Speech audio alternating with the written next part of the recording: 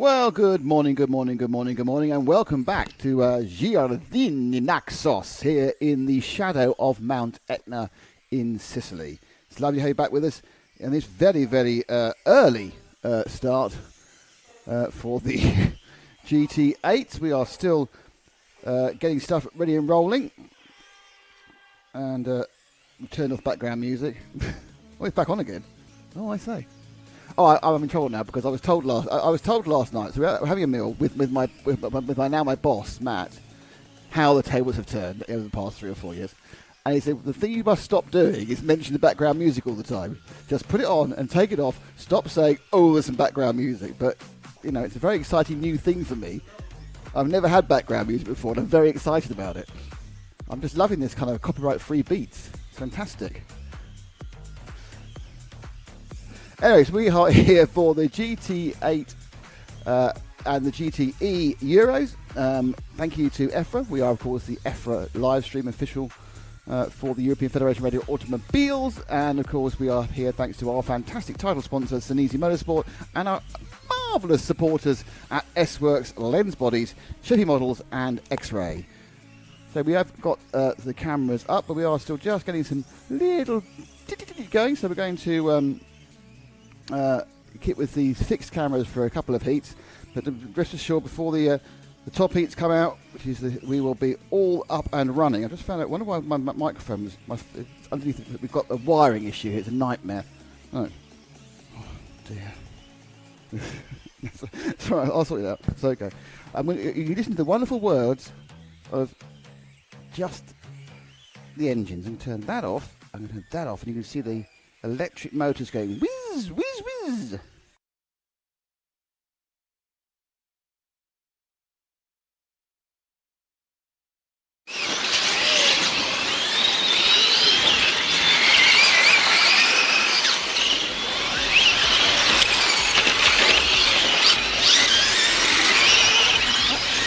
That's very loud now.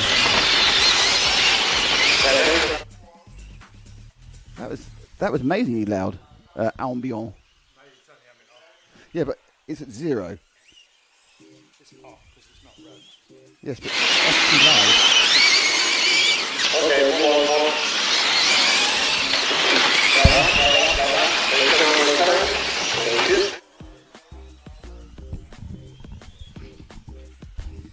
Anyway, so in this heat, this first heat is R. It is an R, it's wrong there, the following people.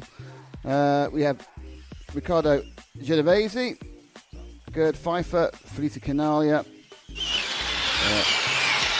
Thomas Bergeroff.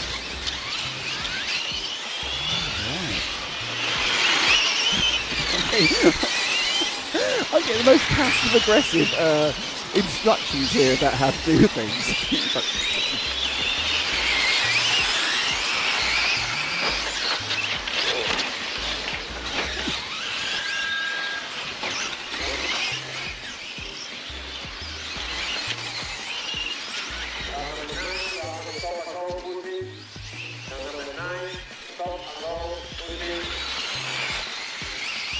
So let's have a look and see what we have.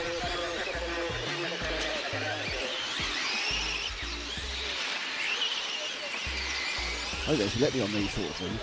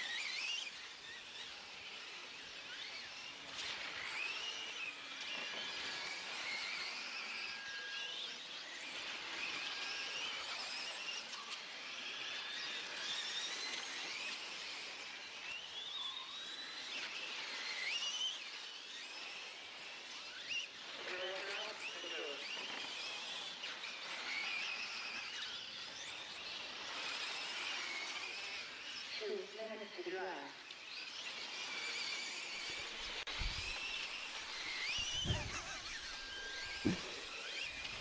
As you can see, it's early morning. We get ourselves up and running here.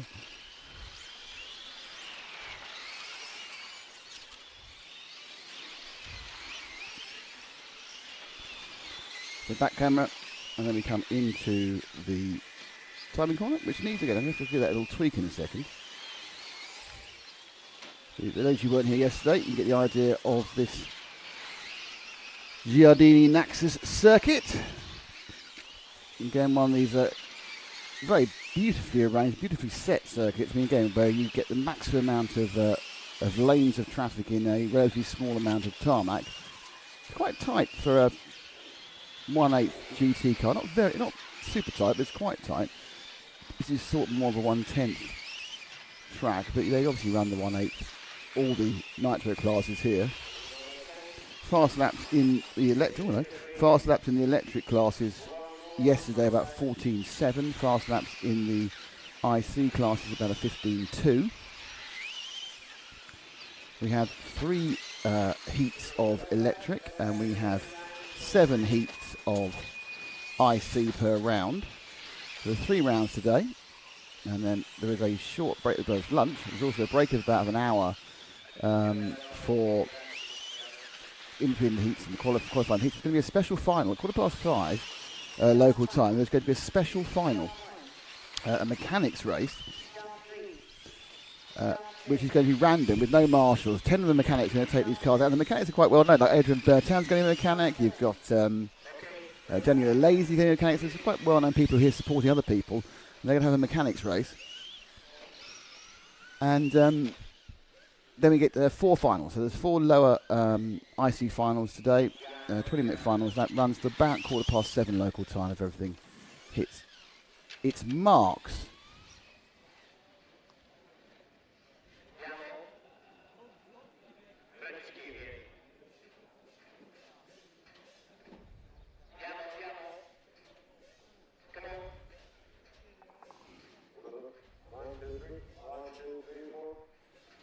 There is the result that was on. Riccardo Geminesi won this first one, the 25.704.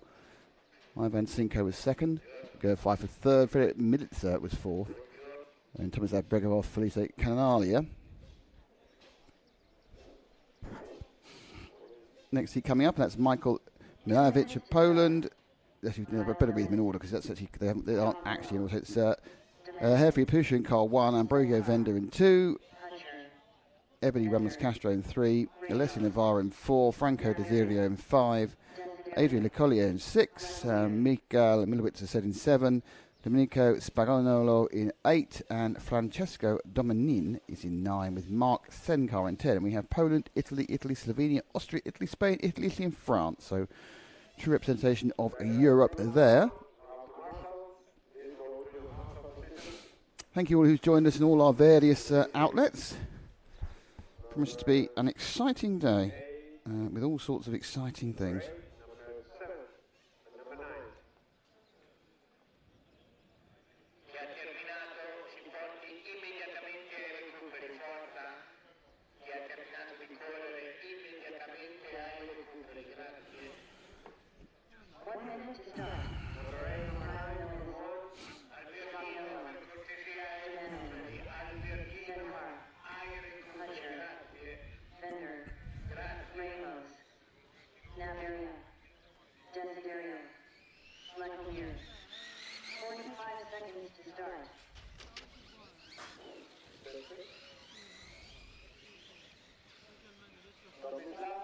Just getting rolling now.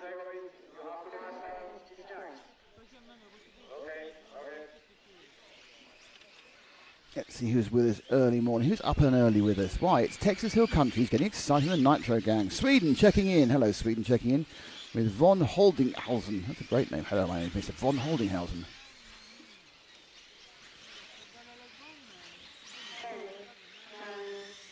So the countdown has started for this one.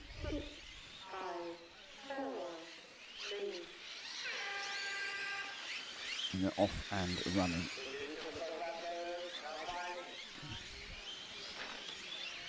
Maybe we need to just tweak that slightly, don't I?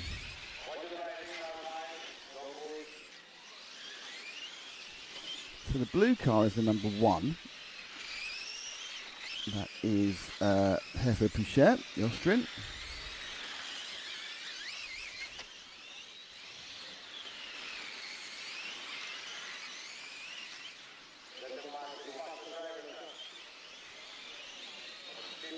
So you can't see a couple of the corners, unfortunately, but it's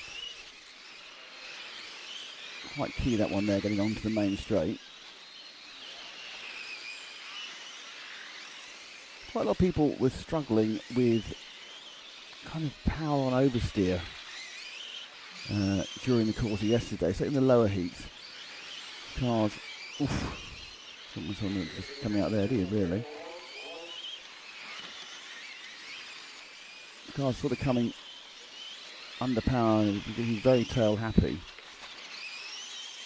5 rounds of qualifying for which you have 4 sets of tyres. So at some point you have to sacrifice your tyres. It's not with these particular cars and these particular tyres. It's not a specifically difficult thing, to be honest, to keep them in condition. They don't drop off as much as some of the others, but they do grain up quite badly. They sort of bobble up, really. So there's quite a lot of wear on them.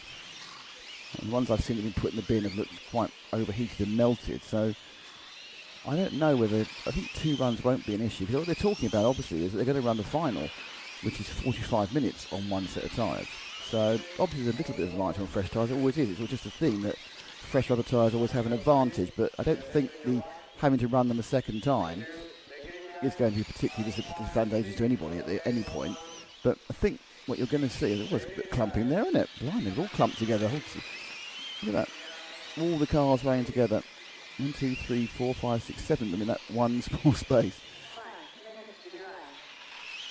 But yeah, I don't think you have a huge drop off on the 7-minute one. But yeah, it's quite an interesting thing. I mean, I think the point about it is with a anti-clockwise track, obviously you get a lot more wear on the right-hand side, the left-hand side. The fast corners are on the right-hand side, and obviously there's 4 more corners going right than left. So you might be a situation where you actually just take your 5th race, or whichever you decide to be, is just using 2 lots of right-side tyres. All right. No, it's the right-side tyres to get the wear. Sorry, it's 2 lots of left-side tyres. Sorry. I see myself in the car, kind of doing steering movements there. So basically, yes, you want to take 2 left-hand sides because they will work slightly better, is the concept. Not saying it's going to work as a concept, but it is the concept.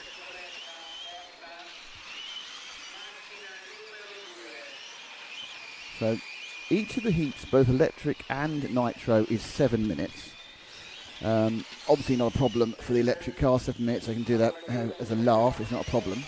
The fact is that the nitro cars are specifically have to be tuned to make 7 minutes, because obviously if you think about 1/8 IC cars, they top out about 4.5 minutes for a tank. So these are tuned. The engines tuned differently. The different sorts of engines make 7 minutes, and we saw a few people not making 7 minutes. The fact is, of course, you need to actually have a tank capacity of about 7.5, because you've got an outlap and an inlap effectively. Because you tank up, you fill up from the pits. You don't start for 6/8 of the lap. And then, of course, you have to have enough for an extra lap. If you go over at 6 minutes 59, you need to have enough for the final lap as well. So, few cars, including one of the favourites, Alessi Mazzeo, ran out of fuel on the last lap on a couple of occasions. So, some people are going to have to look at their tuning of the engines. Or, that dreaded thing which you hear from in full-size motorsport, lift and coast. Just try and save a bit of fuel, eke it out. And interestingly, when you get to the finals, no one's allowed to refuel for the first 7 minutes. So you can't put in a super fast motor for the finals that's thirsty, because you'll just run out of fuel in that first session. So, interesting conundrum, quite a clever idea to make this a slightly different situation.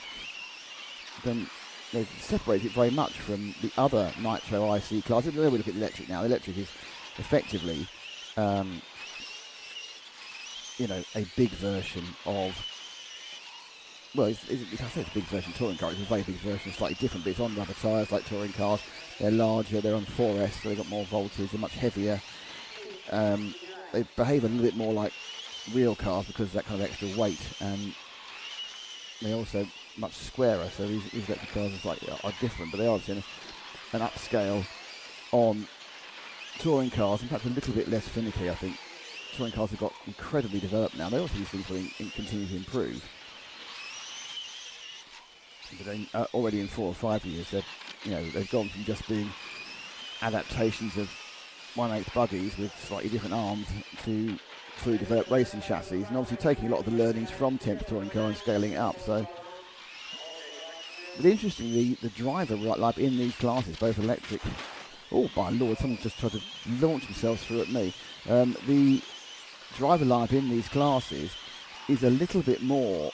When you see the crossover comes from some of the traditional Italian IC track racing, but also from large scale. So you've got B.A. Arnaldi and Eduardo Ripetti, so some of the large scale touring car drivers also go drop down the scale to these as well. What you don't see is a lot of electric touring car drivers, which I'm surprised about, but I think as it picks up and gets more popular, certainly in this electric class, even the IC class, we'll start to see the touring car drivers see this is the chance to really shine, because it's a similar driving style, certainly these electric cars.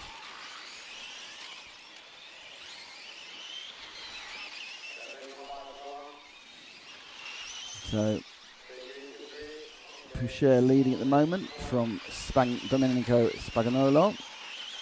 We'll have a moving camera for the next race, which is the top heat in electric.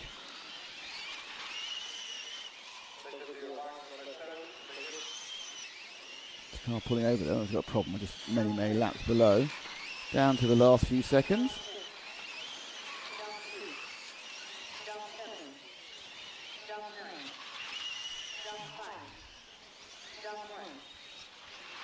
Just waiting for the final cars to finish, and it is Herfried Poucher who will take this one with a 26.701, so it's a fast 26. Fast lap 15.7. That's well, I can't tell because obviously this is the first thing in the morning, so the track speed may be different. Just going to go off comms very briefly. I'm going to move a camera back in a second.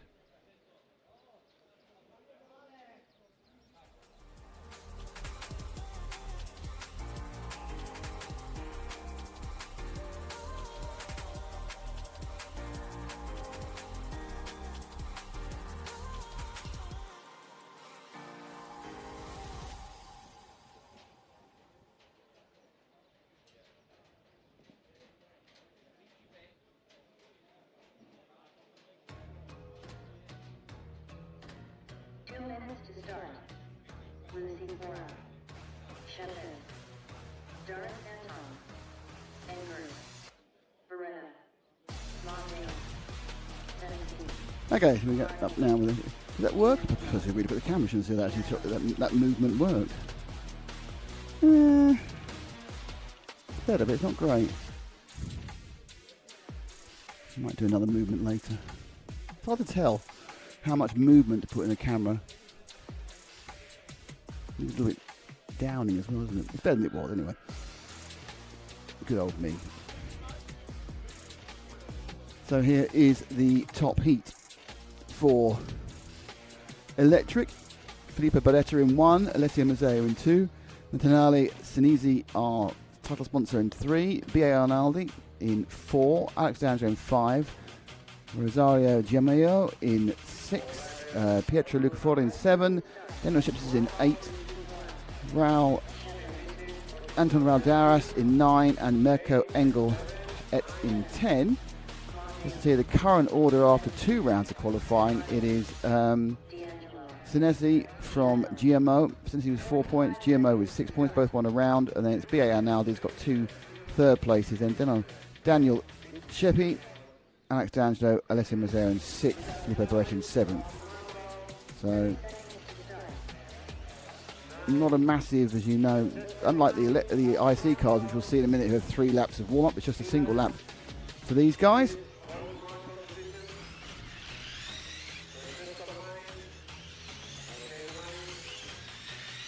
Hello everyone who's watching, hope you're having a good time. It's very early in the morning for all of us.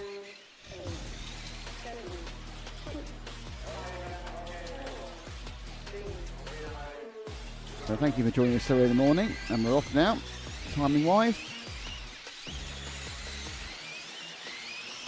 And straight in with car number 2 of Alessia Mazzeo. You can tell the morning sun's out because those fluorescent body shells are really kind of glowing effectively with their reflectiveness. So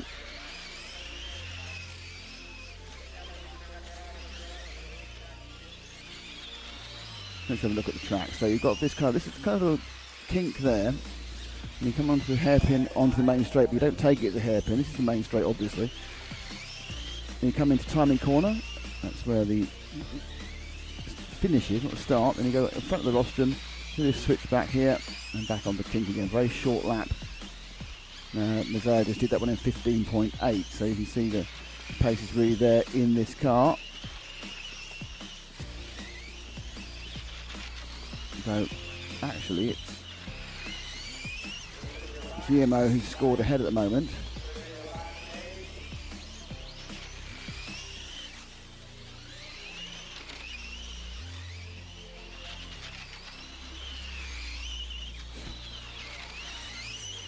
Our next victim.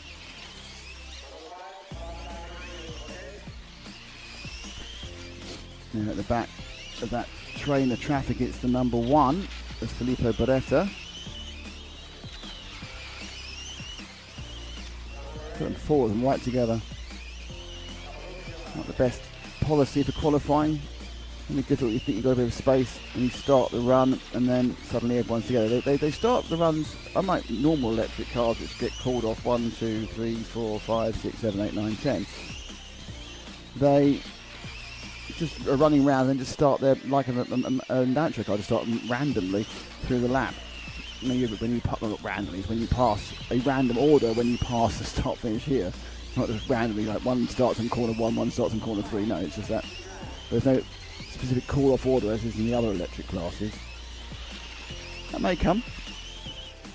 The interesting thing is that the way the scoring is done for the electrics and the IC here is different. The electric's done the electric way, where the winner of a round gets 0 points and second gets 2 and so on, 3, 4, 5, that they go on, and the lowest number of points is best.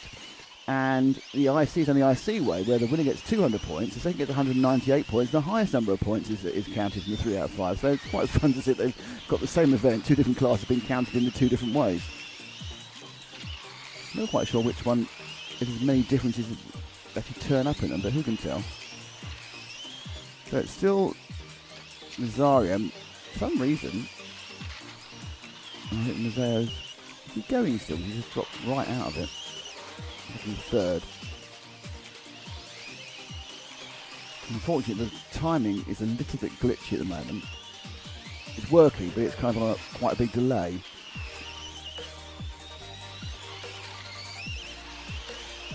So it is Rosario from Nelly, and then Angelo, and it's taking a while to unwind because they're on different laps at the moment.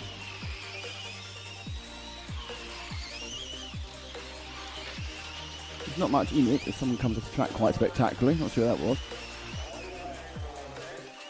So next up, we're going Tiffany Green. Yep, number 4. That's B.A. Arnaldi, the multiple European champion at large-scale touring car. I think he's got a body tuck, hasn't he? Yep, he's got a tuck at the back. That's not going to help.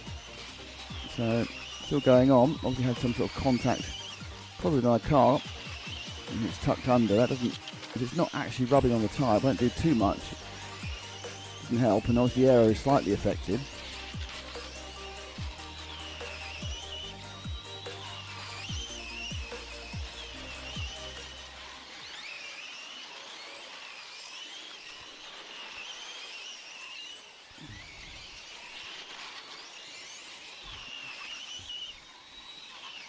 Down the main straight. Timing loops. Yep. So BA currently running in 5th, despite having that little bit of a skirts showing at the back of the car.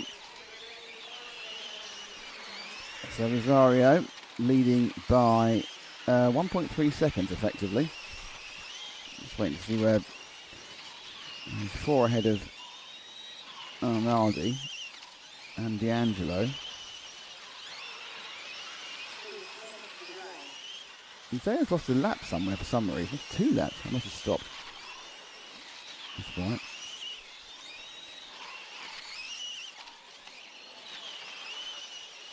I don't know what's happening with the left side, I must admit.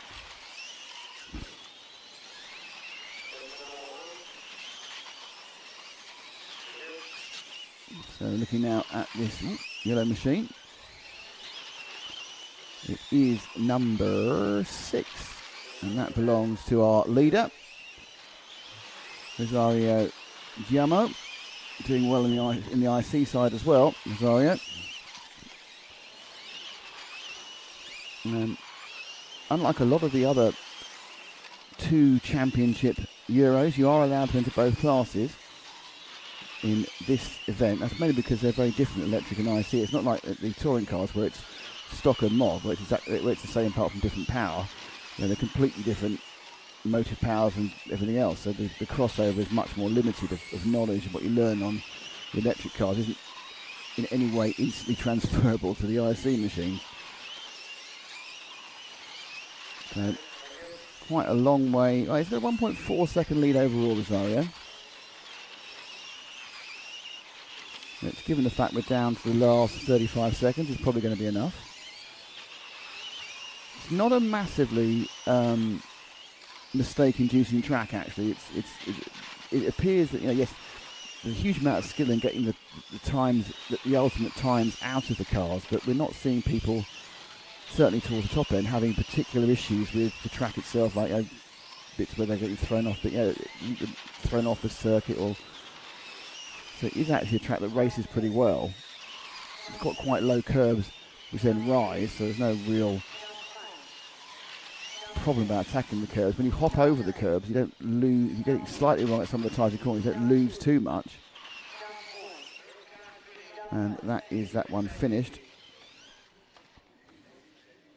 So it is Rosario Giammo who won that one from Nathaniel Senesi, Alex D'Angelo, Bernard Arnaldi, Daniel Sheppy, Filippo Beretta, Pietro Lufora, Alessio Mazzeo, who just seemed to have lost an entire lap at some point. I kind of feel, I don't know, he stopped for exactly a lap, which makes me think more it might be a scoring problem, but I don't know, I wasn't watching the whole race. Raul Anton was 9 and Mirko Engelhardt. So for example, if Mazzeo got that lap, he would move into second. So he's exactly a lap missing. And every time I looked at him, he was doing okay. But, they'll sort that out. If there's a problem, it'll get sorted out. And it has been sorted out. He's moved to second. They realise they missed him a lap, so Mazzeo is second. So it's Rosario from Mazzeo. So there was a missed lap in there. Oh, I feel like I should give myself a prize for that, noticing that one. So we're now going to get slightly noisier, and I'm going to move that camera again. So back in a second.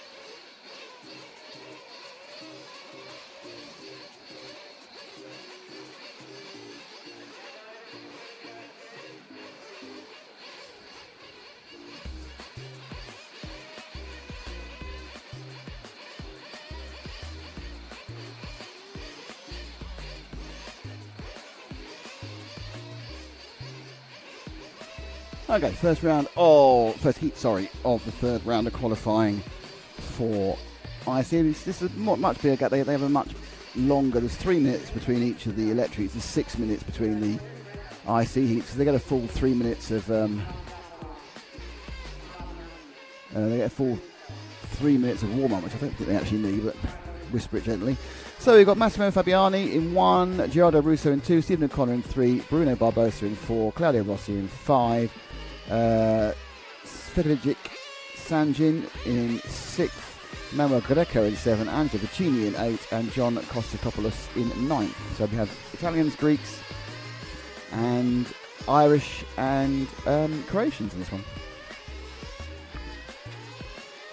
Now, just bear with me a second, because I think I'm going to be able to give you the rundown after 3 rounds of qualifying here in... okay, let's see now. So 3 rounds of electric qualifying. It is now, and it's 2 to count. So they're counting 2 out of 3. So the best 2 scores. It's Gio Rosario, who's currently TQing with the 0 points. Now remember, it's a straight qualifying for this one. So it's the top 10 going to first. The A finals, no bump ups. They've got triple leg finals for electrics. Nathaniel Senesi is in 2nd on 3 points. Alessio Mazzeo is 3rd on 4 points. B.A. Arnaldi is in 4th on 6 points. Sheppi is then in 5th. Alex D'Angelo is 6th. Filippo Boretta is 7th. Pietro Lutaforo is 8th. F3 Pusher is 9th. And Mirko Engelhardt is 10th. He's got 21 points. Ramos Castro Endo Ramos is in 11th. He's got 22 points. And Ambrosio Wenger has 22 points as well. So there's 3 of them there on the cusp. And currently Engert has got a position in the main final. So they're currently scoring 2 out of 3. I think at the end it's 3 out of 5. So that's after 3 rounds of qualifying for the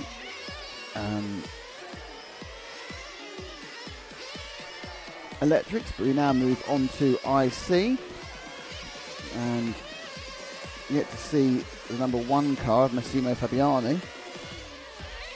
It's quite early, we might decide to get on a miss.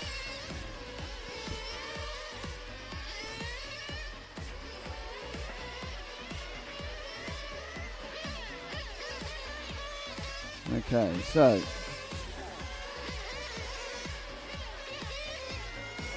they come in for fuel because they need to top right up before they start. We're down to about 23 seconds before they get going. And what happens is they need to get some fuel. And they'll wait as long as possible to release, and they'll roll out with a few seconds to go, so they'll pass. Have they actually got out in order? They do shuffle about and change that order. Have they gone out 10, 9, 8, 7, 6? Have they gone out properly? Yeah, they have sort of gone out in the order. Only what then happened was they then shuffled about in the lap. So there's very people starting. This is the purple mean machine. First car over the line. And he's already let someone go past him. So I think this is car 8, I think. Look at 9 in the purple car. Hang on a second. I'll just see it any minute now. I'll be able to see it's car 8. And that is Angelo Vicini. As you can see, we've gone to the IC, so it's got noisy, and we've gone to the lower heat, so not quite the level of confidence we're seeing in those top heats electrics. First time on the track today, no warm-up for anybody. I don't think it'll look particularly different from the... feel pretty different from yesterday. Towards the end of the day, the temperature dropped right off. We actually had a bit of sprinkling of rain, actually. But not enough to affect the track. That's a timing line there, rather obviously in that big checker flag. That's the finish point.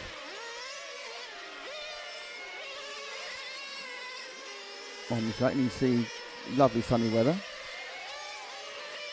Now with the number 9 machine of John Kostopoulos from Greece.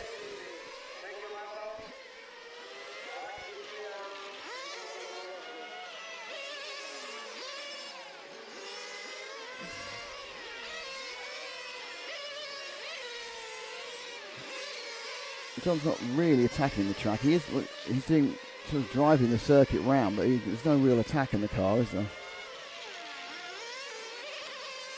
But in this lower heat, just completing as many clean laps as you can is often enough to do all you need to do.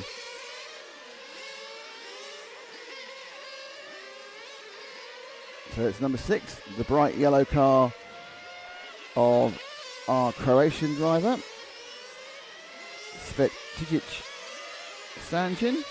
I wonder where his first name is Sanji. So the biggest problem with some of these my RCM things is the first names in the back. Most of them are surname first name, but sometimes they get put in the wrong way. And if it's not, and whilst it's very obvious if it's like an English name, for me, I mean, it's not very obvious for me for some of the foreign names because you don't quite know what's the first name, what's the surname. So I'm not sure whether his name is actually Sanjin Feticic or Feticic. I'm sure it must be Sanjin because it's a very complicated first name. But we're with a different colour now. We have the white machine, and that is from Stephen O'Connor from Ireland. Big contingent from the Emerald Isle. I think there's 6 of them, all from the same club in Dublin or on the coast near Dublin.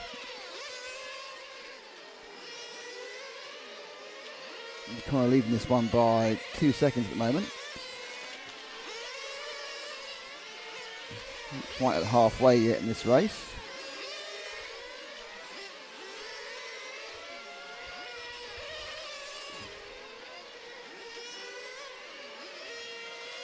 Comes down the straight, turns in, a lot of wheel angle as you can see.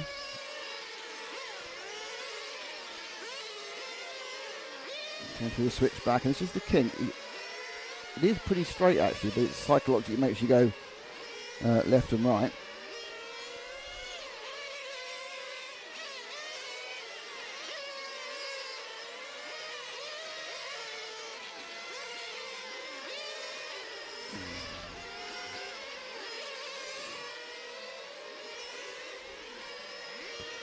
So if you're joining now, we've got 3 rounds of qualifying. There is a lunch break between rounds 2 and 3. And then we end up with a break. And then we have a mechanics final, which has been added for a bit of fun. 15 minutes of chaos with the mechanics. I think 2 world champions in that mechanic list. And then we have 4 lower finals to finish the day. All in IC. Coming down the straight now is the very attractive multicoloured number 4. Of Bruno Barbosa, who's also from Ireland, despite sounding Italian. Oh, that's not where it should be. See if we got that on the camera because I looked up, he was there and he's gone. Oh yeah, just ran out of grip and slid right into the pit lane exit. It's quite fun.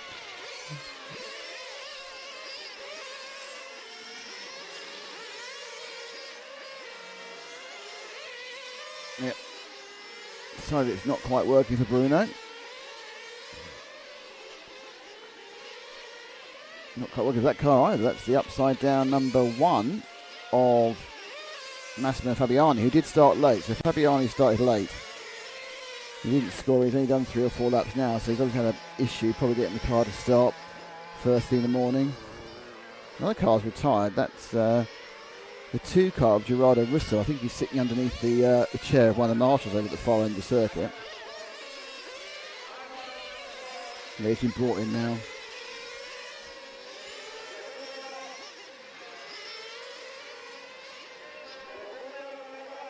So Fabiani has a bit of pace, but not much point really, because he's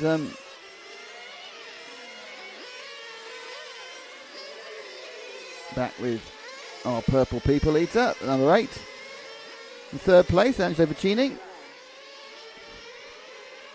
Should already have taken that. Oh, the accident has hit our camera. That's not supposed to be the sky, it's supposed to be the track. So obviously when that car actually hit the barrier, he also knocked our camera. Always a surprise.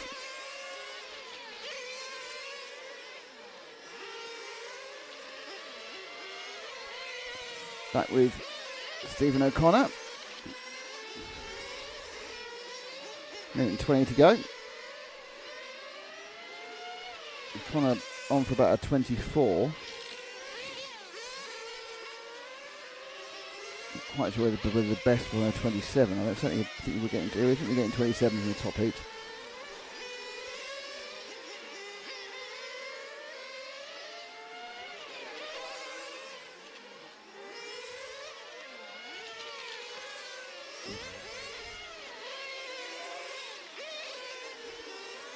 Hesitation, wasn't there, that bottom corner? No, stop. May got going again.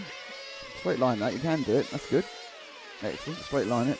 That corner onto the main straight really isn't a hairpin because of the way you attack. It looks like one, but the angle which you come at it, you flatten out probably at least 50 degrees, pretty much more than actually turning. It's pretty much more than 100, 110 degrees. Watch it again. So you come this corner here, you hit it there. Yeah, it's certainly not 180, that's for sure. You're nowhere near pointing the wrong direction before you turn back again. Last few seconds. In fact, O'Connor is finished. And they're all going to go back to the pits. So Stephen O'Connor is your heat winner. Emmanuel Greco is second. Angelo Vicini is third. Claudio Rossi is fourth. Bruno Barbosa is fifth. John Kosovlos is sixth. And then the other three cars did not get the trip or didn't start in Massimo Fabiani's case. You have to ask you to talk amongst yourselves. I go and fix the camera. It was bashed into by somebody else there. Shocking.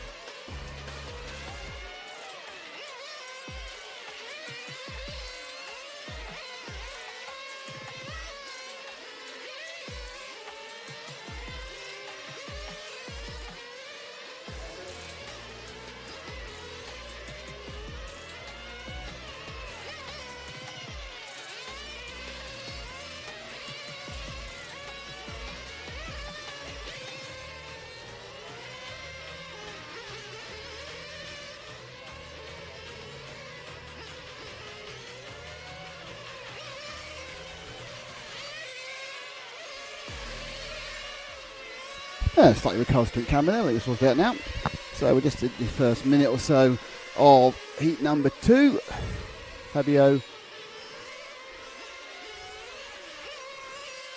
Quadarella, Marcello Altavita, Fabio Calegari, Giuseppe Luzio, Alexandro Papaoglu, Jules de Wilder, Jason Noonan, Leonardo Lacasico and Christian Delgado are your runners and riders. We're currently with the bright gold machine, and I went with the red machine. That's number 2, I think, yeah.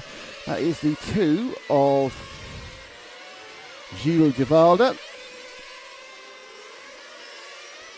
from France.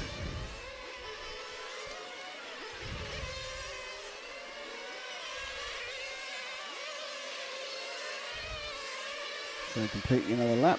Early leader of this heat is Fabio Quadarella. The sun's out. Just having wandered out there a couple of times. It's very warm at the moment in the sun. So yesterday kind of eased off slightly.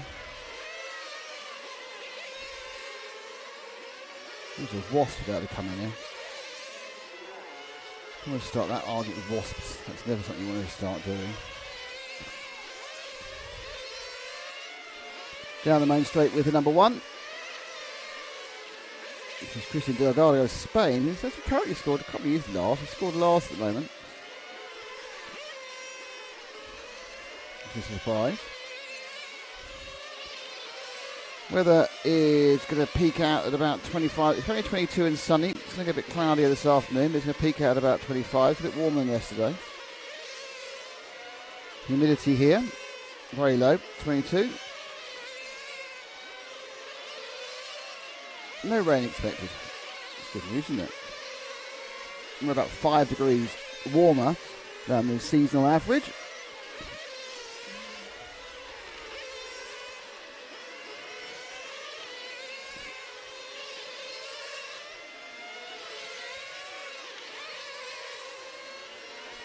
So 2 cars behind.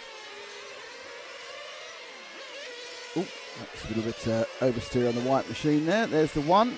And following it is a different number. So the 1 is Delgado again. So drop back again 1. Matt. And that is the 8 of our current 5th place man, Giuseppe Lizio. Can't look a little waved at the rear, isn't it? Oh! What's happened there? He comes round. All right. Just trying to rejoin the stream. It's always annoying when the person's crashed in front of you, you hit their accident, and they get away before you do. It's kind of like a double whammy. Not only have you had the accident, but also they seem to, well, they've lost less out of their own mistake than you have.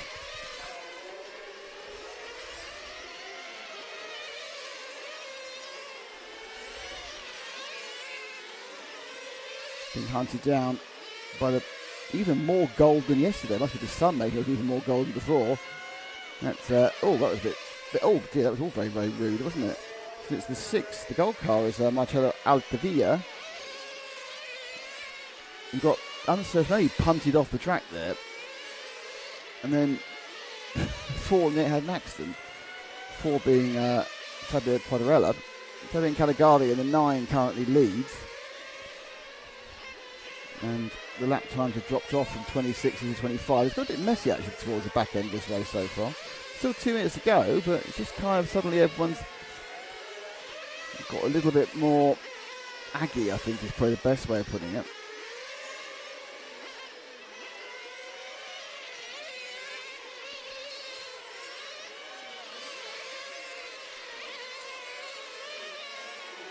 It's your leader, the 9 car, Fabio Calegari.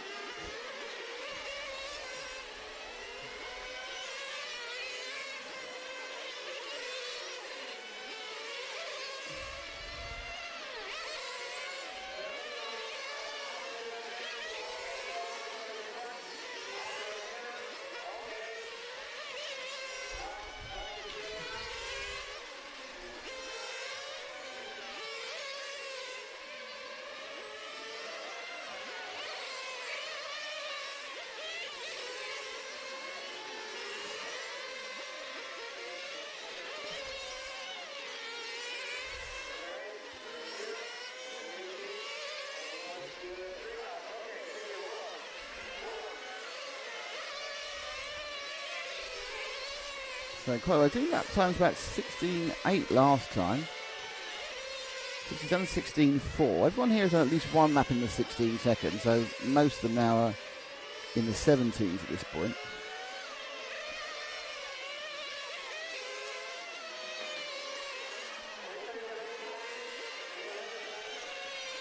(9:20) local.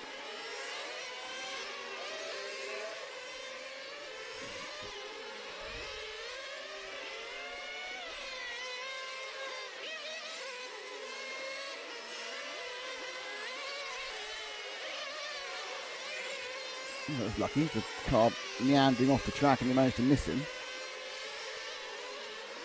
Jason Noonan from Ireland is currently running second in the 5.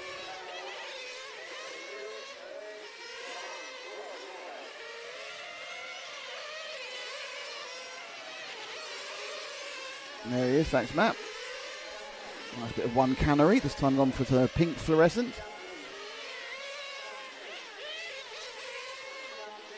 Spoke to the Irish guys during the opening ceremony. The opening ceremony is available as a video.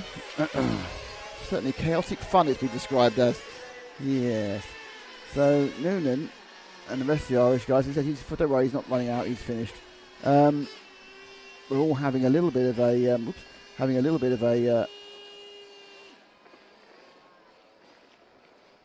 worry about the competitiveness, but they've certainly improved over the last couple of days, so it's got better for them. So the final result there, as you can see, Fabio Caligari, Jason Noonan, and then Alexandros was third. Cristian Delgado fourth, Marcello Altavilla was fifth, and a couple there didn't get to three of them, I don't think got the trip there either.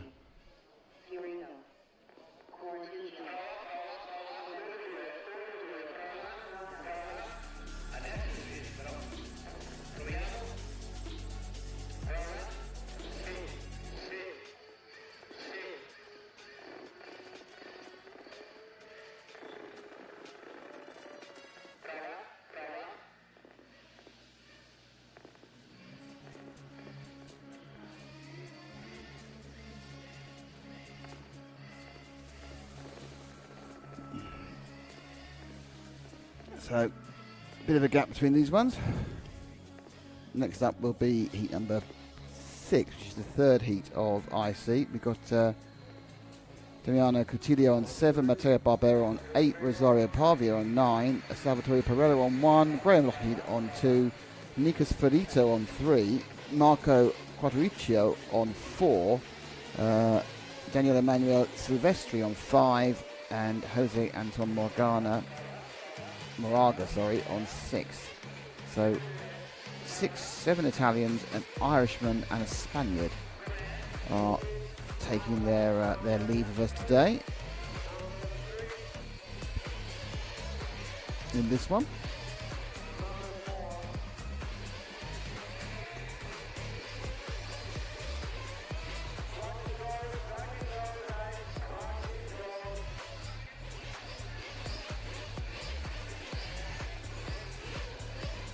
So everyone revs up, marshals get out, get their high vis on.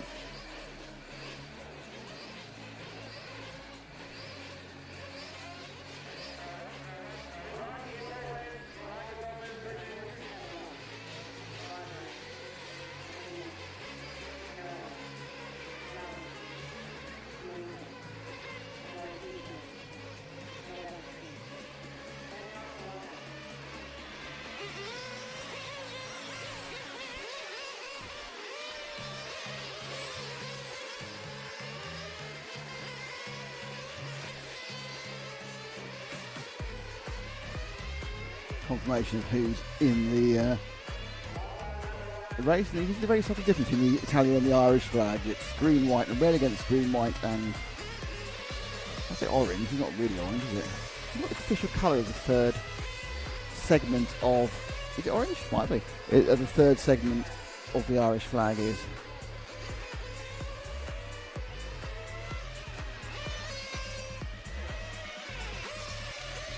Hello to Louch. Hello to Mrs. Young. Working with you. The weekend is here. Well, the weekend is here if you're in Australia. Times always in GT8 racing. Thank you very much. Hello to Julia Silva. Hello to the Greek person. See where can I buy fuel in the Philippines? luckily somebody's answering that question, because I don't know how you buy fuel in the Philippines. But as Nax points out, they had the Philippine Masters earlier this year, so it must be possible to get fuel. There's a universal fuel shortage in the Philippines. Hello to everyone who's watching right now. Still very early in the morning, so all of you people are joining the whole time.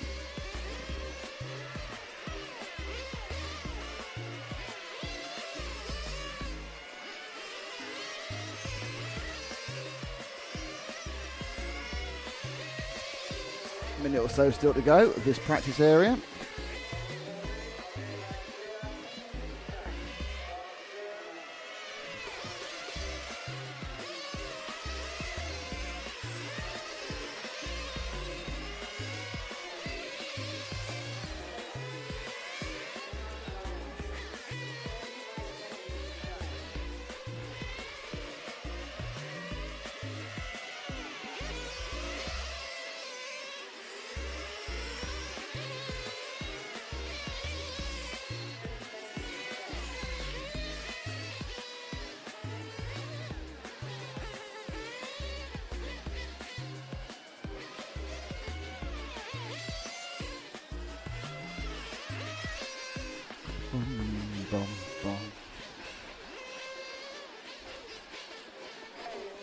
Okay, counting down now.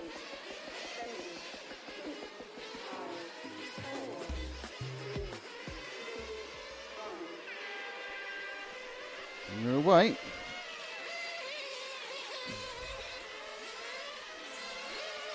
First on our list of potential victims is the checkerboard yellow and, well, checkerboard on the side, that's the number 9 car of Rosario Pavia. One thing I would say is these cars have got quite a lot of flat surfaces, so they do give a body shell, so they do give a kind of a canvas to paint your every desire on. Not feeling little bodies, and you know, the off-road bodies, they kind of cut away and there's bits missing. They're like touring car bodies, so you get a like big flat area to really paint stuff. Also, there's a sponsor decals as well if you're sponsored. Best of both worlds, get yourself sponsored.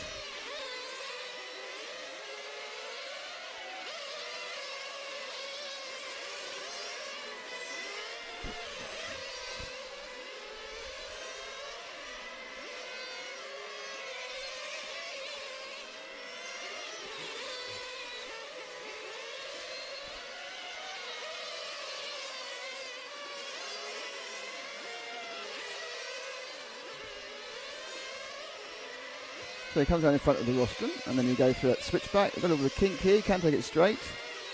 And the not 180 onto the main straight. Power down that one, and then into timing and scoring corner. And back around in front of the rostrum again. That's a lap. Something in the region of, just trying to find the car on the timing scale, 16.5 seconds that lap.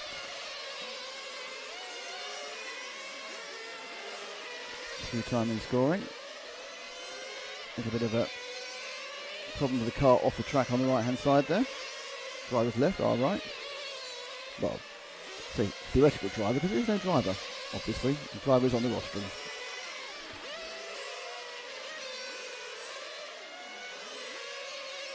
So next up is this bright orange machine. It's the 4 of Marco Horticchio. There's a couple of Horticchios in this race, obviously relatives, I assume father and son, but it's a big assumption.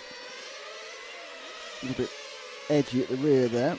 He came around that first corner, takes a bit of curb, comes as straight as possible to reduce the turning on that corner into the main straight.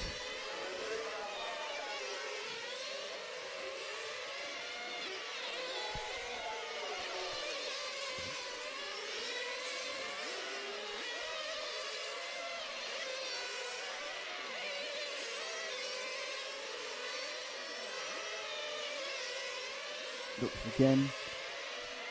Yeah, it's okay. I mean, He's actually running last in this heat for Puccio. He's not really making any mistakes. He's running at 17s. You kind of think, well, I don't know what he's doing, why he's got a problem, because he was over 69 that last one. But yeah, it's not. It's safe, good driving, but it's not fast, good driving, if that makes sense. Here's the old one car. Salvatore Pirello, who's leading at the moment. He's leading the heat. Forecast for 26.708. We'll put him as the fastest so far in this round, but obviously every heat it gets faster. No shuffling of the heats as they do in the off-road. They always start 1 and then run through to 10. They don't suddenly start the next round at 7, which is a kind of an old hangover to when tracks used to break up, and in the off-road world when tracks used to sort of break up. That wasn't very nice. And you wanted to get out early as possible in the round because the track was constantly getting worse. Modern tracks, the degradation is so slow. Well, if you're in Barcelos, it's 0. It doesn't make the difference it used to make. There's no real advantage. As long as the weather stays the same, of course, there's no real advantage being front or back of the round. Because not even like they're on. Maybe like they're on unused tracks. They practice on them. They got down this way and off they go first, and they learn the tracks in the A or B condition. It's already been conditioned by normally at least 2 days of running. So I'm not quite sure where they do that rotation. It gets quite annoying actually. That's my personal problem. It gets quite annoying when they keep rotating things. How could they? How dare they? Anyway, that's about off-road. We're kind of an on-road track. And we are actually at GT8 Naxos in Sicily. And we're here thanks to EFRA and our title sponsor, Senesi Motorsport, and our other supporters, S-Works, Lens Bodies, Shetty Model, and X-Ray. Thank you to all of you. You make it possible for us to be here, but mostly it's EFRA making it possible to be here. So thank you to EFRA. And we have the EFRA president, Jackie, here at the moment, doing the tyre distribution, making sure no one tries to put tyre softener on or do anything naughty. All the tyres are very carefully boxed away, and you only get them just before you heat. And you put one in a controlled area where someone can watch you. It's not we don't trust you, it's just we don't trust you. Oh, that was a bit of a tanky, wasn't it? Massive tanky there. So the orange and white car, and a tanky is a tank slapper. Not as worrying on a full-size car as it is on a motorcycle, where a tank slapper is blooming frightening if you get it, which is why most fast bikes now have steering down to the brake. Now, it's got a 6 car, which is Anton Morgana Jose. Let's see that tank slapper again, and I've worked out who it was. So he comes in, he's already made he made a kind of couple of guesses at what to do next. With indecision on turning, he unturned it, and for some reason then decided to let go. So limits of adhesion there for Anton.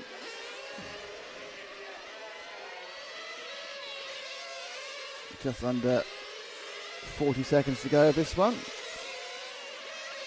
Salvatore Pirello leads, Rosario Pavia. Oh, Graham Lockheed's got into second now. So a couple of laps left. Looks like Anton may have a bit of traffic to let through.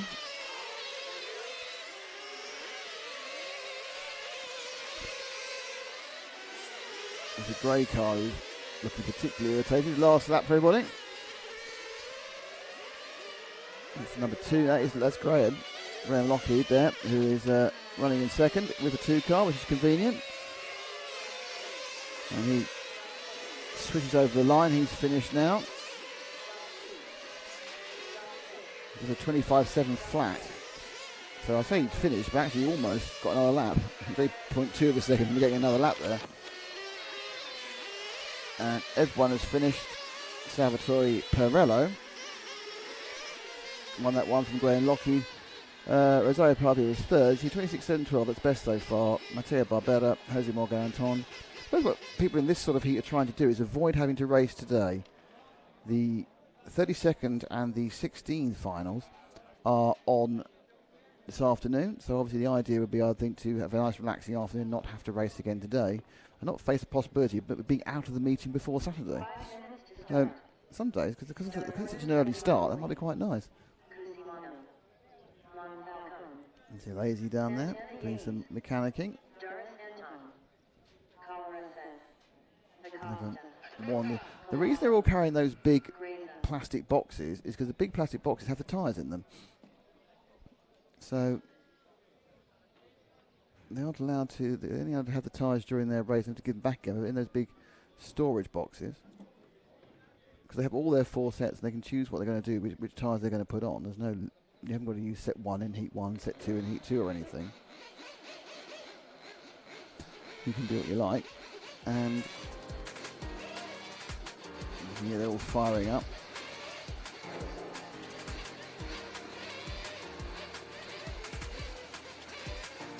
Hello to everyone who's joined us on the stream in the last few minutes. It's nice to have you all along.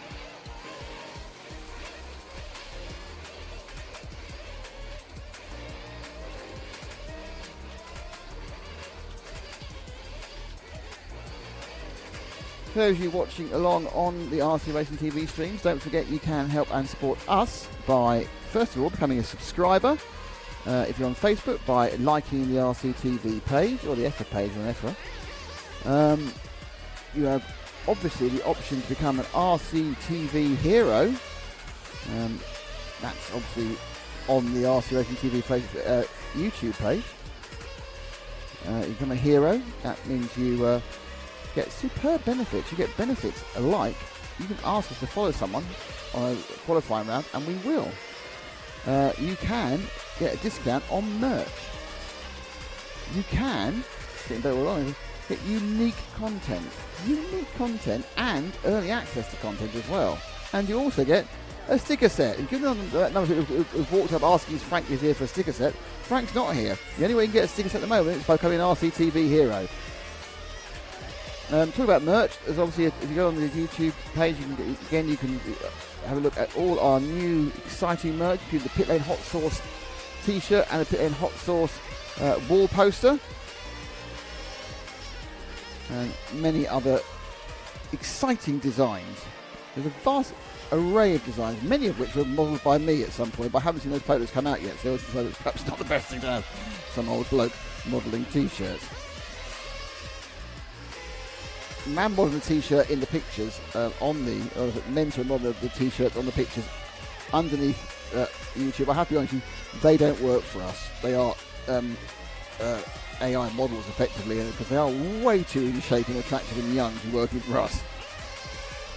There. So this one has Stefano Secchiroli in car 7, Walter Cosmino in 8, Pasquale Monfalcone in 9. It's the order supposed to go off in, then it's 1, which is Antonio Santana Yanez. So first 2 Italians, but 2 Spaniards, Yanez and Raul Dallas Anton, and then we have Alessandro Calaresi, Miguel Acosta, so Italy and Spain, and then Mattia Colavo and Alessandro Grassa. So it's a full Southern European event, 9 cars, 6 Italians and 3 Spaniards.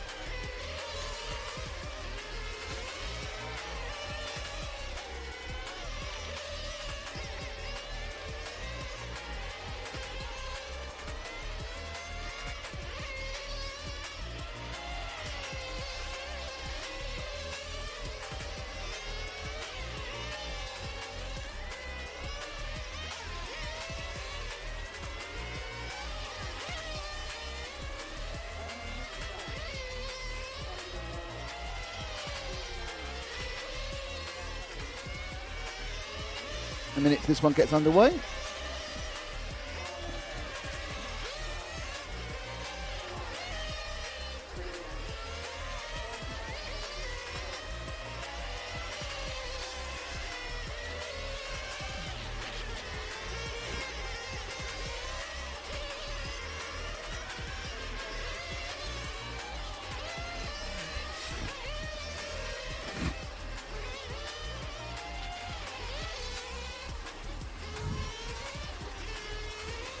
Come into their final slug of fuel.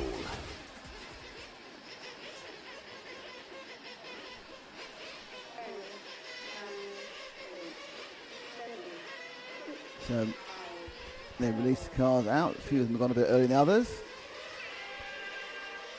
One car still in the pits, going very late.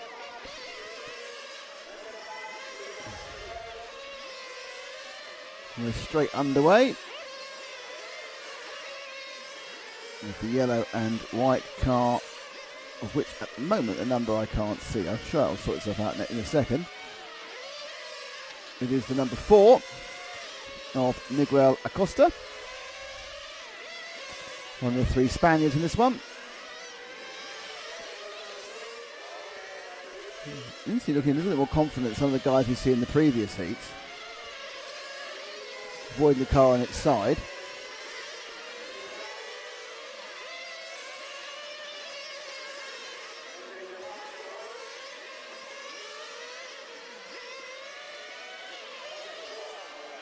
Five rounds straight into time and scoring. A little bit hooked up on that curb, wasn't he?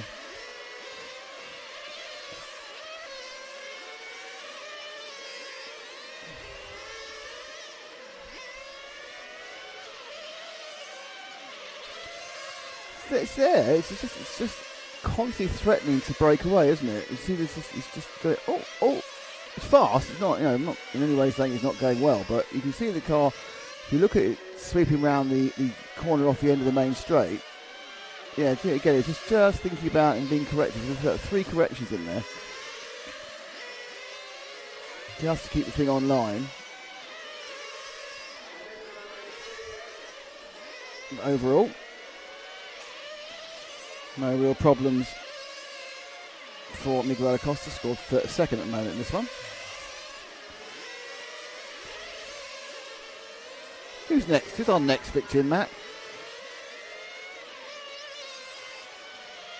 Matt McCallum on the camera, wasn't he? Apparently it's the first time he's been on the camera for a couple of years. Become far too important as Chief Executive Officer and King of the World at control. This is the number 3. Alessandro Calabresi of Italy.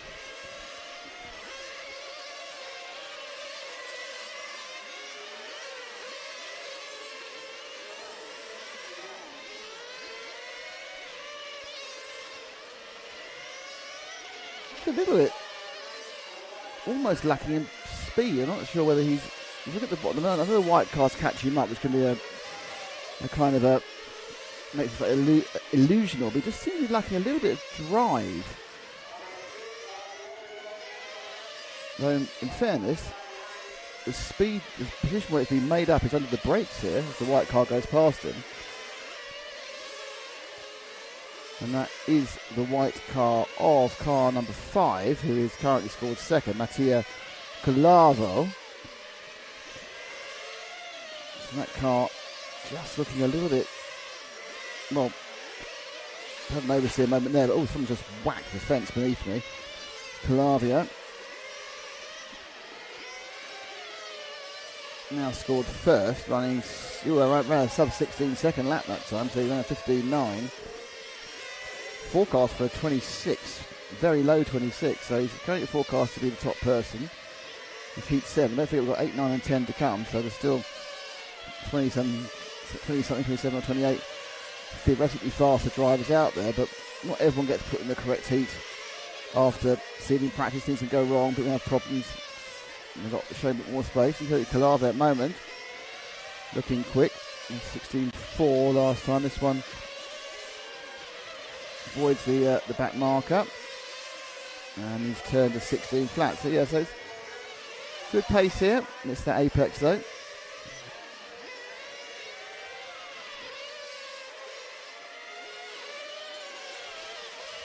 It's exciting to know who Matt's going to choose next.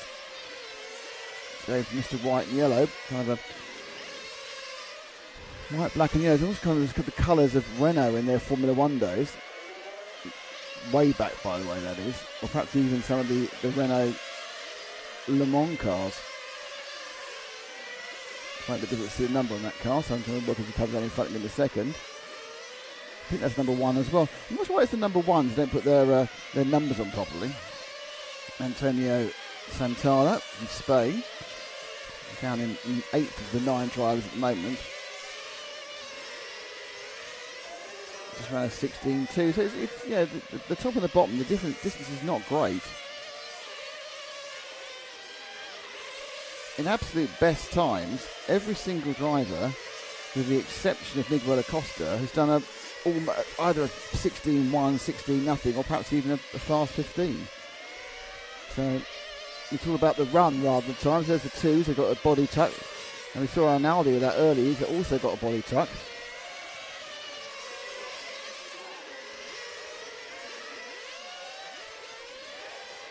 Dallas again.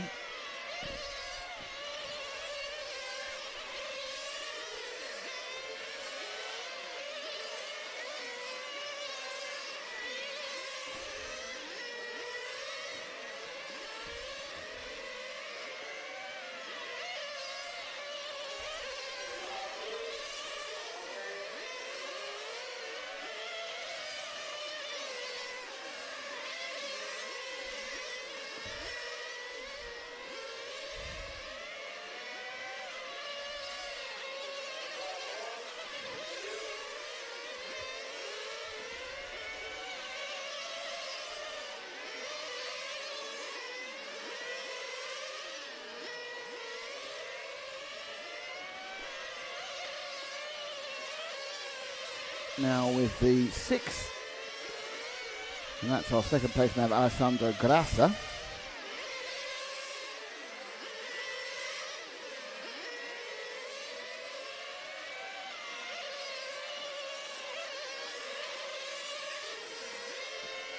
You begin looking for traits on the car, but you get to this point now and the cars are kind of quite balanced. As long as the track's giving up plenty of grip.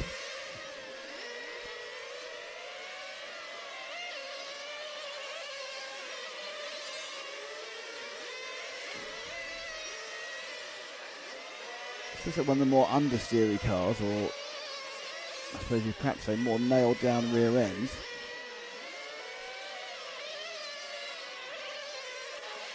You know, you can do a few things with them to do that. You know, if you want to have a car that's slightly more nailed down. Theoretically it's not as quick, but it's a bit safer. It may just have been he lost a bit of front grip towards the end. The car's been brought in as wounded, so the result of that was Alessandro Grassa is in first place. Stefano Cicciaroli is in second. Antonio Santana from Spain is in third.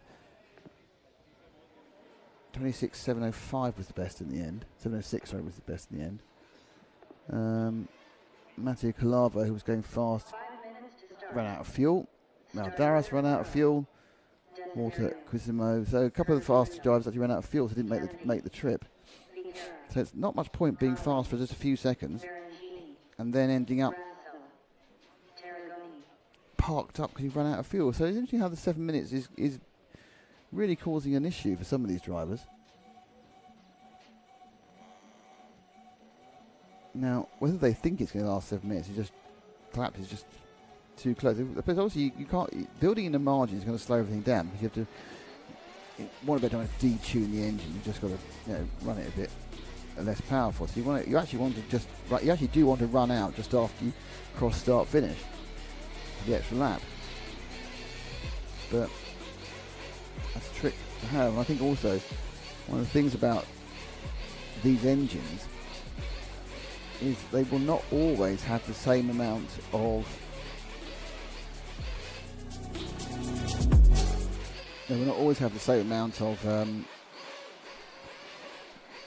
run time each. Yeah, you put them down and it's 9 o'clock in the morning and you'll get 7 minutes and 12 seconds. You put them down, it's 2 in the afternoon, everything's the same, you'll get 6 minutes 58 because the different ambient temperatures will affect it in the first place. And then of course you think you drive the same the whole time, you don't. Sometimes you inadvertently really nailing stuff. Other times perhaps you've got a particularly more relaxed feel about what you're doing, and that is going to save you some fuel. And obviously they can save fuel. You know, you can lift and coast. You can be slightly easier on the throttle.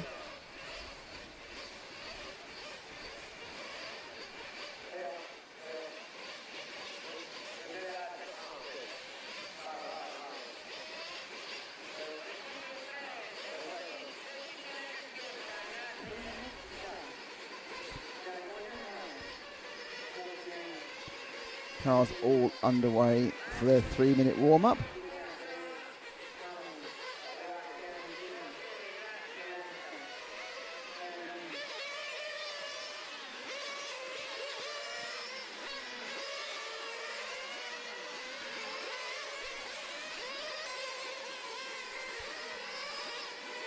we go. So it's Pietro Mauro in car 7. I'll draw the correct round. It's Fernando Incampetti in 1, Crispino Fischera in 2, Clive Connolly from Ireland in 3, Gianluigi Baroncini in 4, Dario Grasso in 5, Adriano Talagoni in 6, Pietro Mauro in 7, Franco Desidio in 8, and Leonardo Cucuruto. I'm having a real issue with that one. Cucuruto is car number 9.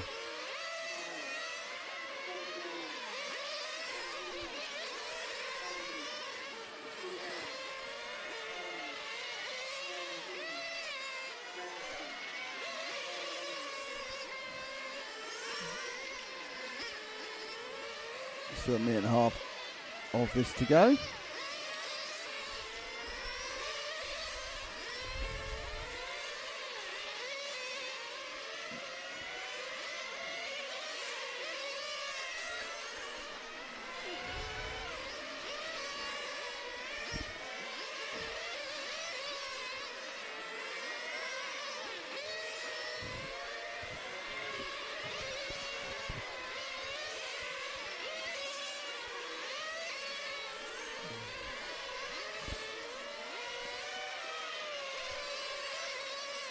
Let's go and see.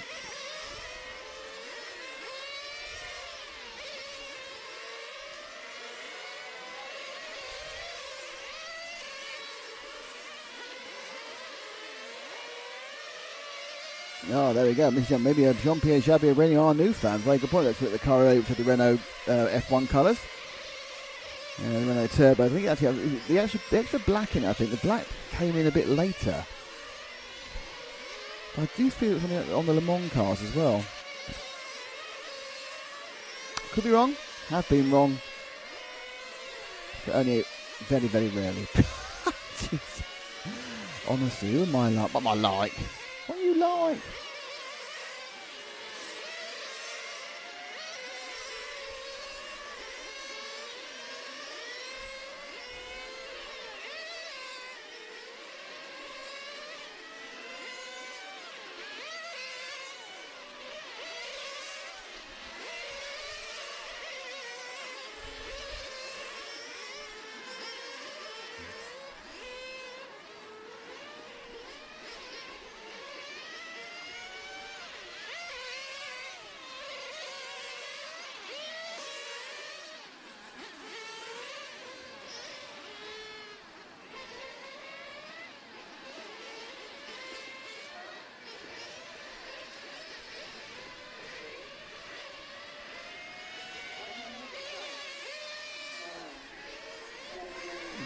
Okay, so we're now getting ready to get underway with this one.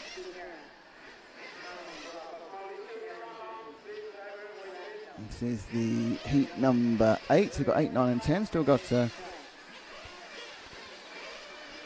heats of Nitro to finish this first round of qualifying.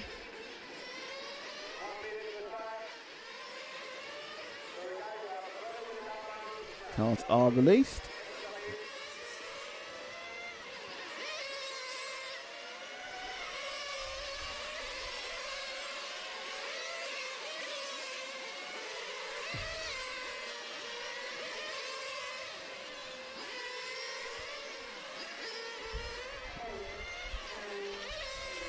Oh, they're just doing an extra lap before being ready to go. A couple of them get caught by this straight away. And one of those cars got caught, and if he hasn't fueled up, he's in it. Right, that's not great news. I was about to say, for one of those cars went over the line, which was Mauro Pietro, if he knew that was going to happen in the yellow car. That one there, because hopefully he had already fueled up before he did that. The others were all kind of timing it and trolling in for more fuel. So leaving it a little bit tight. And we're streaking out onto the back straight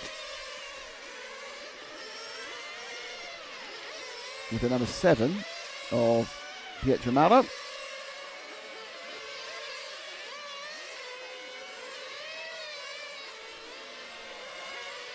Comes down the back straight now. Get a chance to open the lungs of these machines. That is where you can save some fuel, but it will cost you a bit of time, obviously. the problem is they're sitting there going, not really knowing. They think they're going to last the time. You get into qualifying mode, your brain goes, oh yeah, I mean, it'll be fine. Because if you don't do it, and you ease back and you find you've got fuel slurping around the bottom of the tank, and you think, oh, I've left that time on the table, and you've lost 2 or 3 positions by, half a second or so. And it does get very tight at the top. That terrible conundrum. How hard do I push?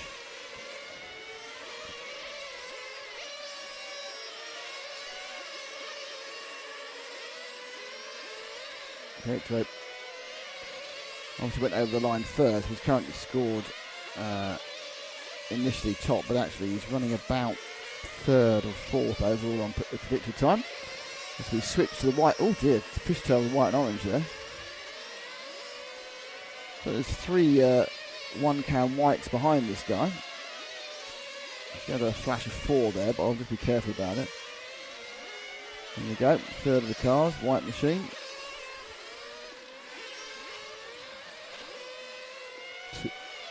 So that is the 2 of Crispino Fischera. The 4 car bouncing up and down right near. I don't think it cost him too much time. We're certainly taking his eyes off the track temporarily. So another white car bumping up and down. The propensity of these cars to be one colour bodies makes me think you might get through quite a lot of body shells in this class, or they have been, or they're trying different things. Because these have all been sprayed up quite recently.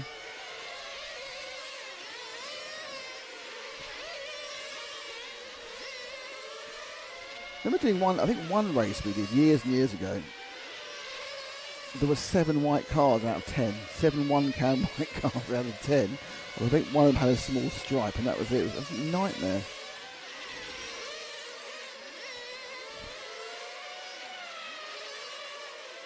There was a discount on Tamiya white paint in the air at the time.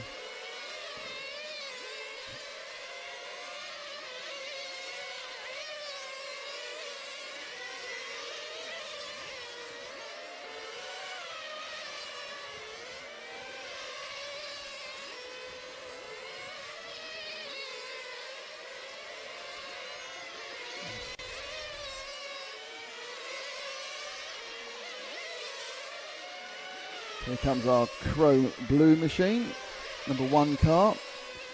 Currently scored in 3rd of Fernando Campietti. As I said, they scored in 5th. Favourite Irish fans, Clive Connolly has broken down in this one.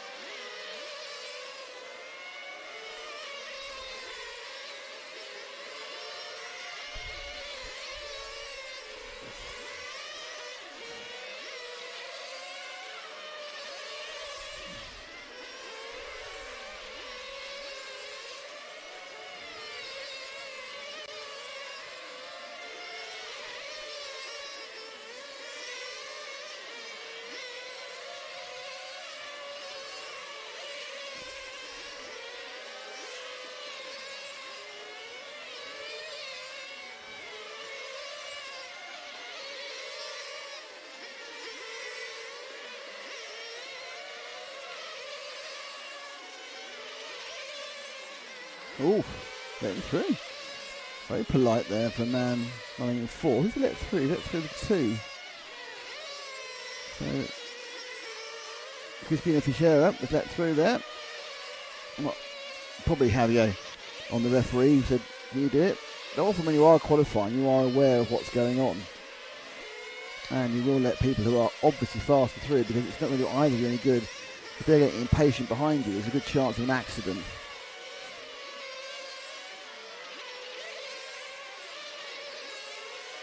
2 minutes to go. The 7 in Heat 8, Q3, EFRA 1/8 GT Euros 2024 from Giovanni Naxos in Sicily. Thanks to Senesi Motorsport, S-Works, Lens Bodies, Chevy Model and X-Ray, and obviously it's all about EFRA. White and orange car, we saw a bit of struggle earlier. I think that's the Is that the 8 car? It's not, well, this stickers are slightly irritating, but I think it is the 8 car of Franco Desidiero.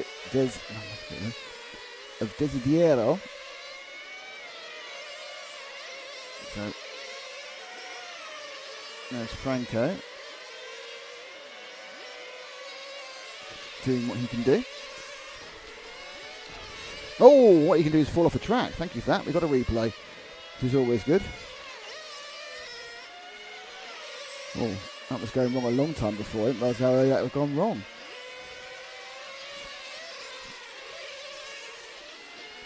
I actually needed a longer replay, that, because he was going wrong so much earlier than before. Oh, fishtail. This is the 7 of Mauro Pietro again, I think. Pietro Mauro, I think it's 7. Yeah, it is. Sometimes I can get those numbers off the screen, which is great. Other times I have to look up the track, which is just in front of me. Just for those who weren't here yesterday, we are, as the car goes, we're there in that hut that's got that GMAR advertisement, and then we're just to the sort of right of the GMAR through the open door, getting a nice breeze now as the sun's moved around a little bit. So the 9 car is right up the backside of the 2, which is Kurtaguto. But I think he's finished now. So I think everyone's finished. Oh, flipping X. Someone slammed the side there. Hasn't quite crossed the line either. Has now.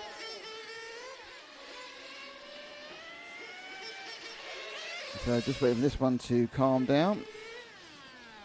And it's Dario Grasso who scored the win. That one, the 26.7 flat. Laps it is. Oh, 7.70 minute, 0.7. Gianluigi Branchioni is second. Pietro Mauro is third. And then I think not making the next 2, Crispino Fischera and Leonardo Curcacutio ran out of fuel and didn't make the final lap. I think Crispano, maybe the man who slammed the side, to be honest. We now move into heat number 9. And that will take us a little bit of delay there, keeping the scores up. So there's a little bit of circumspection on this particular round.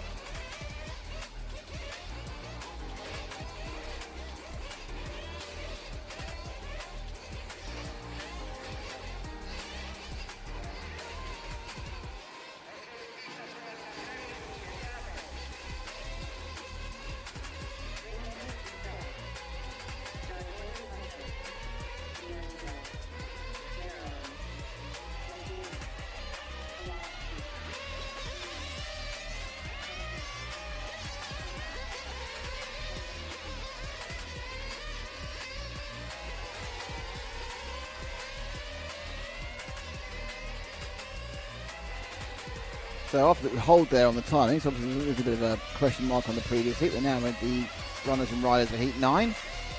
Valeria Messina in 1. Gabrielle Pelosci in 2. Loris Louise in 3. He's won both the previous 2 rounds of this particular heat. Daniel Sheppi in 4. Ricardo Coco in 5. Davide Stefanidi in 6. Herfrey Pusher in 7th. Attilio D'Angelo in 8th. And Constantino Nicola Morone, not Nicola Morone, we know, from Hot Race in number 9.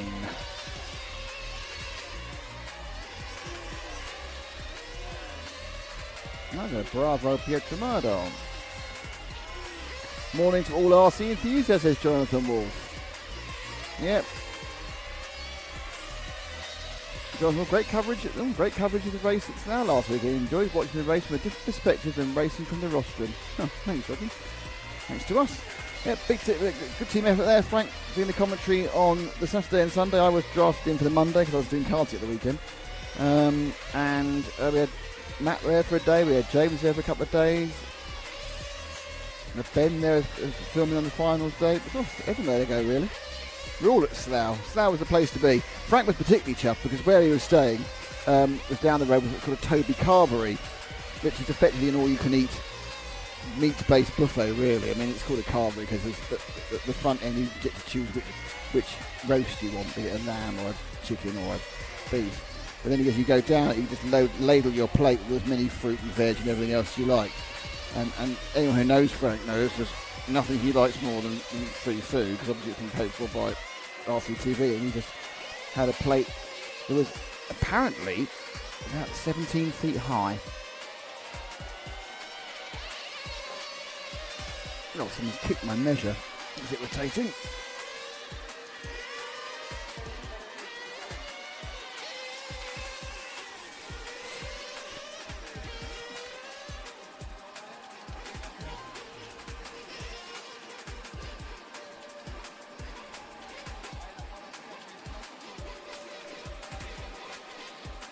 Okay, about to release the cars.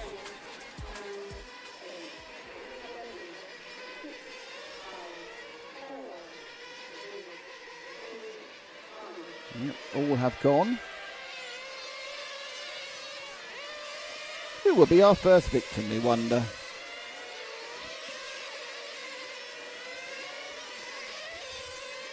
Next to the blue car, which I think from memory is normally Herford Pichère, but let's find out.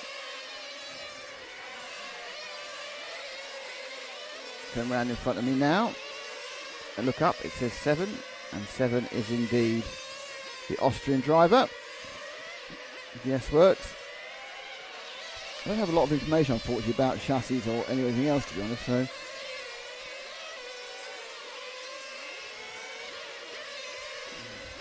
We'll try and find some and flesh out some of this, but there's not a huge amount of works drivers here, so mostly it's privateers or semi-privateers and their own combination of kit that they feel works for them, rather than stuff that they've been given or have a reduced rate.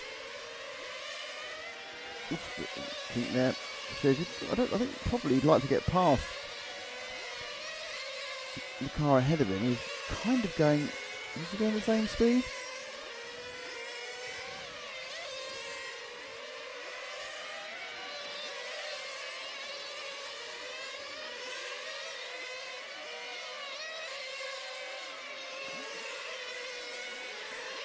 The 5 ahead of him, which is Ricardo Coco. They're all doing around 6. They're all doing around 16s.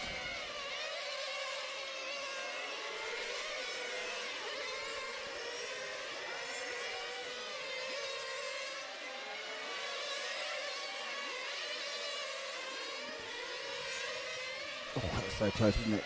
So close to getting him in the backside there. That is really costing him time now.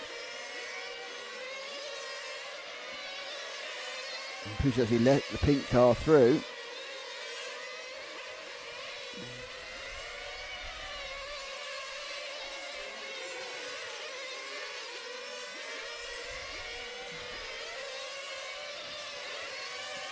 Pink car is the 2 machine. This is the penultimate heat, remember.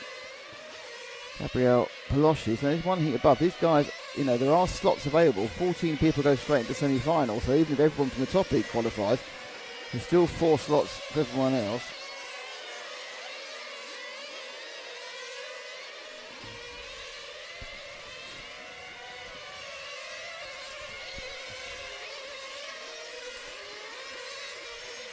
So there is a fight here for direct qualification to semi-finals. Top 2 qualifiers go straight into the final. There is no... I forgot what it's called now. Super Pole, that's it. There's no Super Pole, unfortunately. That got done away with during... over the course of the winter. I thought Super Pole was a brilliant bit of TV, but there we go. But Super Pole has been replaced by Last Chance Qualifier instead. So what was Super Pole is now Last Chance Qualifier, which suddenly makes you think there won't be 7 actually. 14 people going straight to the semi-final. No, there will be, yeah. I have to work out what the semi... I need to talk to Javier about how the semi-final qualifying works. The problem is it gets changed every year. You get used to something and they just tweak it a little bit. So if 2 are going straight in, my guess is it's going to be 3 from each semi-final and 2 from the Last Chance. But that's just my guess. And that's all the problem for tomorrow afternoon, not a problem for now. This is about qualifying as high as possible to do as few finals as possible to get to the main final. Top 2 get through automatically, next 12 get in the semi-finals. That's where they want to aim for in this second heat. You want to be one of those guys into the semi-final.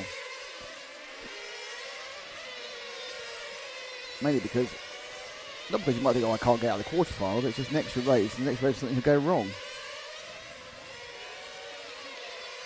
These cars have seemed pretty reliable. The only problem we've really seen has been running out of fuel, which can be sorted out for a final, obviously.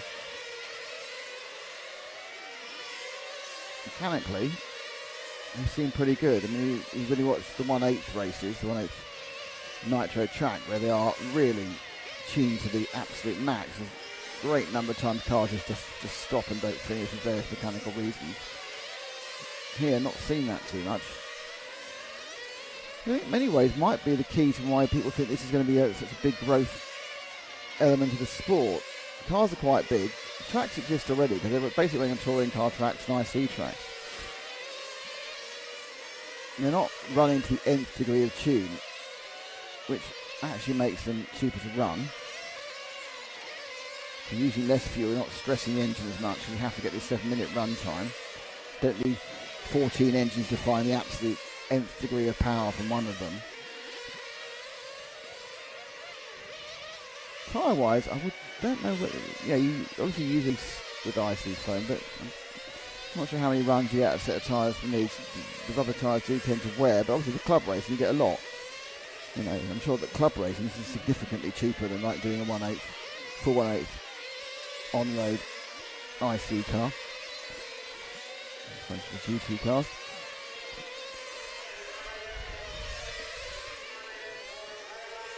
Next up,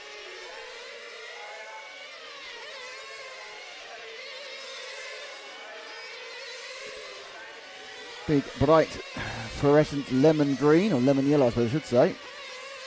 And I can't see his number because he hasn't got it round. I think it's only on the nose of the car, I think. Oh, flippity on there. Is that another car one? The car one people really don't know how to mark their cars properly. Valerio Messina. Not enough stickers on the ones. No, he's put them high up, isn't he? He's put them on the coach area, which I suppose the referee can see, but not so much us.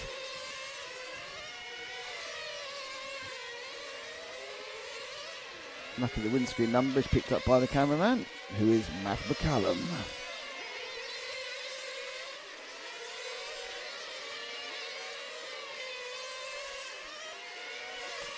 Couple minutes goes to the car 3 of Loris Louise leading, and he has actually won all 3 of these heats. So the previous 2 Heat 9 qualifying rounds he won. Who's that stopped in the middle of the track? That's number 9 who's broken down, which is Gabriel Peloschi. Actually the race ran out of time there. Got the car still finishing. And it was Loris Louise who won this one. 28.714. Daniel Shepis was second. Valerio Messina was third. Hayfried Pouchet was fourth. Attilio D'Angelo was fifth. Nicola Moroni was the first person to run out of fuel, but still classified sixth. Seventh, Ricardo Coca, and then a couple of cars didn't get a finish, and they were Davide Stefanzini and Gabriel Poloshin.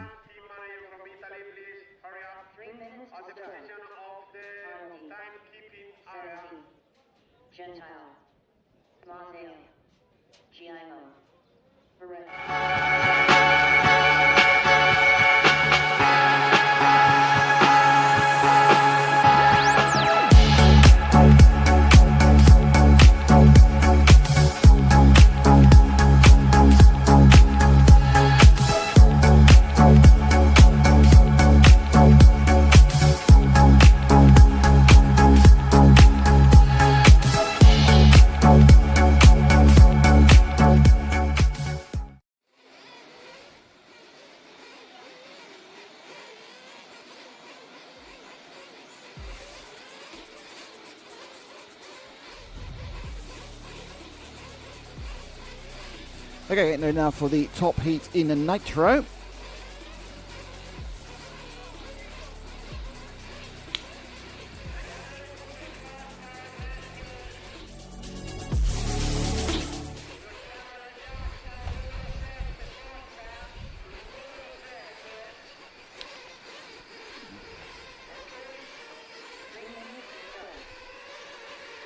Okay, so it's Bernard. Number one, Alessio Mazzeo in 1, Rosario Giamo in 2, Filippo Beretta in 3, Andrea Catanzani in 4, Alex Angelo in 5, Eduardo Rapetti in 6, Pio Arnaldi in 7, Nasnelli Senesi in 8, and Umberto Gentile in 9. And just to remind you that currently the order is after 2 rounds, which I might actually get slightly upset by the fact that this record is already on. Yeah, it has. So I can't give it one after 2 rounds because I'll give it after 3 because it updated, unfortunately, and it has obviously the point score from people who have done their 3rd round. So we'll find out the actual order in about 10 minutes time. Jonathan Wolf, I enjoy a nice Toby Carvery too. This is a very parochial English conversation here. Good value visit midweek. We say it benefits from a ref to call faster cars, but there is a ref. There is a ref up there, Javier Garcia. I think the problem is that the faster cars, Jonathan, aren't like night and day fast a lot of the time.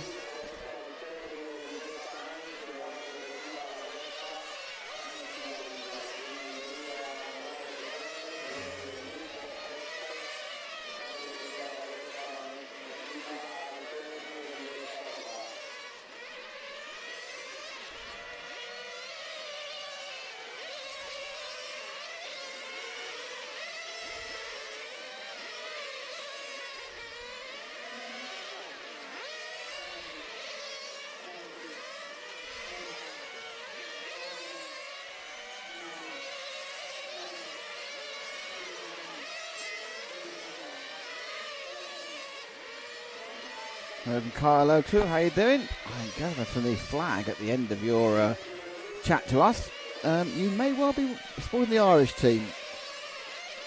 Cracking representation from the Republic of Ireland. And the guys having a great time.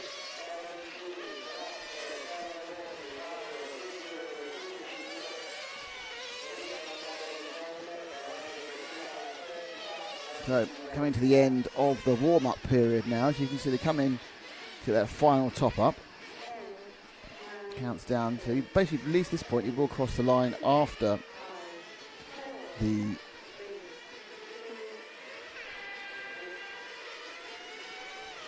There we go. Cars leaving the pits. There we go. Big bright yellow machine, first person to cross the line, which I think is B.A. Arnaldi, Frenchman. He's won a couple of large-scale touring car championships in both classes here. That's the Genius chassis.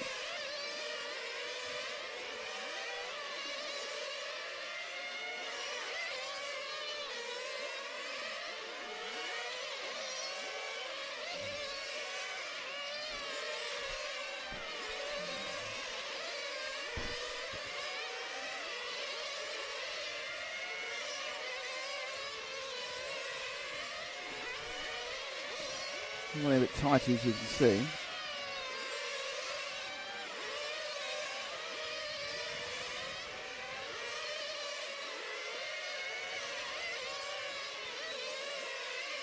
It's an element, really. So now, what time is Arnaldi doing? He's looking quite good. He's doing 15.6. He's scored him halfway down in like 5th at the moment. It's all getting to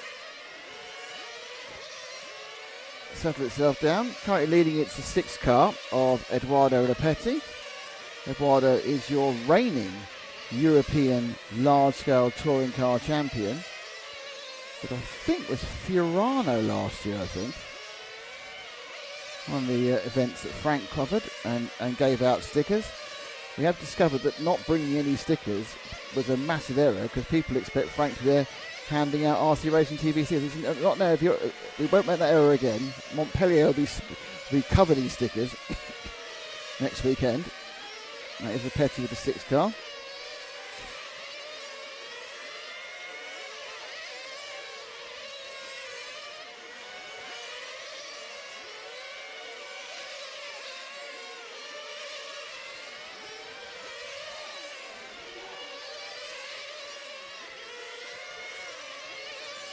Bit back markery coming up for him. I think it's the 9. Might be wrong with that car coming. It's the 9. I think it's the 9. I'll find out as I say. It is the 9 of Umberto Gentile, who has looked the least quick person in this heat all 3 rounds, but still obviously faster than everyone else below them. Yeah, that's okay. I mean, I think what happened was the final bit of gain there by Rapetti surprised everybody. So taking over in the lead now is Alessio Mazzeo in the 1. I know on your timing it says 4th. It's because it's counting in laps at the moment. But when they all do their laps, it's Mazzeo. Now Mazzeo was on the way to win the heat last night, and then he ran out of fuel on the last lap. So hopefully he's turned down something or tweaked up something or done it to get it. Yeah, you need about 5 or 6 seconds extra run time as well.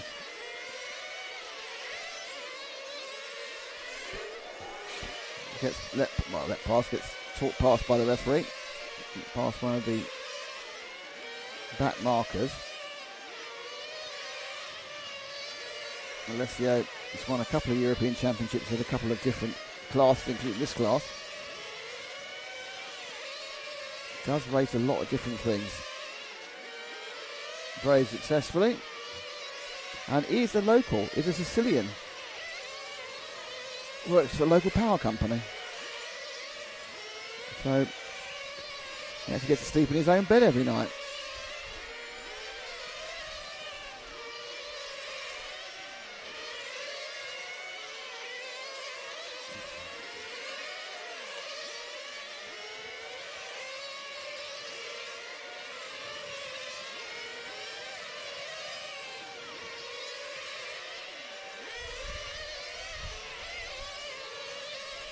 So beginning to come into the picture now is the man who won the first 2 rounds. That's the number 2 car of Rosario GMO. He's also currently leading in the electric version of this as well. He's top qualifying GTE. And he is top qualifier. That may go the... Perhaps not actually.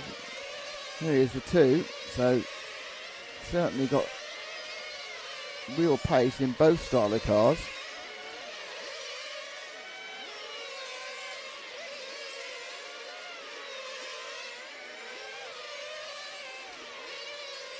scored in third, but less than a second in real terms behind the leader.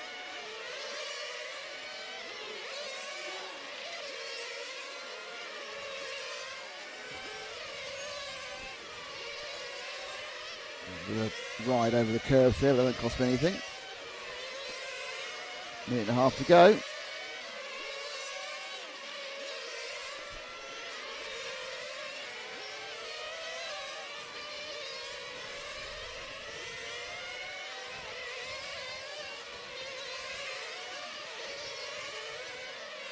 Okay, so just a bit of news from Dan, who is the section chairman for this. We're going to get a rerun of Heat 8.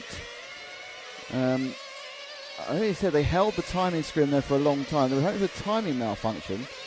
So there's going to be a rerun of Heat 8. So that will go back out again. Their numbers will be scrubbed and they'll start again. I'm not sure how it's going to work on tyres. I'm sure there's been some massive conversation about that. But they will rerun Heat 8 immediately after this one.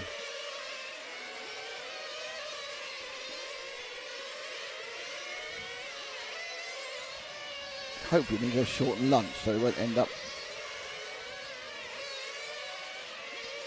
being 10 minutes later than we already were.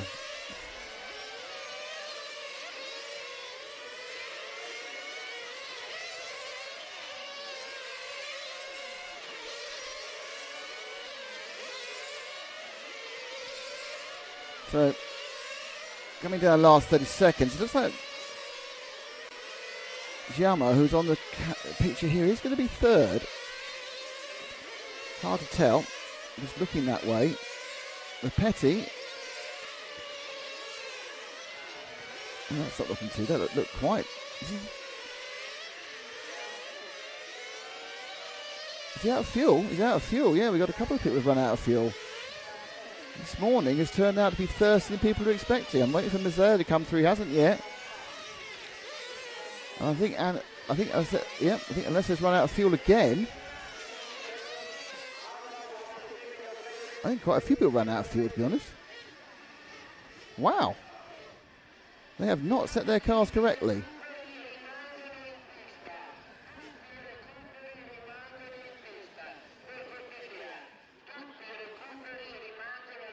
Well, that's a cut. So, it's Rapetti's won that one. Catanzani was second. B.A. Arnaldi third. Sensini fourth. Alex D'Angelo was fifth. And then the next three cars, Mazzeo, Barretta and Giammo, who are one of the top three runners really, all ran out of fuel. Wow.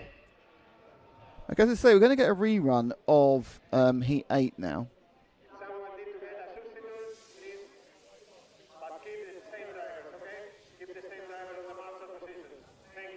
They're making the marshals who were there stay out there. I'm not sure, because it doesn't revolve a marshalling issue.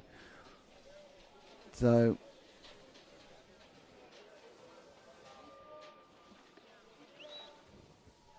that's all gone a bit wrong, hasn't it? So, a lot of over-optimistic fueling in that top heat. Can't get you the rundown of the overalls because we need to rerun this one. So the timing glitch. I couldn't see I didn't really see who it might have been concerning, if I'm honest. But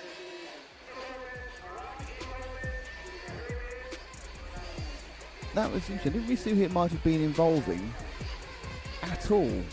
But they did hold the timing for quite a long time.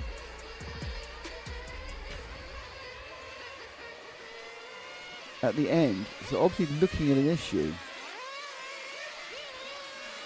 Seemed to produce a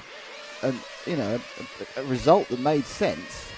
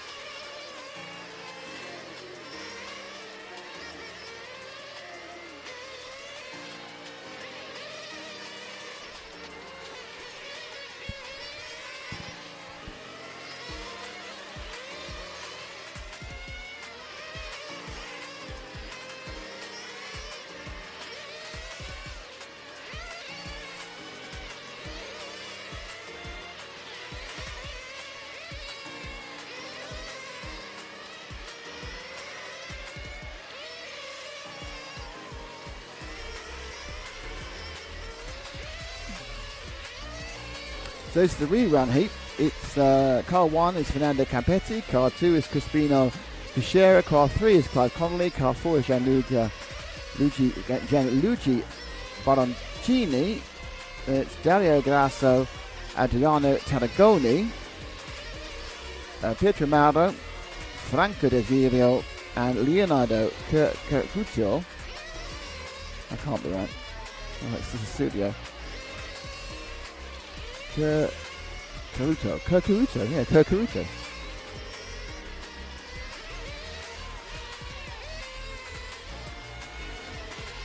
Basher Brad, wake me up when the 1/8 buggies are up. That's next Thursday. No, it's Friday, sorry. Next Friday, Basher will be 1/8 bugging it, e-buggy, Europeans. Hello from France is FCJM. Well, hello from Italy. Well, Italy, Sicily, that's where we are at the moment.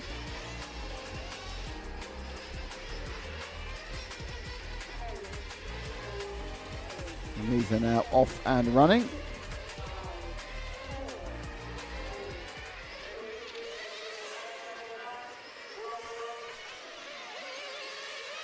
Cars, their bonus run. I'm not even going to get into the politics of this whole thing, what this is going to mean as far as tyre wear is concerned, because they're obviously doing an extra run of the tyres. And not just racing themselves, they're racing everything else.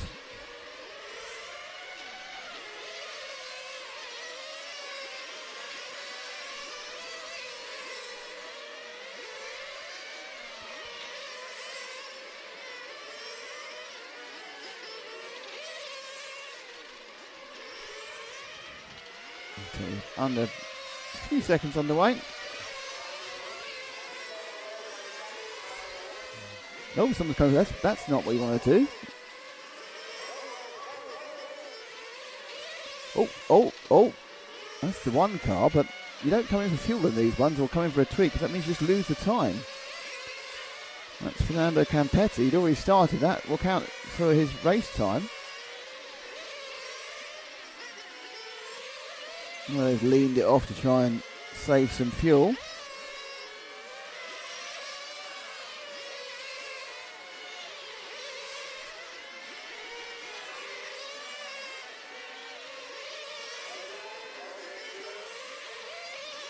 Competitive lap time that time round hasn't come through yet. It's quite a long one though. So, yeah, already giving himself a bit of a disadvantage, but 8 seconds, 9 seconds he lost with that. Coming through the pits. Adriano Tarragoni in the 6th is the early leader.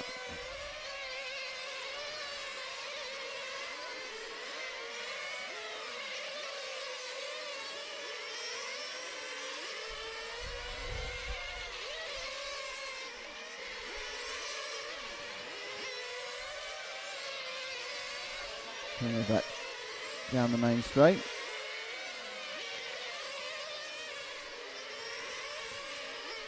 Who's next? Oh, we're waiting on this to start finish. So there we go.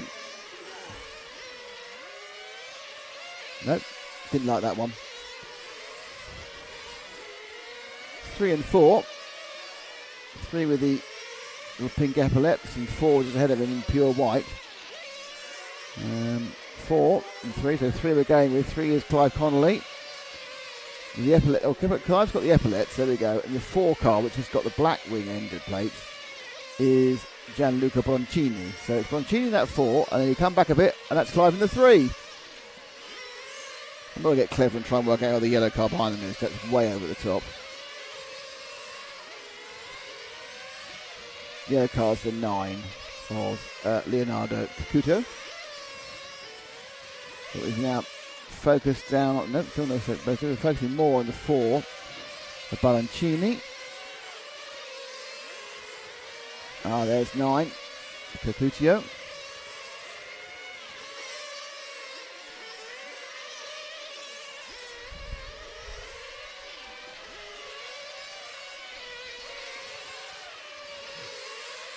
Looking like he's going to get. Now, I think from memory, I think that Clive Connolly in that car ahead actually didn't make the trip in the last Heat 8, so this is kind of an absolute bonus for him with a timing glitch. He at least gets a chance to put down a proper time.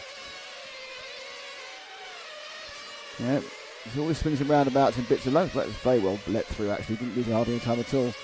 There's always swings and roundabouts in these situations. People benefit and people lose from what seems like random events.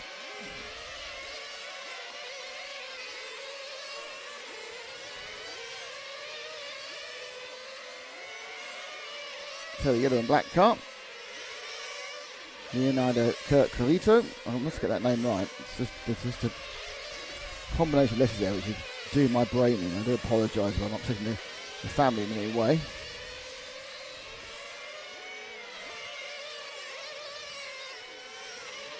Someone's actually bothered putting 2 colours on their car there. Well done.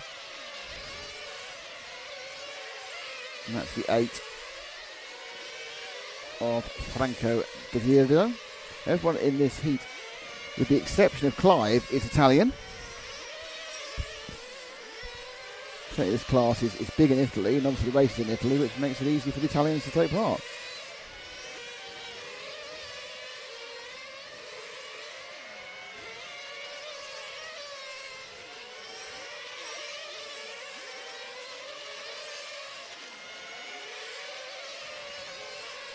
This one looking relatively well balanced.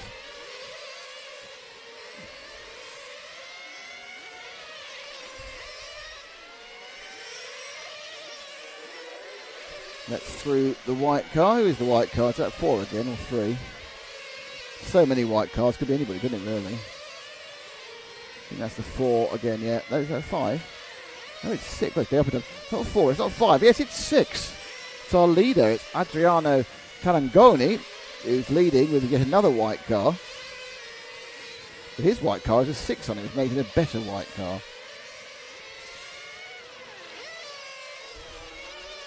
It's the best. So this will be the end of the round.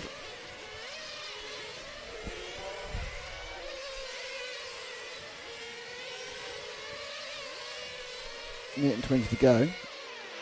Local time now is about 25 to 11. We will go straight into electric qualifying with the 3 electric heats for round 4.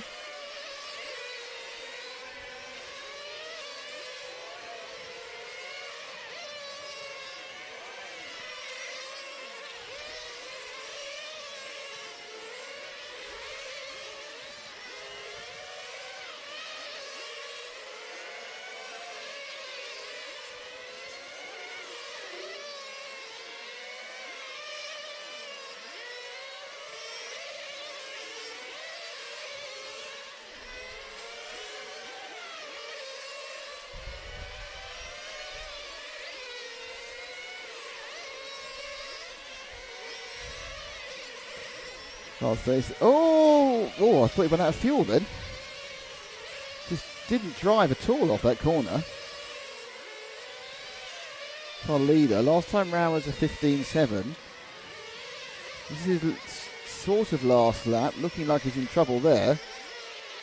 He do this. Yeah, he's scraping around trying to get the fuel out. They did an 18.0. So he's running out of fuel in a very slow sort of way. And he's gone.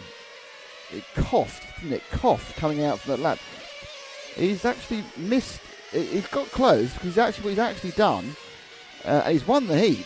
Even so, Adriano Telangoli, because he ran out of fuel 6 minutes 59.244 seconds. So he gets an incredibly fast 26 rather than a slow 27. Leonardo Cucuriccio was second. Pietro Mauro was third. Clive Connolly got fourth. Fernando Campetti got 5th, Franco Desirio got 6th, and it should swing in until as the rest of the second. No, we're going to round 4, that's why. Okay, so let me just tell you what the overall positions of this one is, ranking list-wise, after 2 rounds. Okay, so with 591 points, they haven't actually factored any drops yet. It's Giacomo Rosario, Andrea Catanzani is scored second. So those two are currently both on 591, but the advantage is more towards Rosario because the drops may having to. They are the 2 automatic qualifiers. And you have Alessio Mazzeo in third. And it's Bernard Alanardi, Eduardo Ripetti, Nathaniele Senesi, Alex D'Angelo, Loris Louise, Filippo Beretta, and Nicola Maroni Constantino are your top 10 overall.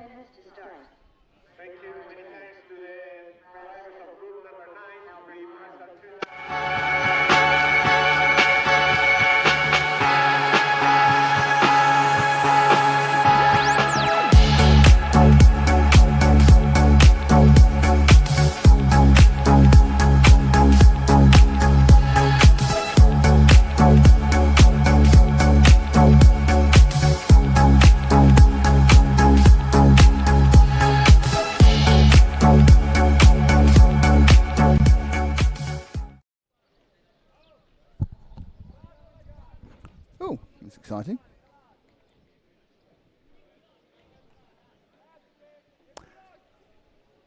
Okay.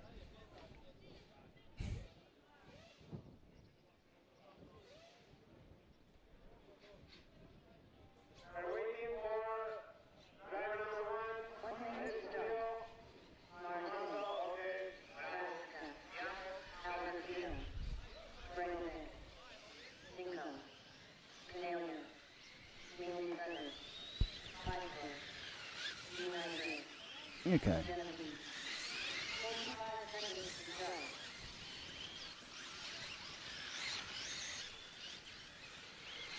Here we go. So it is in this heat 4.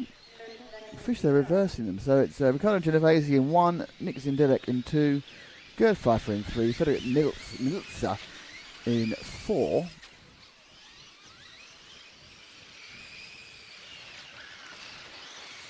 Felicia Canala in 5, Ivan Cinco in 6, Tomasz Bregovic in 7, Severiano Alberghino in 8, Vincenzo Frasca in 9, and Mario Martinic in number 10.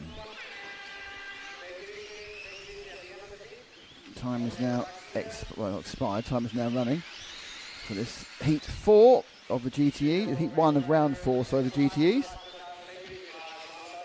That's not quite the track. That's not quite how the track goes, actually. So the orange car 4 of Frederick Milza from France.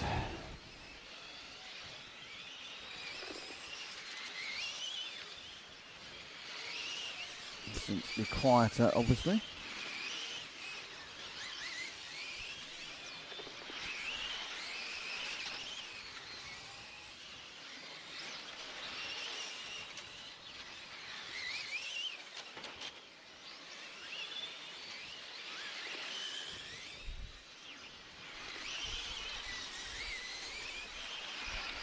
Ooh. Yeah, that's not the track. Someone just slapped into the fence again near us. That's the black and orange number 3. Oh, no, yes, maybe. That's Gerd Pfeiffer, who I'd like to point out really should just be the only person we show, because he not only has he got RC Racing TV stickers on, he's wearing an RC Racing TV merch t-shirt. He's wearing the merch. He's representing the brand.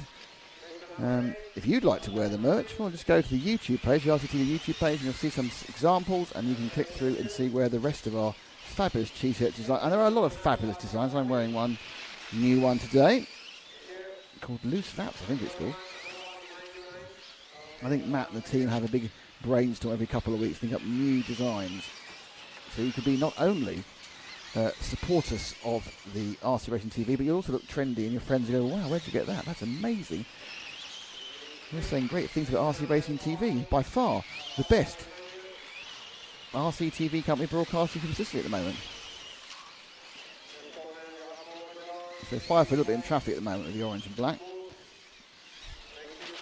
Just realised actually in RC TV colours, isn't he? He even painted his body shell.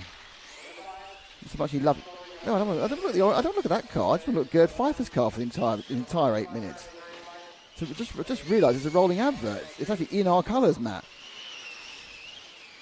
In our colours, it's got our stickers, wearing our t-shirt. Basically, as far as I'm concerned, Gerd Pfeiffer is the GTE champion for Europe for 2024, and I'm prepared to give him the prize now. However, officially he's in second, which is a bit different. Okay, I've given enough giving ourselves too much loving. You can show somebody else.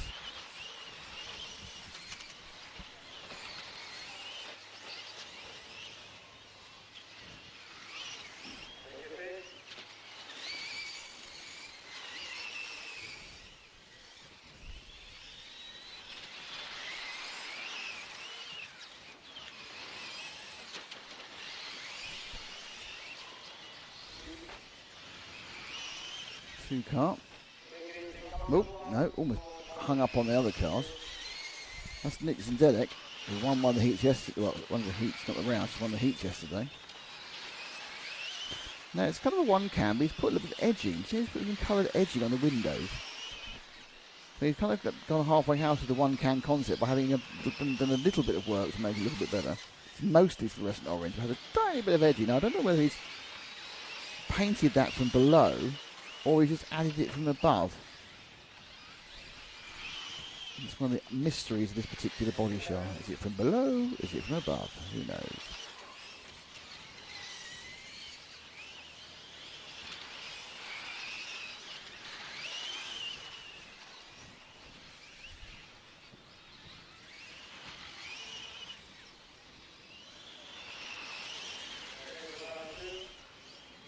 Ooh.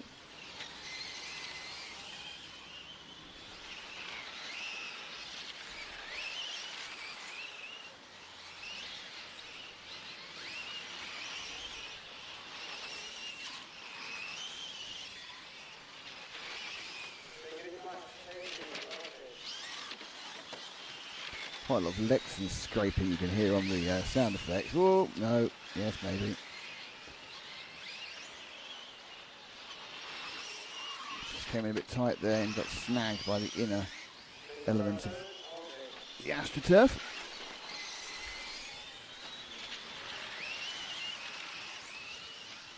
Quite a spectacular turn there from our friend here in the... that body, I don't know how he's painted it. It was completely different. I'm sure it's the same. Oh, no, that's not gone well. Zuma Doom. Oh, that's a pity. I'd like to change that for a different replay now. So we've lost the replay of the cat. We now have to replay the Marshall getting hit instead. Oh, that must have hurt. The 7 threw himself at him.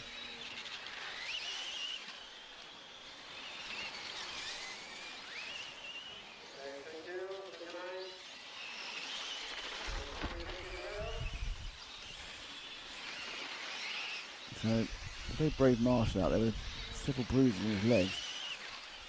These things are quite heavy. 2.5 kilos or so. I think. I'll draw that later. Not the inside. Oh! A bit more service without crossing the road now. Someone else has got it. That's the 7. Probably that could be it for the 7. Just went too far. In, rolled, slam. Expensive. That's Tomislav Bregovic from Croatia. No, it's rolling. Oh, it was running, but it's just running into pits. Yeah, you know, you've got 5 rounds. You can drop a couple of them. Don't worry about it too much. Don't run it when you've had you slightly misalign something. Give only a chance of misaligning something else. Now, 35 seconds to go on this one. Obviously, no one's going to run out of fuel on the electric, so they'll all get to the end. I don't think it's warm enough actually to cause too many overheating problems either for the speed controls or anything else. I think everything's going to be running quite warm, but it'll be within tolerances quite easily.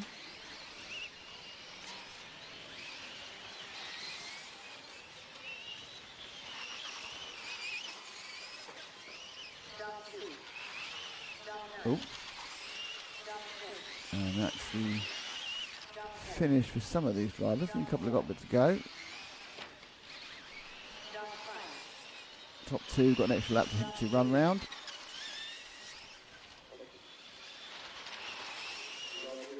And everyone has now finished.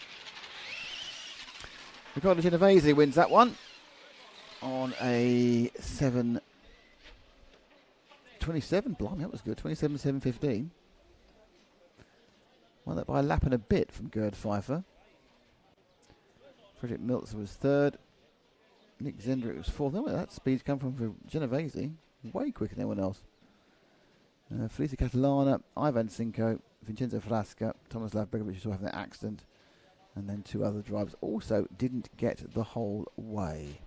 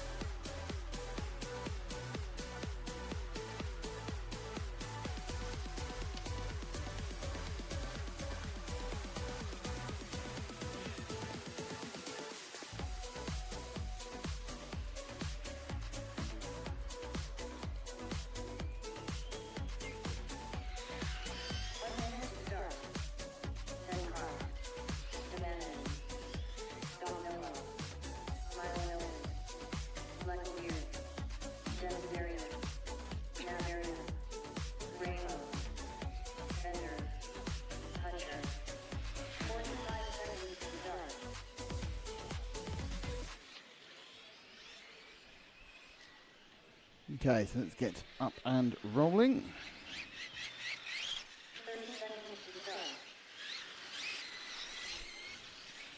And this with Arthur Pucci and Brevio Venda, Eddie Ramos Castro, Alessandro Navarra, Franco Desirio, Adrian Lecolia, Miko Milovic, Domenico Spagnolo, Francesco Damone, and Mark Senkar. Here's a Riera.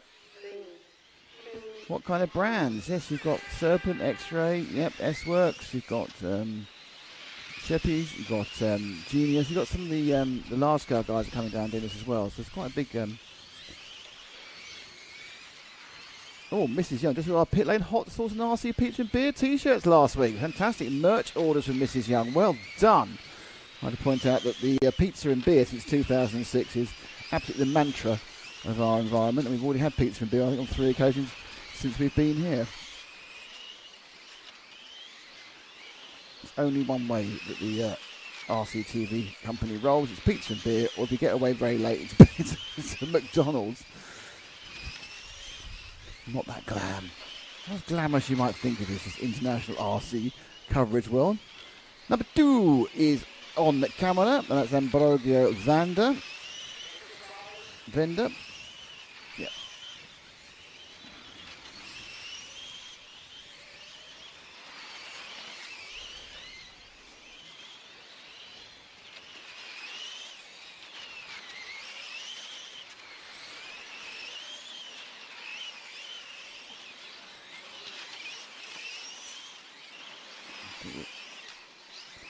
It's got the yellow, my brain's gone. It's got the blue car of Hairfree Poucher behind him.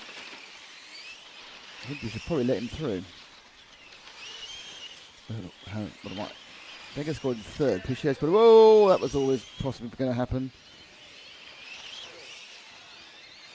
Sometimes not letting people through causes a problem. Look at that.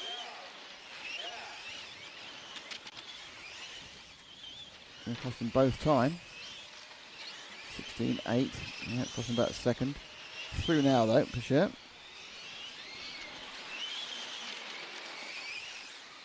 Next worry is that was that orange car that's meandering about to the far side of the track.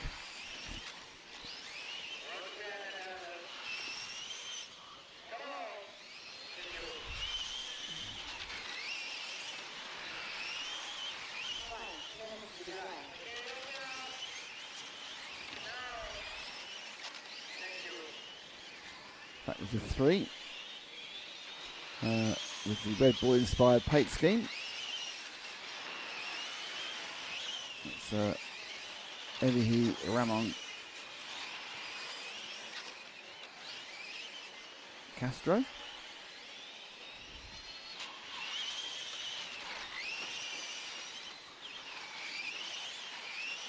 Certainly actually spent some time getting that painted properly, so well done.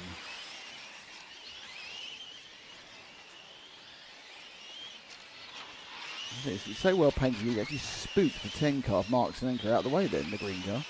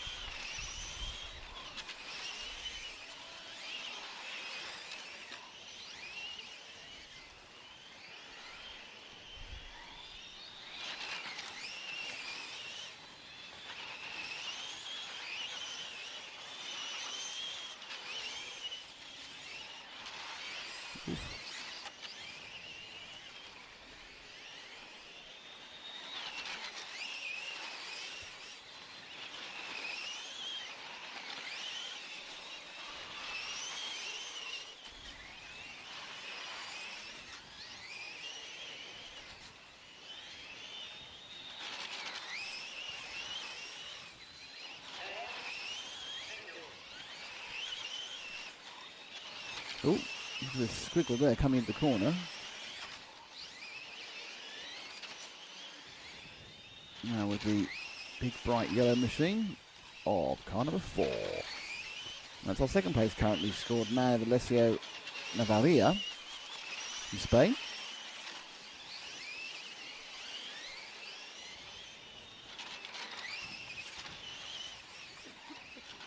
Nice and calm at the moment.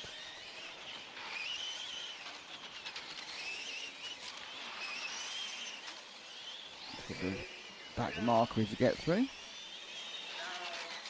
It's a 10 car, he kind of braked and tried to square him out of the way. Achieved it though. Lost 3 cars already in this one. Herschel Pichet, Henri Pichet, Adrien Lecollier and Franco Desiderio have all gone. The boat is still on the floor there.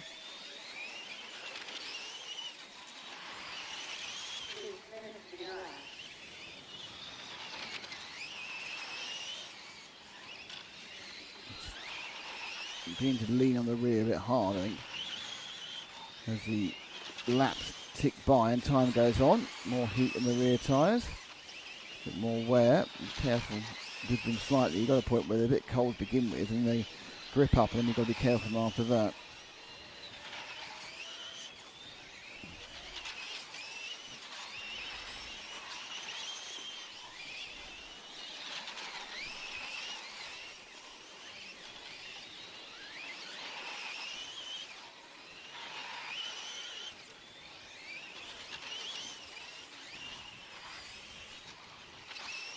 Oh, got away with that, didn't he?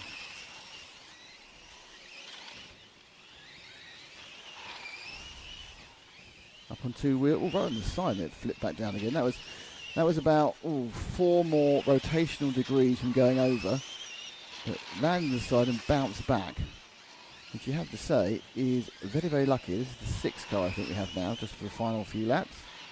Certainly not the 6th car, because 6 cars were tired. So who is it? Let's have a look. It's the 8 car, is it? Yeah, I think it's the 8 car of Domenico Spagnolo.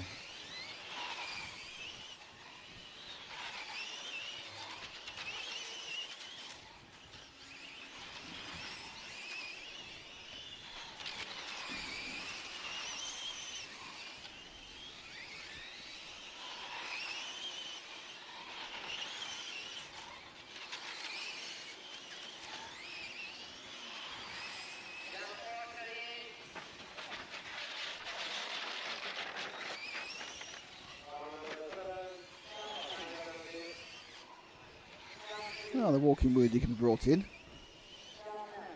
That's one of the I think 2 cars. Vega also didn't make the trip. So the Spaniard Ramos Castro won that one from Alessio Navaria, from Francisco Domenin, from Domenico Spagnolo. So quite a few people didn't get anywhere near it, and Borrego Venda broke down the last lap, and 3 others broke down. So just goes to show that not necessarily getting more reliability out of electric cars.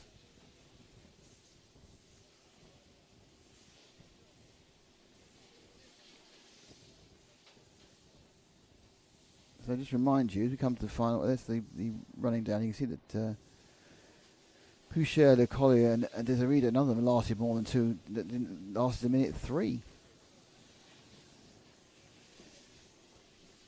So just remind you, we get ready for the top heat of GTE.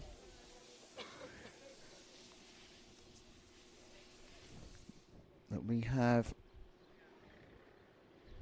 Gianmo Rosario currently top of the tree, from Natanale Sensei, from Alessia Mazzeo, from BA Arnaldi. They're the top.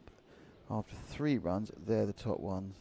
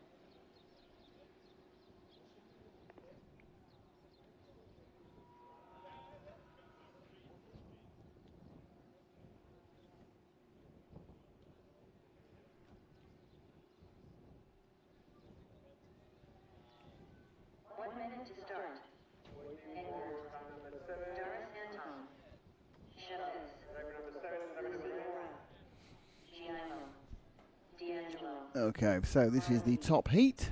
Senesi, Matteo, Beretta. 45 seconds to start. Of GT Electric, and oh, that's worrying. The timing's gone back again. They're going more prop. No, they're doing it now. I think there's probably another timing issue with some of the others, but never mind. We'll let that one go.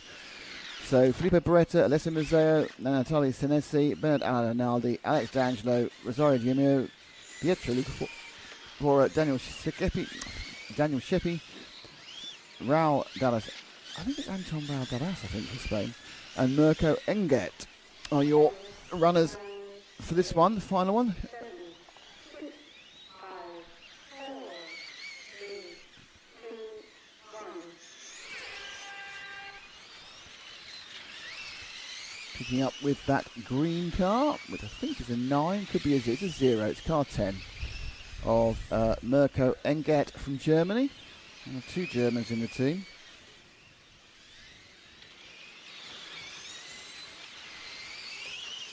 In the team? There are 2 Germans, yeah, in their team, a German team. I might actually make 1 German and 1 supporter, but it's quite a small team from Germany, to be honest. Normally big travellers internationally, the German team. Obviously still more than came from the UK.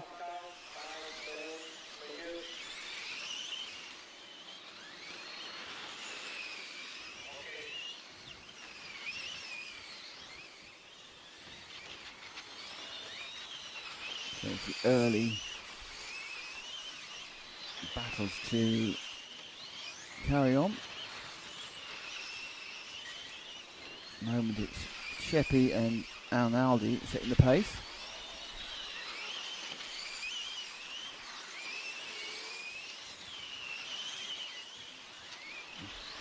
Changing very regularly. And everyone's very close. With the 4 now of B.A. Arnaldi. It's gone with the Tiffany blue, as Frank loves to call it.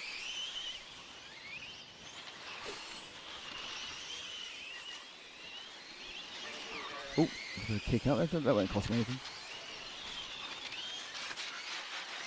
Someone's gone off there. Who's that? Being rescued. Who is it? This is the 6 car, I think. And if it is the 6 car, that's Rosario, who's been our number 1. No, it wasn't him. Wasn't him. He's done very well. So it wasn't the 6 car. He just set the fastest lap. I don't know where it was. He crashed off at that point a minute ago. Let's wait for more to come round. Might have been Daniel Sheppy. Do a 19. It felt like more than 3 seconds to pick him up though. Yep, was Sheppy who came off the track. Arnaldi now scored sort of first, alternating with Rosario.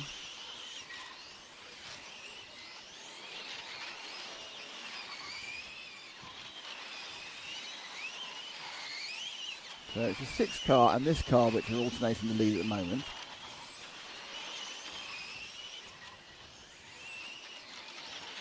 So down in 4th.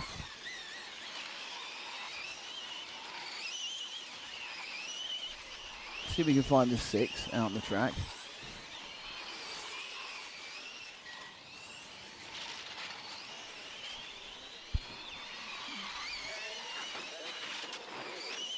More accidents to the side of me. It's a top heat to be slapping into the field there. One that's broken, someone's broken down. There's 2 cars out now. This Mazzeo's gone again. He's not having a great day, is he? Accident out of the electric and running out of fuel in the petrol in the IC. So unless they're not having a great run this morning.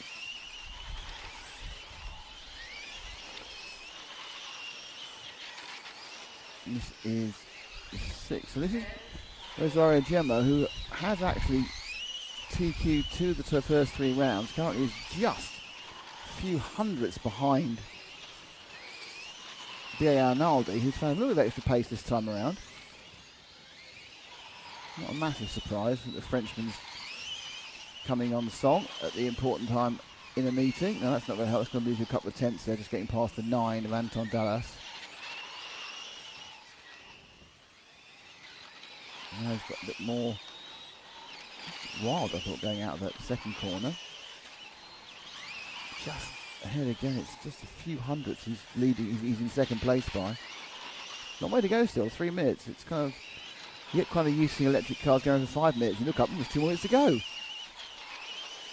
So in third place, it's the number 3 car of Senesi, who obviously is part of Senesi Motorsport, the title sponsor of this stream. Thank you to them, and to S-Works, Lens Body, Shipping Model, and X-Ray. And of course, mostly thank you to EFRA. There he goes. Has a driver who's forsaken racing colours for a 1-can orange look. He's only about a second behind the top 2.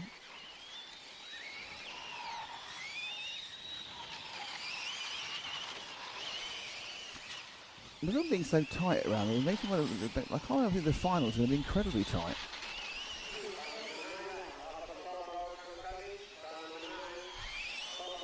So obviously the electric finals are going to follow the same format as the heats. It's a 7-minute run. The IC finals, of course, are completely different. They're much longer.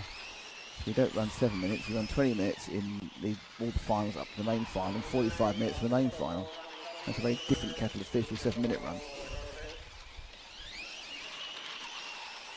So, being slightly held up, 3. There's a 5 ahead of Dange. I think it's the 5 who was ahead of him, let him go there. Didn't quite get the number. It's right behind now, obviously. And it is the 5 of D'Angelo. But it's Rosario now who's got the lead for the umpteenth time by, I would say, by about a second now.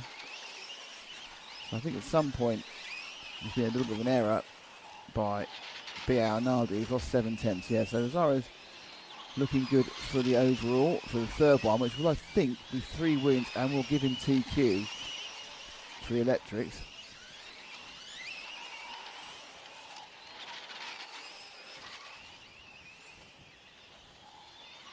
His third round win.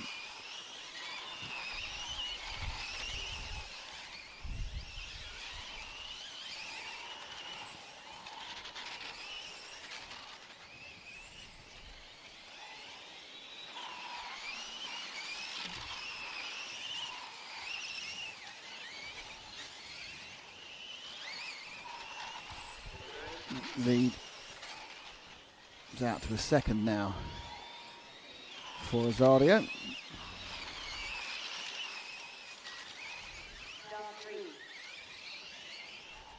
Well, a broken car. It's the 8 car this time of Sheppy. Perhaps it's run out of fuel, so I worked out it was the electric race, and that didn't happen.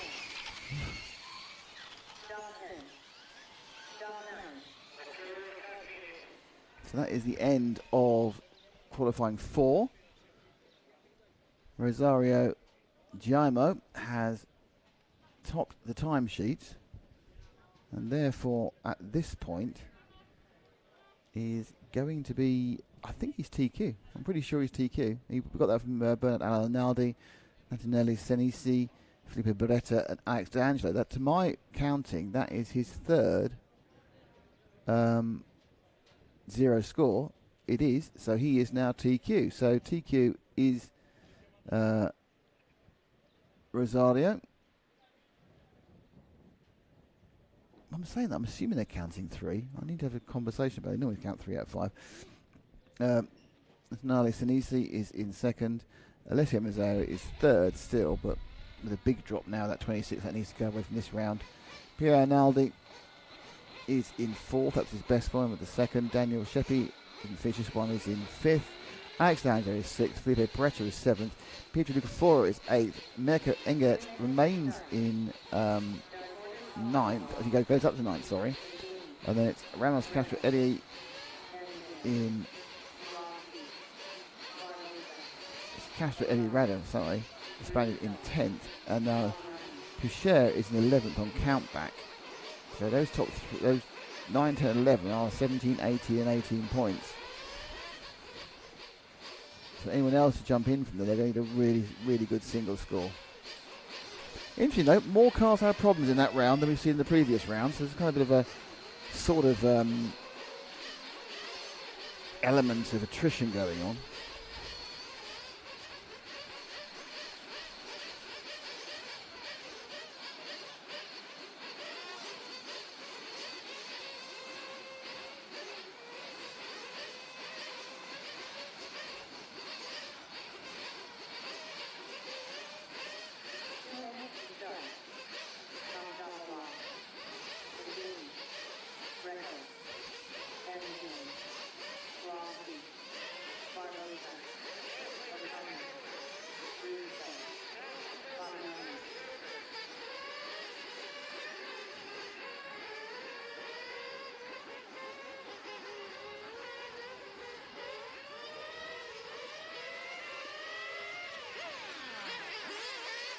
Okay, we are back now with the warm-up for the start of round 4 of... Thank you very much. Timing doing that just the time I wanted to do. Round 4 of GT8. I'm not sure they've rotated the numbers like they have. It doesn't seem an awful lot of point, really, because they're not going off in that order anyway.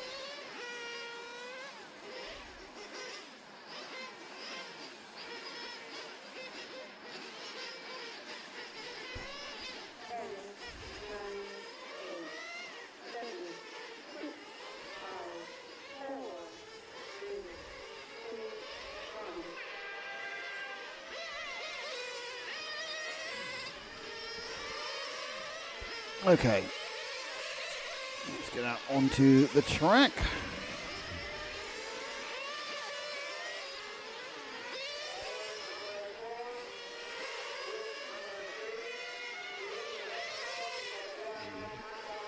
Just repositioning some technicals for this one, so we're going to stick with the fixed cameras for a bit.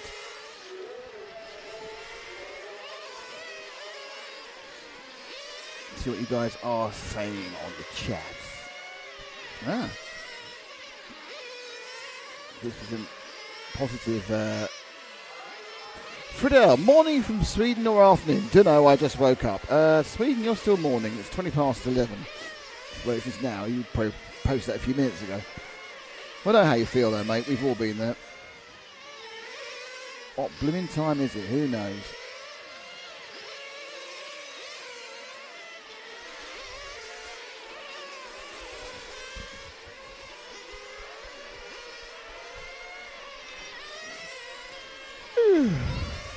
Everybody is watching, by the way. You're watching RC Racing TV. This is the EFRA 1/8 GT and GTE Euros 2024 from Giardini Naxos in Sicily. And Sicily obviously is Italian, in the bottom end of Italy. Brought to you by EFRA, of course, it's an EFRA live stream, and our title sponsor, Senesi Motorsport, and our other supporters, S-Works, Lens Bodies, Shipping Model, and X-Ray.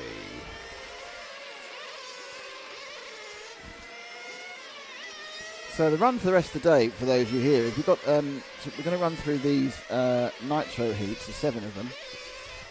We then have a break. We've got. Sorry, let me get this right. We're going to do the rest of this round. So heats 4, 5, 6, 7, 8, 9, 10. 7 heats of Nitro. That'll then qualify for. Then there'll be a lunch break, which I think was originally scheduled to be an hour. I think they'll probably shorten that slightly due to the fact that we had to rerun a race. That will take us for another hour break. Then we have the final round of qualifying. Then we have another break of about an hour Then we have a fun mechanics race. So the mechanics, and some of them are quite famous, are going to be racing. 15 minutes, no marshals. I expect probably no official timing either, so we'll just guess who's doing what to whom. And then after that we have 4 lower finals. We have both the 30 seconds and both the 16th finals for the Nitro. My guess is the 30 seconds might be quite sparsely... there's a worrying... The man has turned up with a worrying lack of donut. Oh, flipping heck. What a nightmare. This will get me going, though, the world's strongest coffee.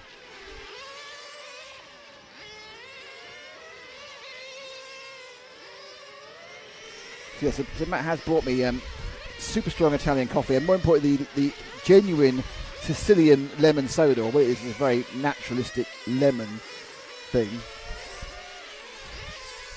And the stirrers.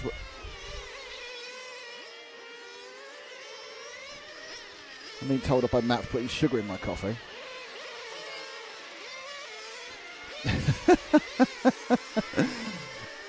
He's asked me if it's full of ants. That'll just add to the protein levels, if it is, if I get to eat the ants as well. This is just...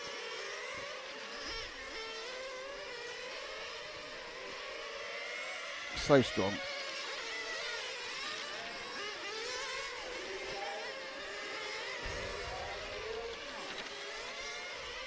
It's like one of those little caffeine shots you can buy. Those 5-hour energies, whatever they're called. In the States, anyway. I remember having one of those overnight at Le Mans once just to keep us going. It kept working, in fairness.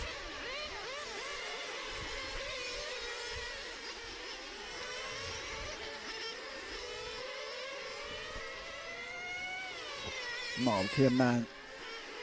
Suck guzzling some coffee. Always a great piece of TV. So anyway, morning all from Miami and Florida. Hello to PJ Dietz. Nice to have you here from Miami and Florida. Actually, it's nice to have you wherever you are. But obviously Miami and Florida is specifically nice.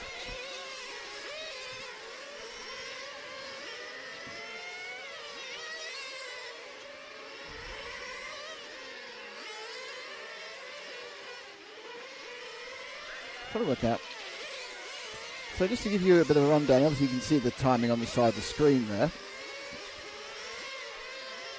It's Gerardo Russo in the 2 who's leading for Massimo Fabiani in the 1, then Angelo Vicini, John Kosopoulos, Claudio Rossi, Bruno Barbosa and Stephen O'Connor, so not a great one for the Irish this particular heat. Emmanuel Greco and the Croatian, Sanjin, has not made a lap, which is not great news for him.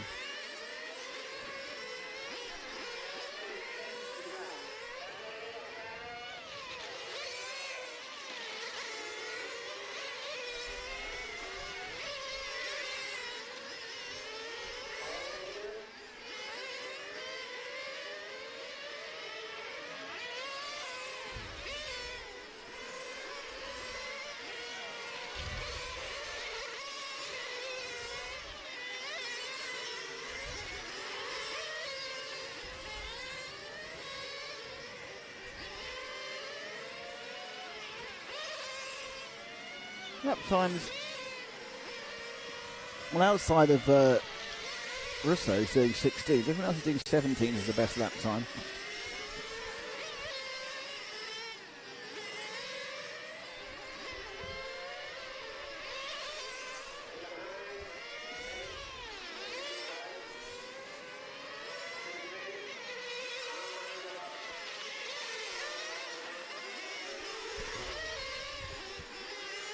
Still beautifully sunny here. It's not. It's warm. It isn't super hot. It's like 24 degrees. It's obviously very, very pleasant, but it's not super hot.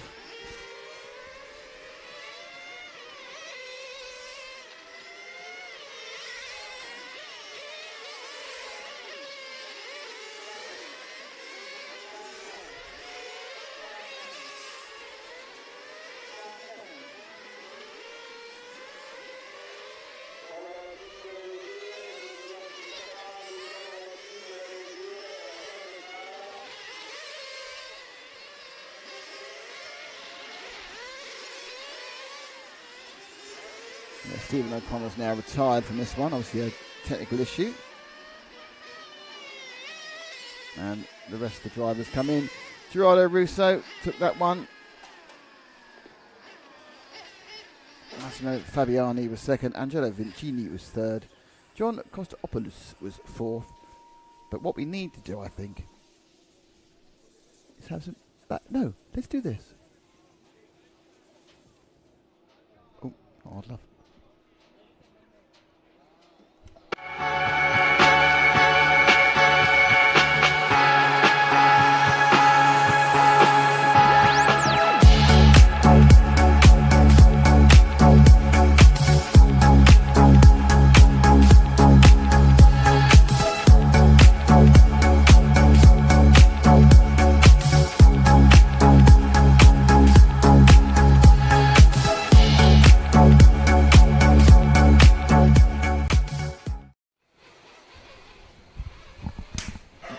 Wasn't that a lovely little VT interlude?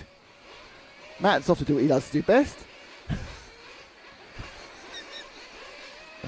Let's model our hot sauce t-shirt. But you can't stand in front of one of our cameras and model it.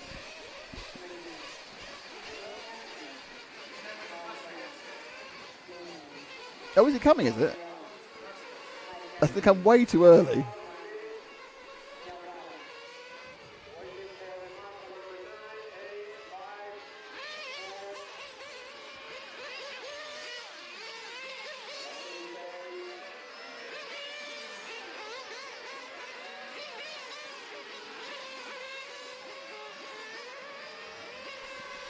Okay, important comment about pasta there. Fabio Caligari. No, I thought it was so. Christian Delgado in 1, Gilles de Wilder in 2.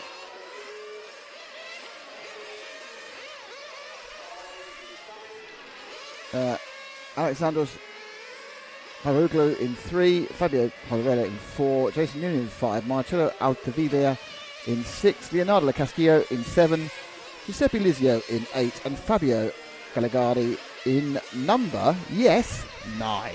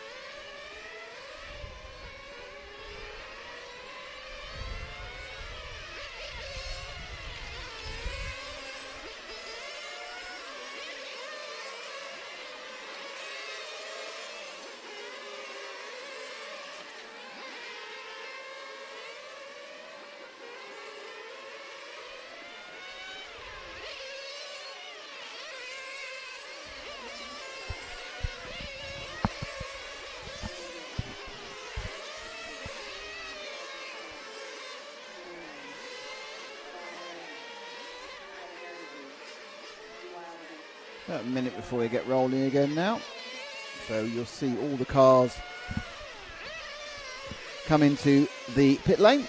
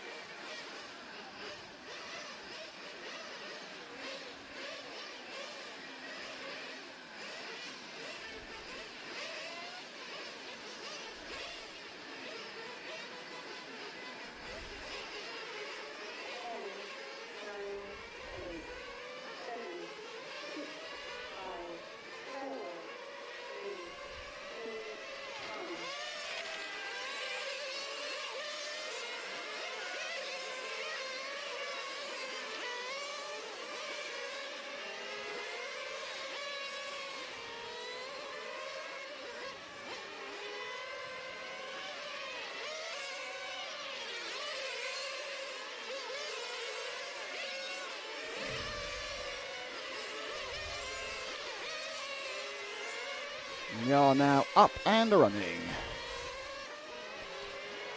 And our first featured machine in Heat 5 is, oh, this one over here. That absolutely caught Matt's eye, didn't it? striking pink V at the front.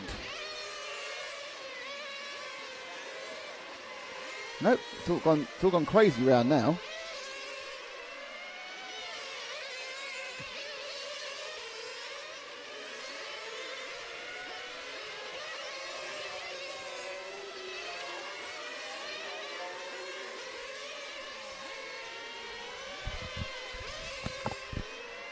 Here we go. Number 7, which is Leonardo Lacasio.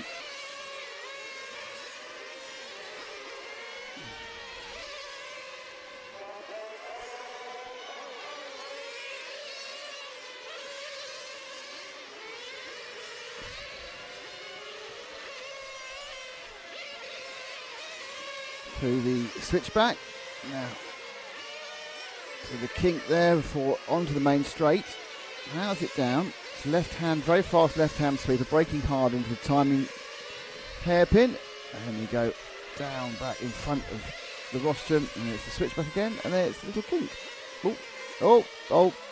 Yeah, it was going well till then.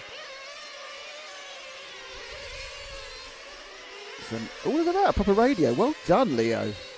Excellent. It's nice to see a few stick radios out there. Not enough of those in this world, I can tell you. Look at that. He is quite articulate in his driving, isn't he? He's giving it everything. It's kind of a break forward, and the whole swing. He's living that. I mean, I must admit, I think a lot of us on the roster are very similar. He's living that world. He's got thumb on, thumb off.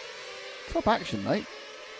That's Leo Castillo there, giving us how to stick radio drive. Don't forget that whilst the vast majority of people do use steer wheels, your current reigning world champion in 2 different classes uses the stick, and that's Davide Ongaro. So it's good enough for Davide, it's good enough for me. Though I haven't raced in a couple of years, but when I did race, I was a stick man. Stick man.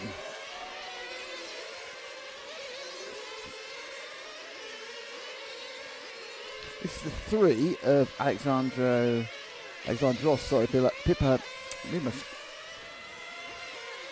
Papadoglou. Alexandros Papadoglou.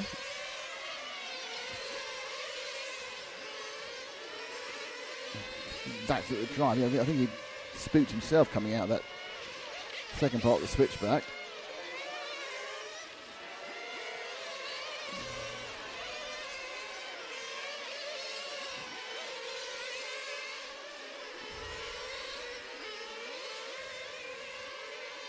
A bit away from some of the apexes, but quite safe. So in many ways, it's not necessarily a bad idea as far as qualifying is concerned. You're just trying to get as many points as possible. Second heat, so what you're trying to do here is avoid being in the 32nd final, at least make it to 16, and with a really good performance, make it into the 8th final, which will take you to tomorrow. Round 4 of 5. Oh, it's all going on over there, isn't it? Blimey. Got the end of that disaster. Look at what we can see at the end of that disaster. Oh, it all coming together. Whoa, whoa.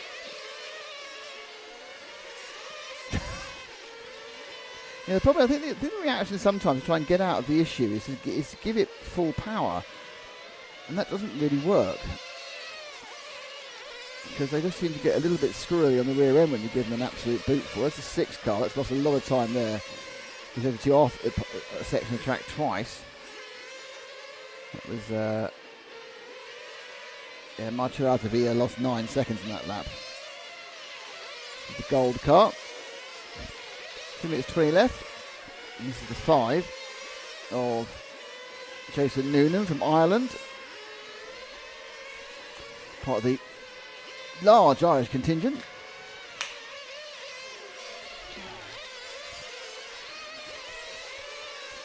Oh my God! There's a lizard. There's a lizard. A lizard has just walked into the booth. There is a lizard in the booth. This is fantastic news. I'm now way more interested in the lizard that just ran into the booth than anything else I could possibly interest. It's quite a big one as well. He's now confused, poor thing. But there is a genuine lizard in my booth right now.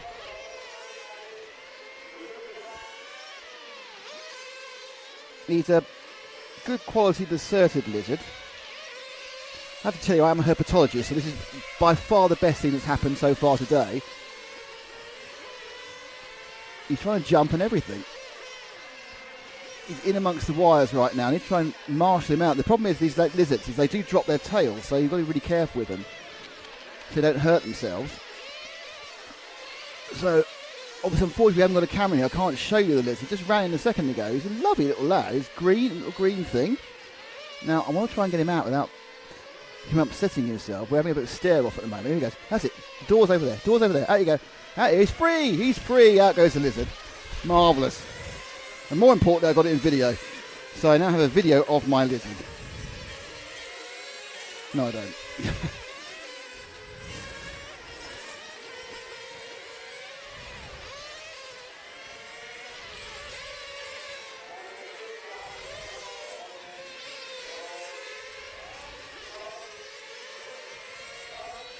Anyway, back to racing again. Having the lizard in the booth was terribly exciting. I was actually completely loused up as well, but never mind. The video that went horribly wrong. As it has been, as was very much displayed in the opening ceremony, do not let me anywhere near a camera.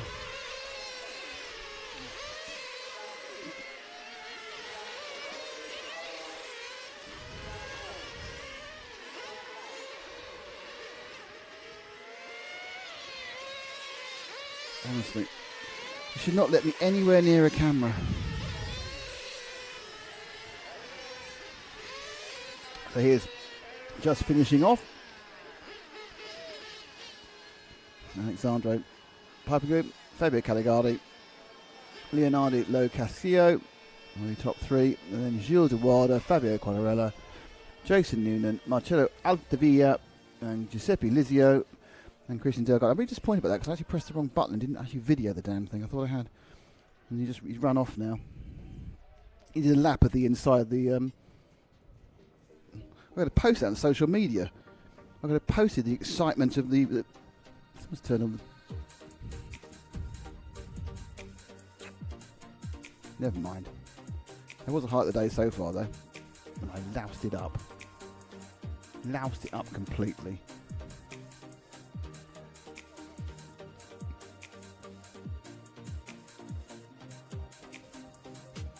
Go Yanis from Go Pepper from Yanis Papadopoulos. Mark. Does anyone know what compound tyres they're running? They're running Shippy model tyres. And a couple of questions there.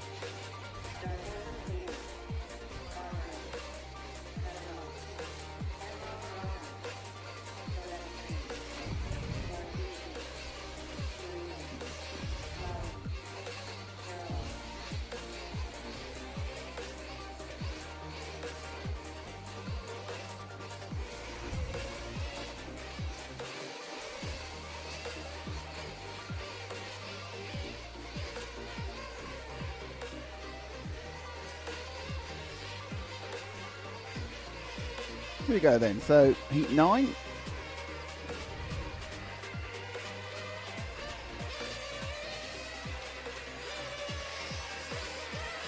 he heat 9 already? It's not heat 9, it's heat 6, I was about to say. I you suddenly got heat 9. Heat 6. Obviously still fiddling with things on the timing. Rosario Pavia, Matteo Barbera. So it's Salvatore Parello in 1, Brian Lockheed in 2, Nicolas Fiovinto in 3, Marco Quattriccio in 4, Emmanuel Silvestri Daniel in 5, Jose Morgano in 6, Domino Cutulio in 7, Matteo Barbera in 8, and Rosario Pavia in 9.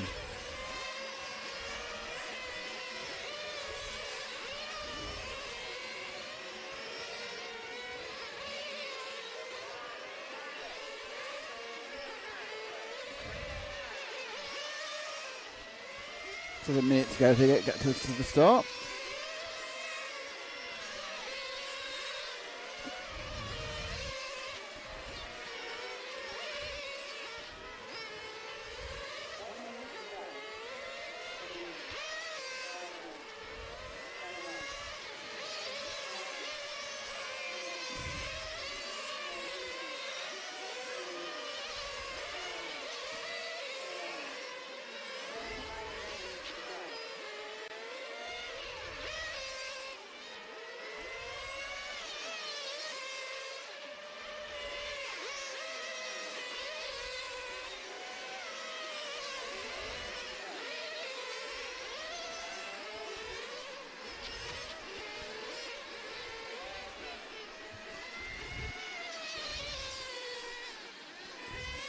Final top up of fuel for these Heat 6s.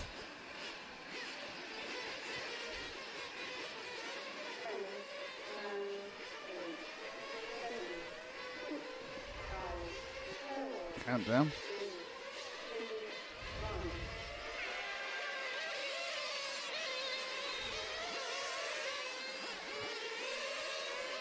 And our first featured car for Q4 Heat 6, our first featured car is the yellow machine with the right stripe. It is car number, I'm saying it's 7 at the moment, I think it is 7. That's because it is. Of Damino Catulio.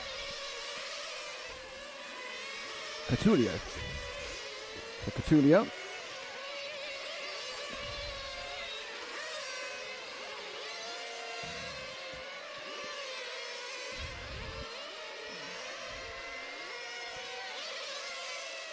Nine laps late, 16.8, that one, a bit of wobble as he came out the corner there.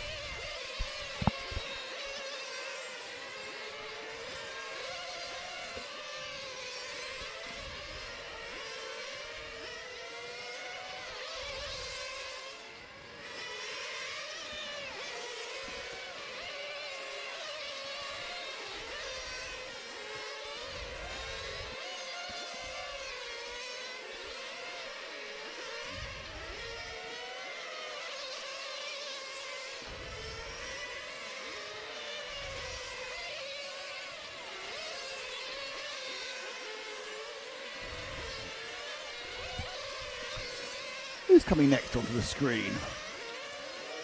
And the grey car's grey and Lockheed, I know that one. We're going to recognise cars now. That's number 2, the Irish driver. Oh dear, oh dear, oh dear. With a misunderstanding with the 9 there of Rosario Pavia. Pavia having a bit of a moment, then gets an inside run. Yeah, that's on Pavia really, but not massively his fault. And he just, oh, do you see this at the end? He clipped him. As he clipped him, he just tucked the body shell on the 11. But they've both got tucked body shells. Obviously these cars are quite prone to the tuckage of the rear end of the car. If you look, his entire body is misaligned. The front's misaligned as well, so that's not working well aerodynamically. It's got a squish on the nose and a tuck on the rear. But taking it up and down the pit lane and get someone to push it out is going to take too long. So he's going to live with that, I think. He's not going to live with it. He's all right. He's going to get the body sorted out in two directions. There we are. So it was too much. Must have been rubbing on the tyres, and he does come in and get a body shell picked up. So there you are. It was worth those 4 or 5 seconds to get that sorted out. And there's another accident immediately right in front of him. I was looking up, couldn't quite see who caused that one. No, he's not got the other side tucked up. No, he hasn't. So he's not had the greatest run, in fairness to him. Should we look at somebody else? Really, this isn't going very well for Rosario.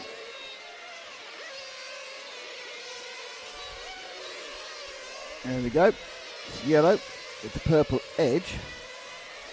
And that will be car 1, because it's always car 1. I can't read the numbers of those yellow body shells. And now it's Salvatore Perello who's leading this one. Pleasant cooling breeze.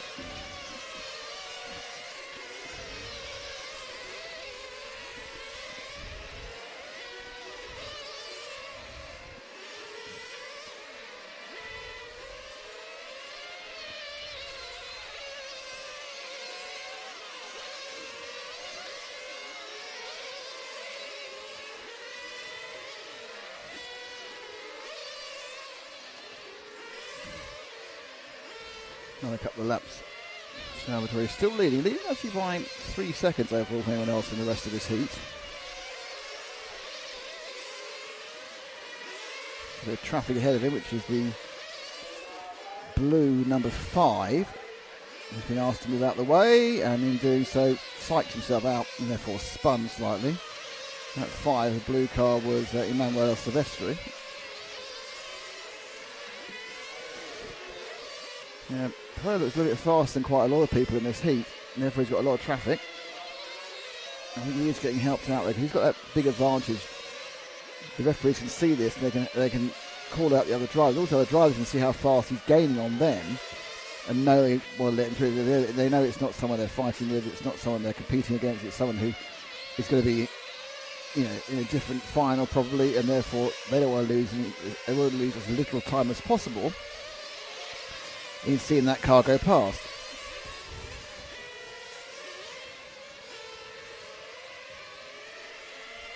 Playing 16.3, 16.4s. He's not night and day fast than everyone else, but I think he's just doing it more consistently. He's got a 4-second lead on Matteo Barbera in second, and so it's kind of consistency really. 2 minutes to go. Let's find somebody else, Matt.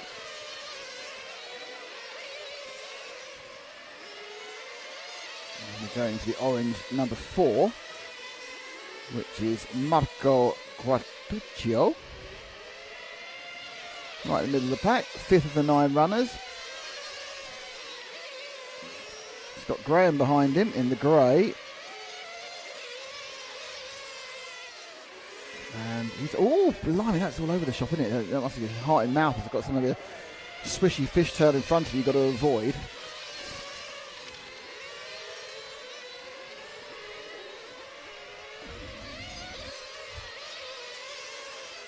It was convenient for Graham, wasn't it? He just hopped out, a little hop out the way, cost him quite a bit of time there. And now he's, it's weird, lost a huge amount of drive from that one. I don't know, he just lost a bit of confidence in the next couple of corners, or perhaps dirt in his tyres, but suddenly just the drive completely went. More issues with some of the other cars there.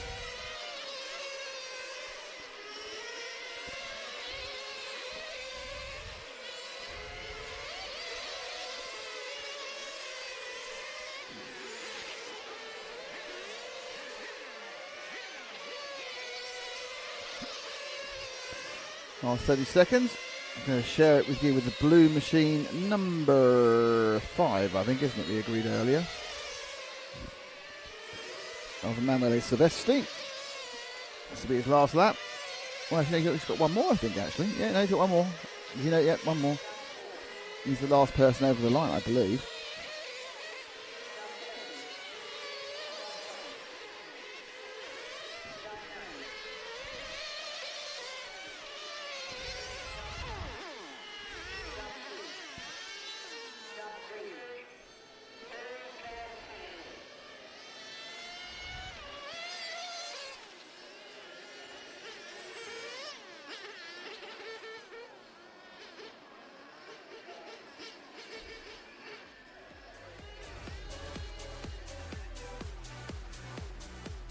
Weird things happening in my ears.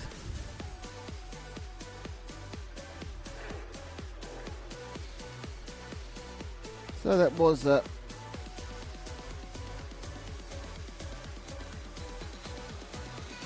end of heat 6. Here's heat 7 coming up. It's down the bottom right there, section chairman.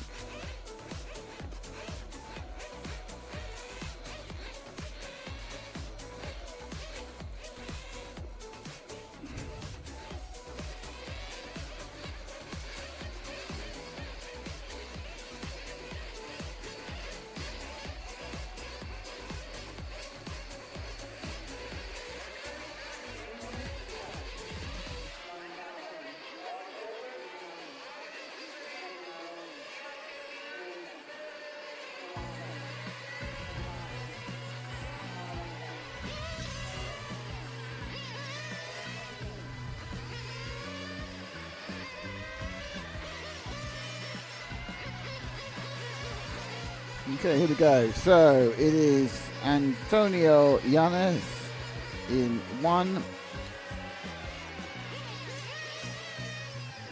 Raul Dallas in 2. Alessandro Calaresi in 3. Miguel Acosta in 4. Mattia Colavava in 5. Alessandra Grassa in 6. Stefano Cicciaroli in 7. Walter Cosmero in 8. And Pasquale Malfaconi is in number 9. Got a couple of errant numbers elsewhere, but that's where it's going to be. Still a couple of minutes left of the countdown.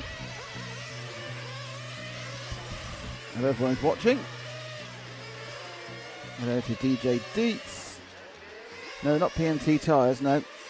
They are Sheppy model tyres.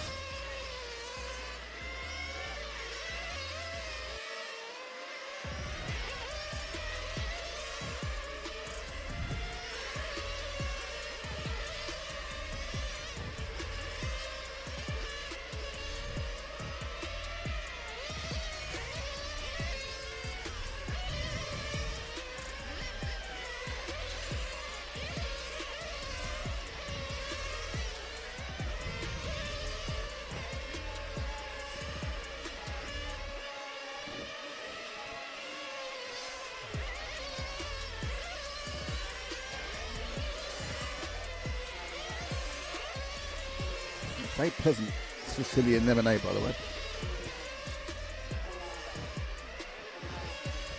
You get a bonus at the end, it's got bits.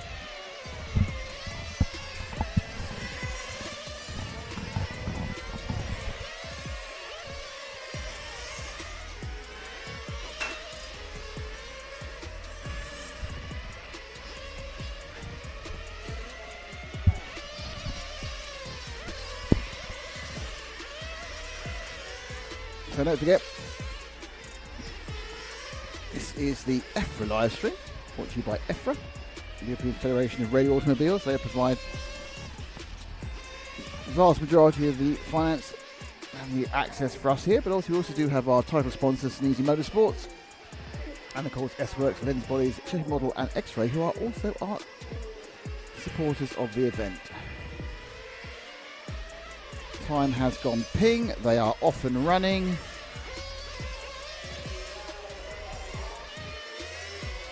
Who shall we annoy first?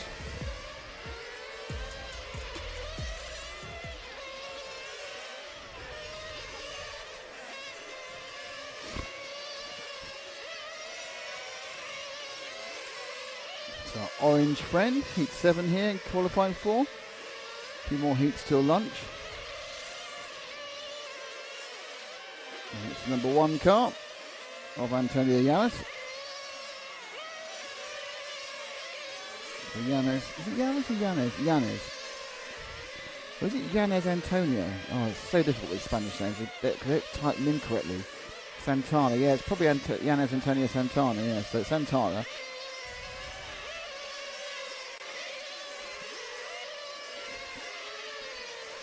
Navigate the first few laps quite clean. The last lap was a bit last race was a bit mucky. So let's see as we move up a heat whether that improves.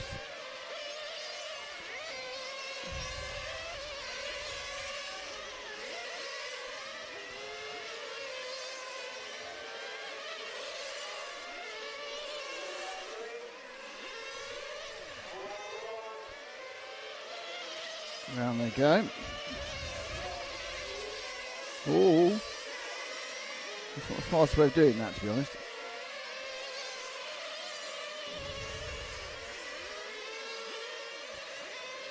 A bit of a slight switch back. 1, 2, car 5, and that is Mattia Calava. I think that's 5 anyway. Find out in a second. Have a look up. Yeah, it's 5. Actually bothered painting it. It's mostly white, but it has got a paint scheme on the side, so well done, Mattia. Got the inside the 9 just. The Squire Montefalcone was thinking, oh, not sure about that, but it's been okay. He's got himself into absolute caught in the traffic there, hasn't he? I think the 5 is the particular fastest, one of the top 2 fastest, but the amount of traffic he's having to navigate is remarkable.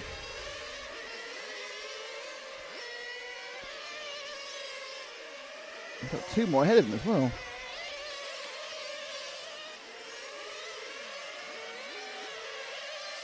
There's a white car in that sandwich there.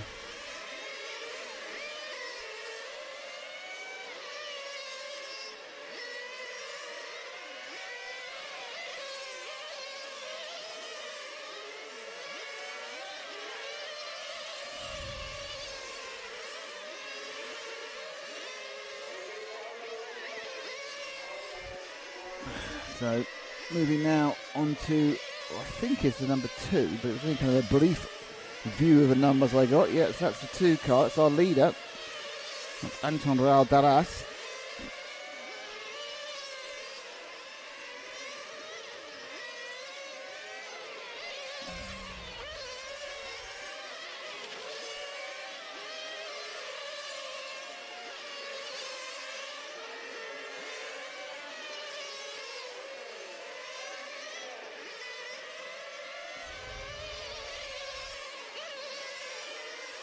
Car's looking quite pleasant actually. It's got a kind of a bite to it and a swish in its turn. It's run a 15.6 last time now, which is a very good time. This looks like it's doing a little bit more than some of the cars we've seen earlier in the heat. Now, it took a little bit too much curve there on 2 wheels. Probably didn't lose too much. And again, a bit too much curve there. As soon as he came off the curb, he induced a bit of oversteer. So perhaps just tone down the curbs, Mr. Daras. Gets through again. I think he's using the curbs in some way to help it with rotation. Certainly for a heat 7, they've got 8, 9, 10, 3 more heats to go. This is impressive driving by Daras. Now 15.4 last time around. And for 27.707. Got himself into a very nice rhythm. Now the only problem that he has to worry about is, has he got enough fuel on board? We've seen a lot of people run out on the last lap and completely destroy great runs. Now, he did a 16.1 last time. He didn't look any worse than 15.4.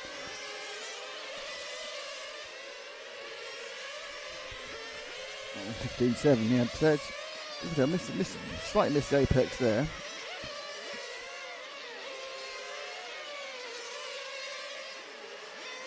Oh. Kind of double row, it can't literally rolled out of the way there and just stuck against the barrier. That was the number 9 having a bit of a nightmare.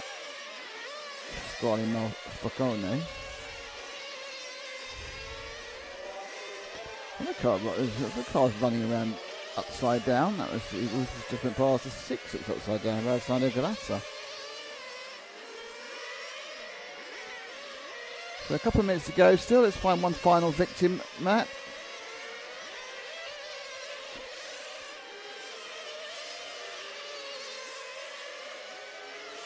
It's the one of Antonio Santana. We've had him actually, Matt. Drop back another one. Oh, number 9, very dead. And here is the car we saw recovering, well, upside down, but he recovered from that roll.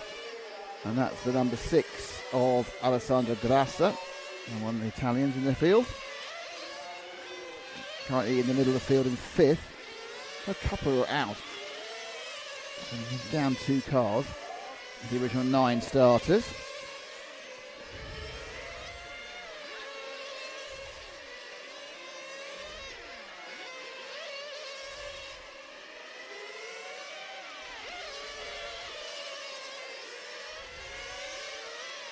Oh, what's happening over there?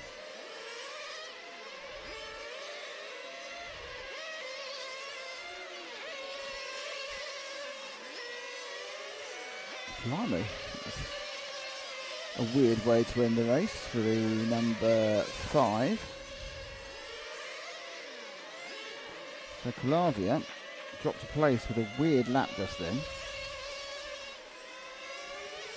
More cars retiring as they run out of fuel. That's the 7 that's run out of fuel, which was running in 3rd with Stefano Saccheroli. And there's the 3 as well. Alessandro Calresi, I think he's actually had different problems. So they kind of creep along, just try and make the fuel run. Top 2 did get there. Now Daras managed to get a 26.703. Matteo Calavio a 26.708. And then the rest, well, Stefano Saccheroli ran out of fuel. So he's got a fast 25, and then it's from there. Kind of mucky, not driving wise is okay. A little bit up and down as far as reliability and fuel consumption is concerned. Back with you in a couple.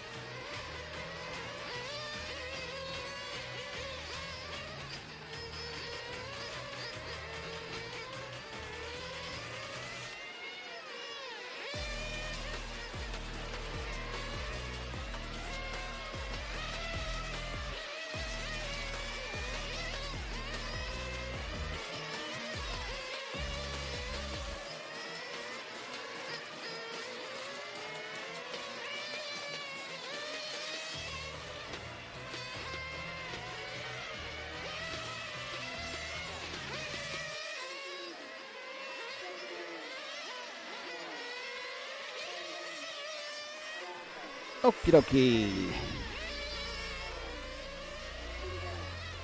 So this one is Fernando Campetti in 1, Crispino Fischero in 2, Clive Connolly in 3, Gianluigi Broncini in 4, Dario Grasso in 5, Adriano Tarragoni in 6, Pietro Mauro in 7, Franco Desidio in 8, and Leonardo Cecutio in 9.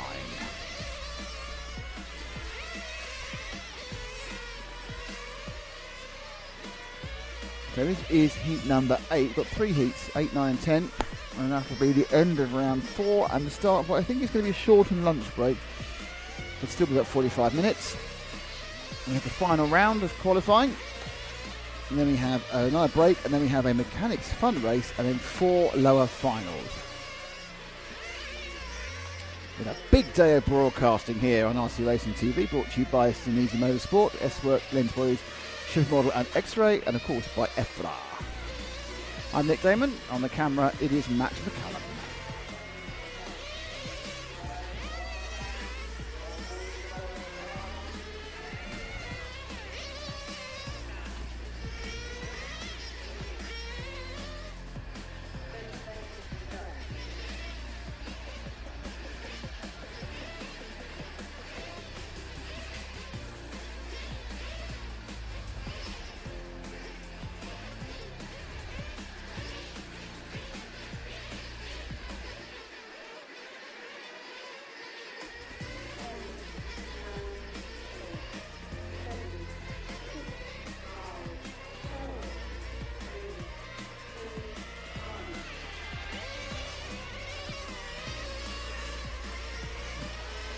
So the countdown has happened. They are up and running.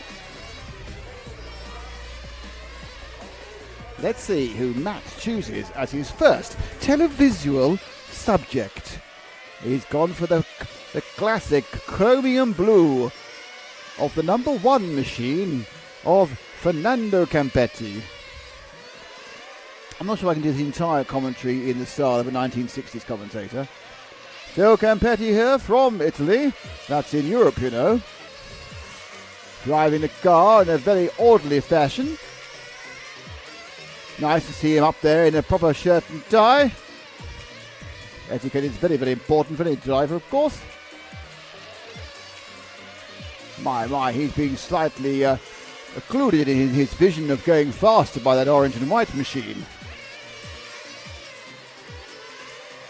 I'm sure there'll be some words in the bar later about that. That's probably enough of that tonight.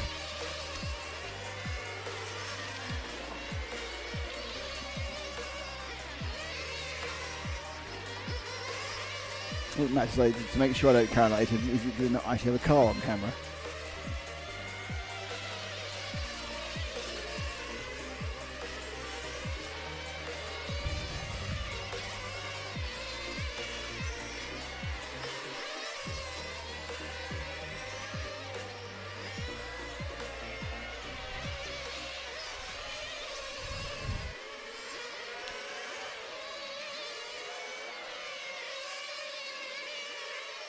So currently it's Crispino Ficero who's leading this one. 6 laps. Gaio Grasso. Now this back straight. We have the 3. That's Clive Conley from the Republic of Ireland.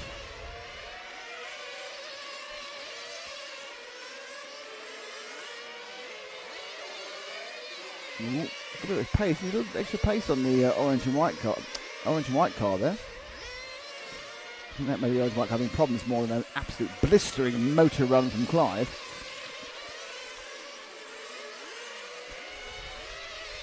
Putting down the power.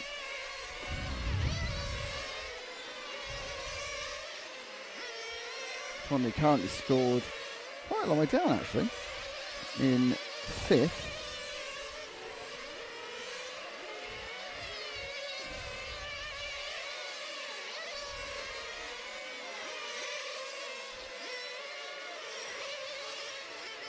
There's our number 5 car, that is Dario Grasso.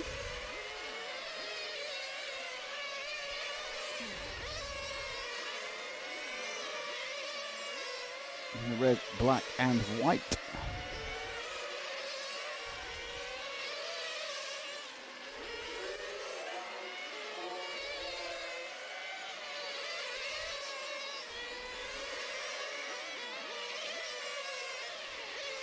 It's a good front end on that. A good balanced car. You turn it and it doesn't suddenly launch itself in a direction it's not supposed to go. A little wobble there. It's like over-rotated coming out of that corner, leading on to the run before the rostrum.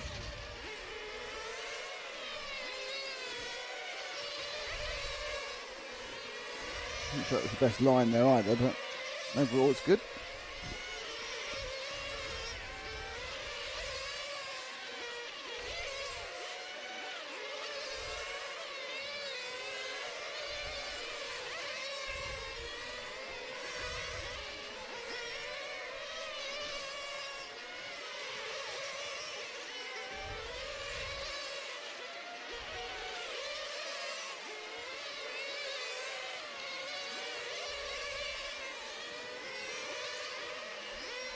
Now scored in the lead is Grasso. 16.5 second laps. Ahead of Kurt Caruto. He's got that yellow car's waiting. He's got a problem. Is he waiting? No, he's got a problem. That is Kurt Caruto. Dropping down.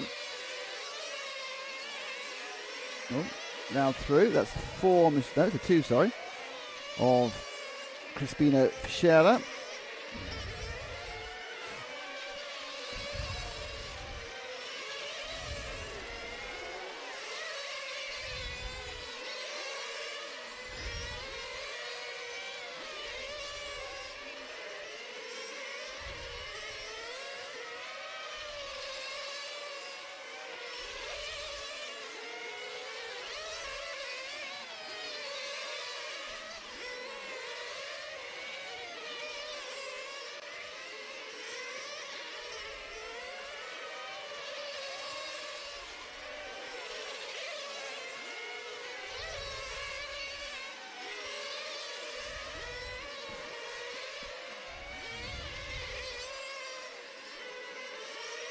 About 1:20 to go.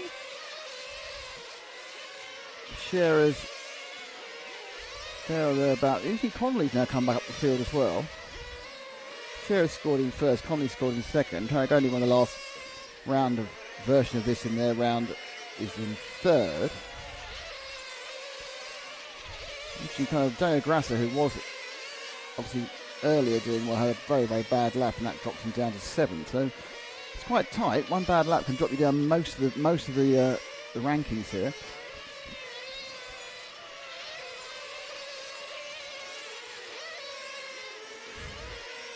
A little bit lost there by the over rotation on the 2. 30 seconds to go. We've got 2 laps. We're hoping against hope they've got the fuel for those 2 laps. That's the 6th car, the second place man, Adriano Tarragoni. Clive Connolly, unfortunately, has had a problem and is, I think, out. He's certainly late. So that good result has disappeared for Clive.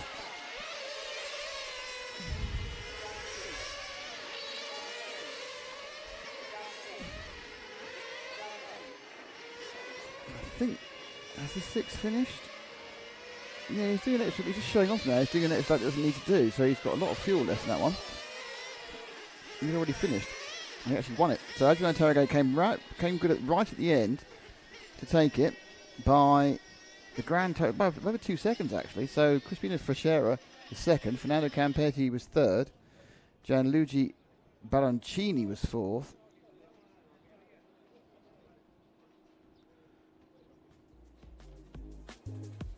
And then you had the rest of the runners and riders.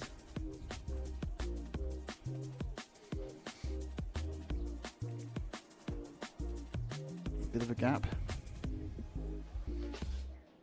So far, no sign of the pasta mat, so it's not going to get too cold.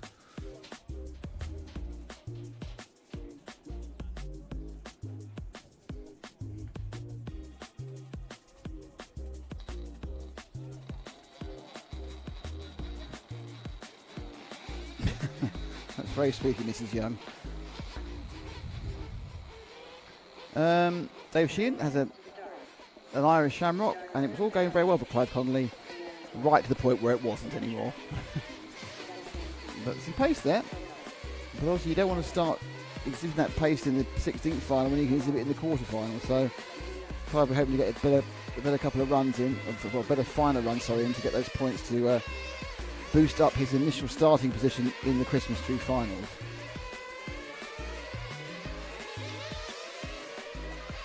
Okay, this is who's in this one. Constantine Nicola Morone, Attilio D'Angelo, Hervé Pouchet. I think right from 9, it's really irritating. It's irritating me how they put these in reverse order, because that's the starting order if they're running in that format, which they're not redoing. So I know it that way. I said car 1 is Valeria Messina, car 2 is Gabriel Palosci, car 3 is Loris Luis, who's won all 3 of these heats.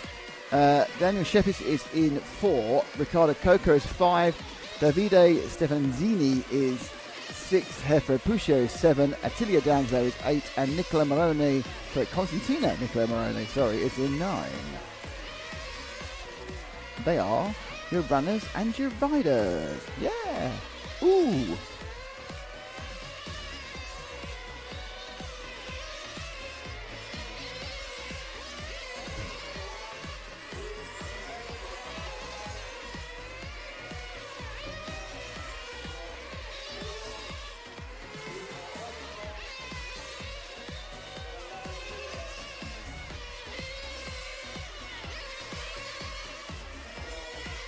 I've just realised I've just re-looked at the schedule.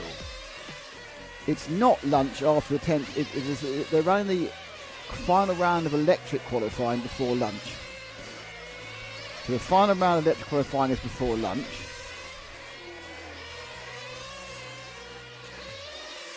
Ah, okay. Matt, we're going to need to have a conversation. They've changed the timetable. So if you nip over at the end of this heat for a quick chat before the final heat, that'd be great. That's a bit of an internal conversation to everyone.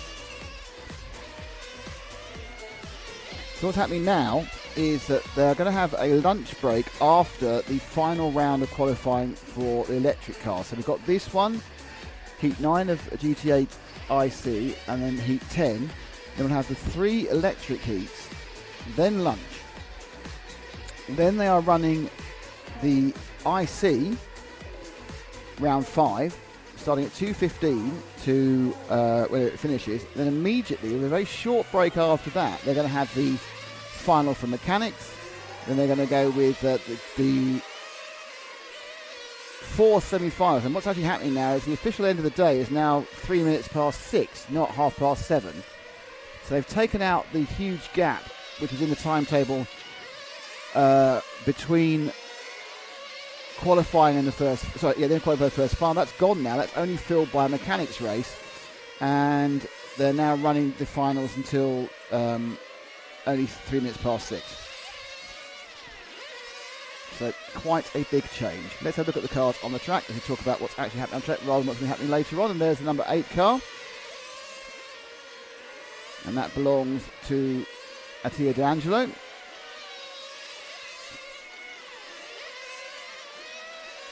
Through the infield he goes. So you're going to get action here all the way till probably just after 1 o'clock.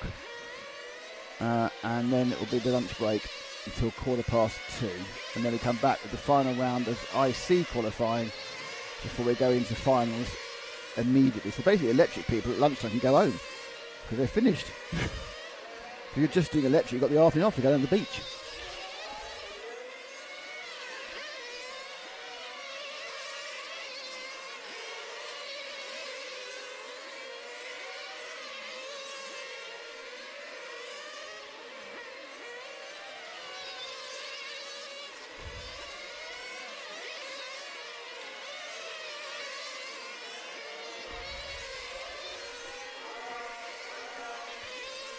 So D'Angelo remains towards the bottom. This is now with the 3 of Loris Louise, who is the fastest person in the... Oh, no, go back where you were, because the 3 is the fastest person in this heat. And it has won all the 3 previous runs of... Not overall, but just he's won Heat 9 the previous 3 times. He is currently quite comfortably in the semi-finals, directly qualifying.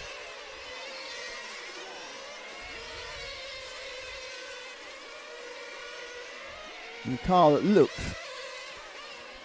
very, it's interesting, this car looks very like handling like a 1/10 touring car.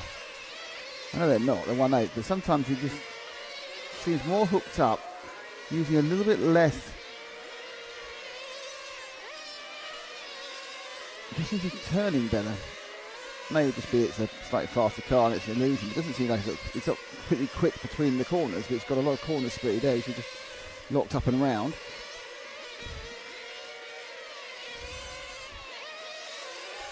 And he's still, oh dear, oh dear, oh dear. He was winning, now he's not. He only had a second over Daniel Shepis. And that little error, that will coming together is going to cost him more in the second, I would think. And it cost him 9/10, so he's just about going to retain his lead, I think. Shepis may pick up the lead in the 4 car, who should be coming over the line. We'll just be past the line now. Probably one of those cars in the inside, unfortunately.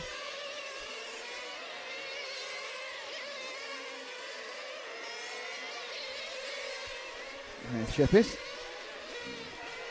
Shepis Model, obviously. These are quite a colourful rear wing. Black with some various stickers on it. I don't know if it's they're Dr. 46 stickers, but they might be.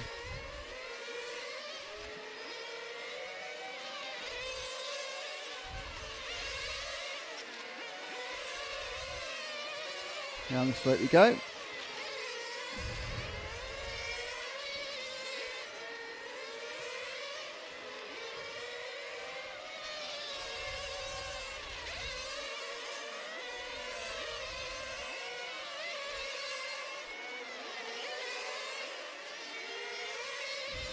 This car. If you compare it to Loris, you see a little more slide. You can see it just sliding a little bit more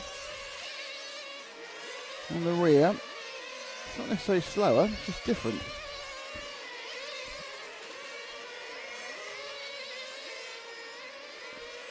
Two and a half to go. A little bit of that time round. That's a bit more hooked up.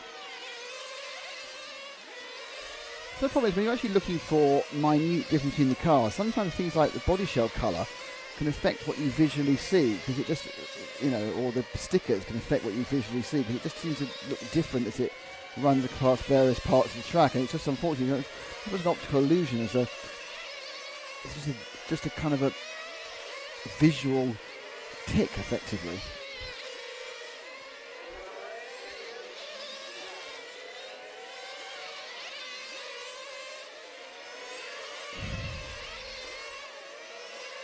There goes the 4. Third place is the number 1 car, and that's Valeria Messina. Still Loris and Shepard. Messina's in 3rd. He's a couple of seconds back on these two. I said third, he's a second back on these two. Loris has got a 2-second sort of lead over Shepard, and Shepard's got a second over this man.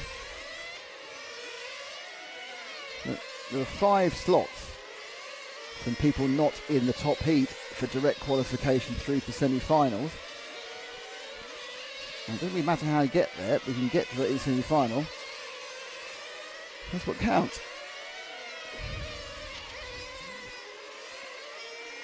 14, I think, automatically qualify up to semi-finals. The bumps in Nitro class are normally 3 Nitro track. It's obviously in off-road track it's 4.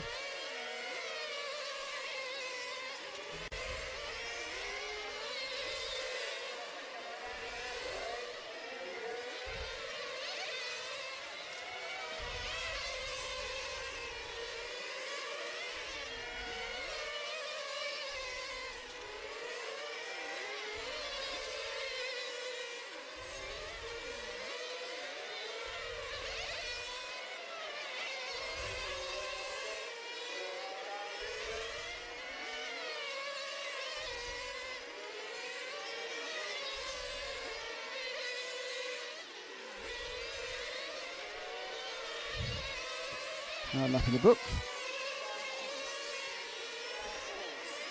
And the race runs down. And it looks like Loris Ruiz is going to just pick, if he doesn't run out of fuel by the way, he's going to just pick a 28. He does. He's a 28.714. Valeria here, we've got a 27.05. So he had this fade off towards the end. And a 27.01. 7 minutes that is, for Daniel Shepard. Okay, last of heat qualifying round 4 with heat 10. So next we will have after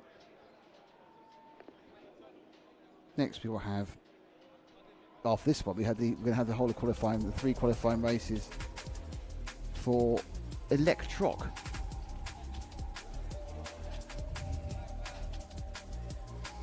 The electrics, they will be available.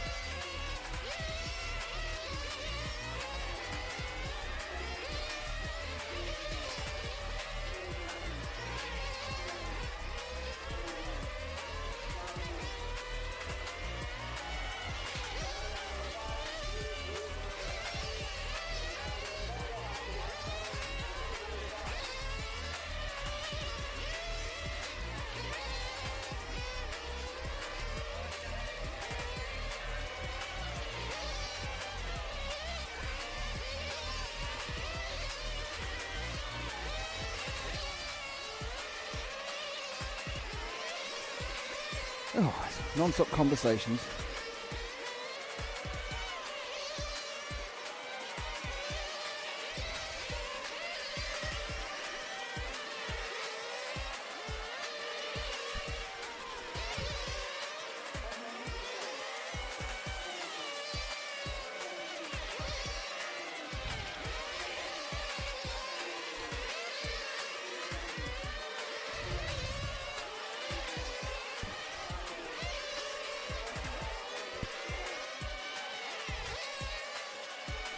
Okay, so just waiting for the final part of the warm-up.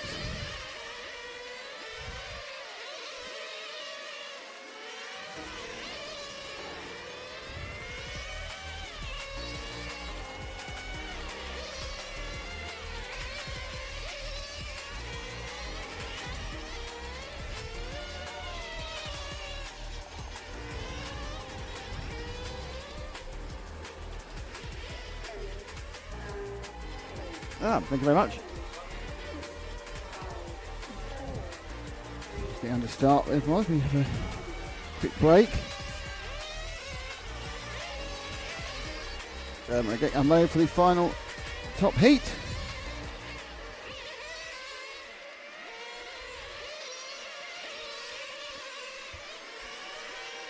Just getting rolling now on their first laps. Yes, Inizeo, Rosario Gimio, Felipe Beretta, Andrea Catanzani, Alex D'Angelo, Bernard Arnaldi, sorry, Nathaniele Senesi, and Umberto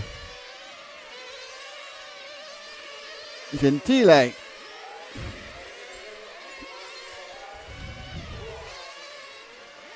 Couple laps down.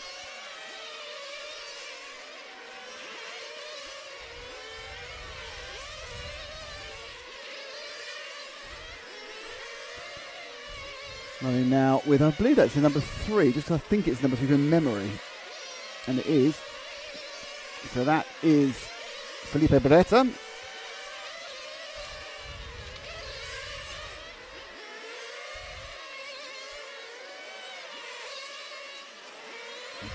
Just lifting a rear wheel there as he goes round the corner.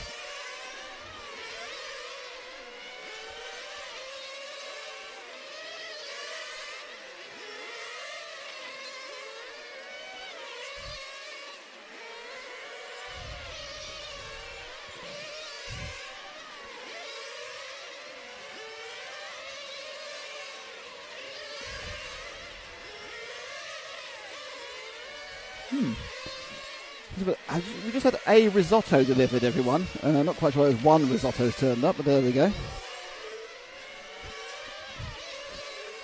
So there's a combination of lunch and car coverage going on now, and as you already know, lunch is significantly more important.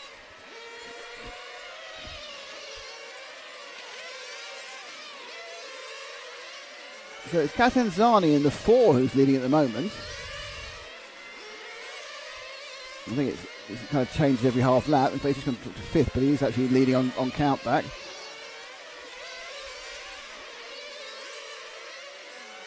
Swings to the top of the table again, Italian.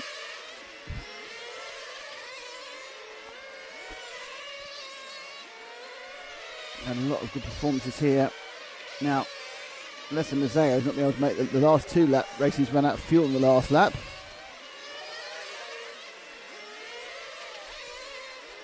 There's the 4. And Catanzani still scoring at the top of this timing, 4:20 to go.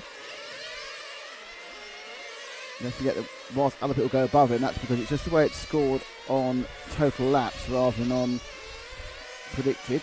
Predicted goes all over the shop, so then here Catanzani now is the fastest at this point.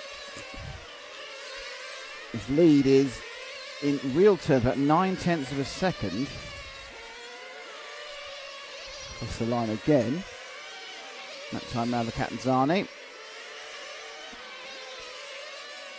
Was a 15.2. Still about a second. Still, some of the usual suspects not up there yet. Felipe Beretta scored in second. Now hanging on behind him Who is that behind him? He's not dropped him at all in the last couple of laps.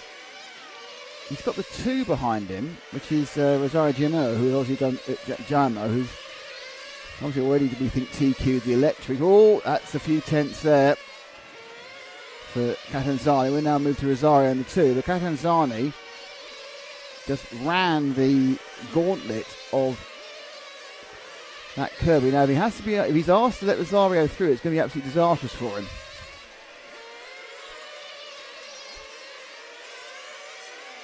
Still scored first, though. Rosario only scored 5th. It's only a couple of seconds behind, so obviously he must have had an error at one point. Catanzani must have got past him. This is the 4 and the 2 we're talking about. 2 is the black wing, 4 is the clear wing.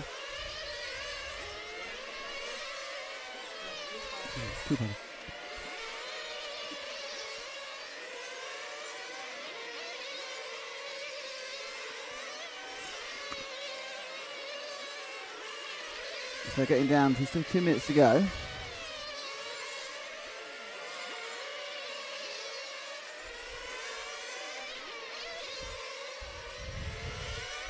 Okay, let's pick up Alessio in the 1. Let's see if he can last to the end of this race, because he hasn't lasted the end of the last 2 races.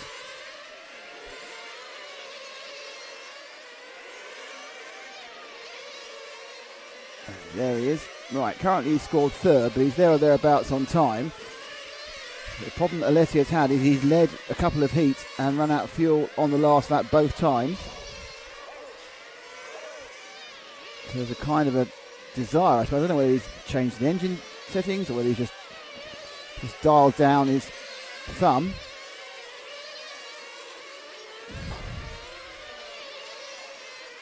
That is the question.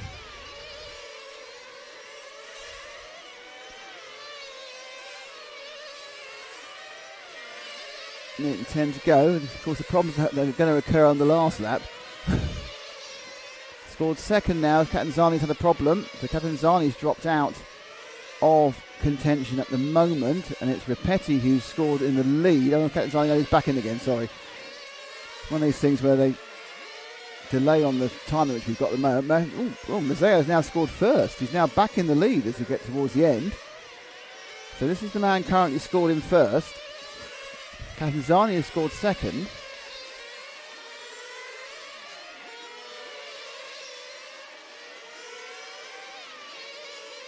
Two laps to go. So basically, he has to get this round 2 more laps. Surely not a problem. Well, it's been a problem the previous 2 rounds because he's run out of fuel. Senesi making a bit of a move now. Up the inside, that was good. Right, so now this is still looking slightly in the lead. I'm not quite sure whether Catanzani actually has gained the lead again. It's going all over the shop. It's going to be difficult to call this one, but this is the last lap. So this would be an absolute gain for Mazzara. No, he's run out of fuel, but he may be able to get the thing over the line. No, he's run out of fuel again. This time he's run out of fuel. Very, very, very close to the end. And that's, oh dear, oh dear, oh dear, oh dear. We've lost a lot of cars through running out of fuel in that one. And in fact, we lost Catanzani ran out of fuel, Mazzeo ran out of fuel, and Beretta ran out of fuel. And Eduardo Ripetti won the round. Rosario Gimo 2nd, Natanale Senesi is 3rd, and Alan Bernard Aladi was 4th. And absolutely, the mantra that was famous from Ron Dennis, to finish first you must finish. And that's what Alessio Mazzeo has not been able to do. So Rosario Jamiro has not had the greatest of situations, has managed to... I'm about to disappoint Matt now.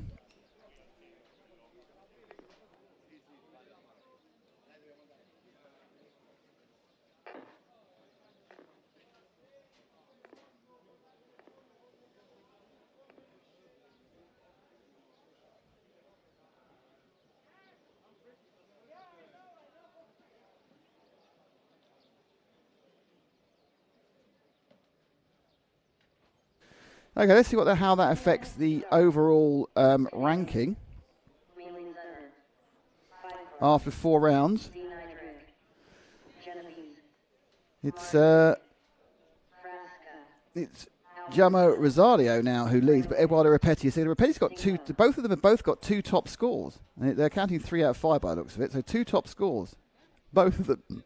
So Repetti, who's actually managed to do that by actually finishing the race. Apparently, it's quite important finishing an actual race. Can't think why. Zani is currently 3rd. B.A. Arnaldi is 4th. Mazzeo, who has only finished 1 of the 4 rounds, is still ranked as 5th because he's had those fast times, just not had the extra lap. Nathaniele Senesi is in 6th. Alex D'Angelo is 7th. Filippo Beretta is 8th. Loris Louise is 9th. Daniel Shepis is 10th. Valerio Messina is 11th. Umberto Gentili is 12th. Constance Nicola is 13th. Herfrey Poucher is 14th. Gabriel Polosci is 15th. Attilio D'Angelo is 16th. And Matteo Colavo is 17th. So it's top 14. Herfrey Poucher currently on the bubble.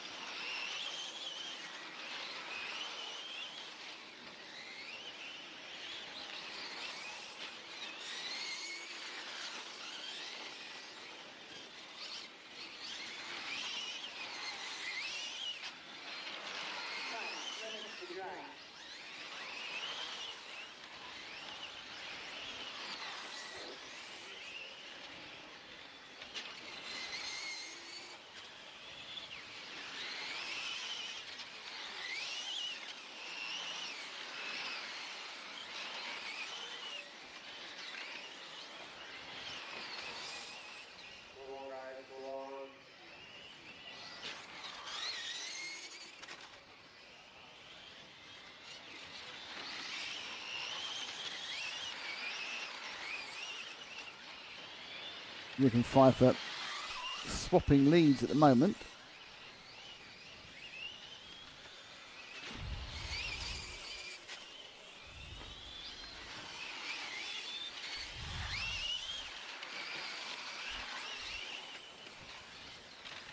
If you just showed me something on the camera, I didn't see it. Ooh.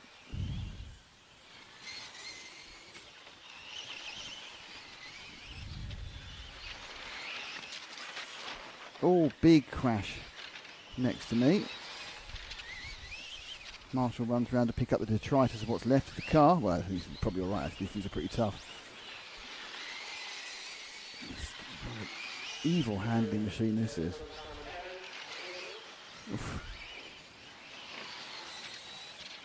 Back with Nick Zinderick again.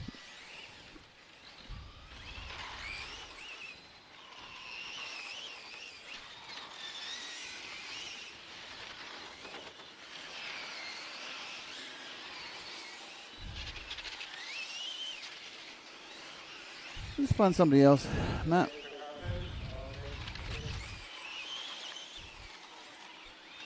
Back with that. Nope. Now it's the orange with the white edging machine.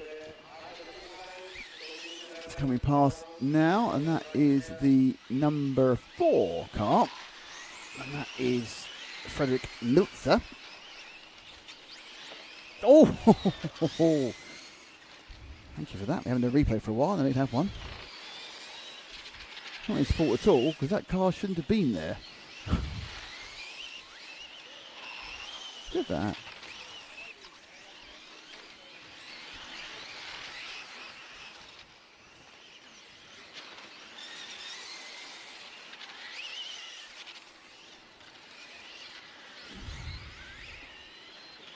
I think he's an ISO just one car for the sound and work out where they really are, full throttling and everything else, and where they're just running loose, and then kind of get a comparison trace between the people in heat 1 and the people in a later heat.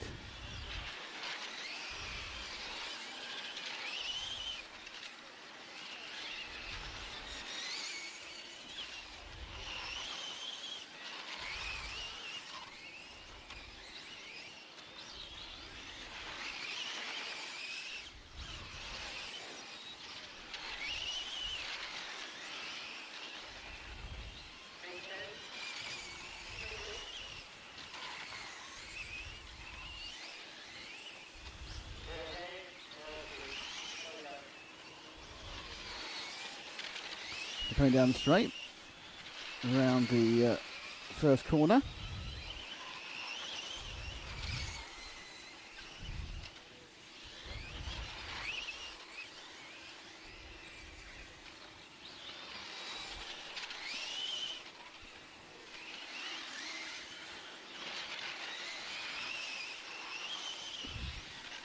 Stop 10.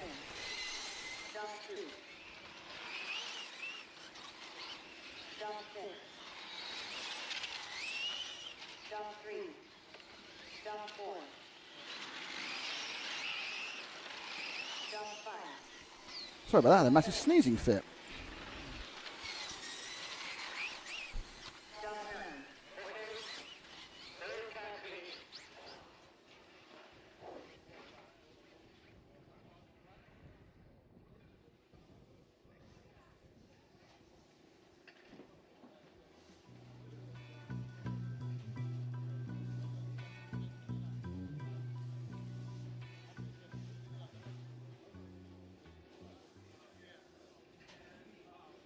Food's arrived, might be away for a couple of seconds.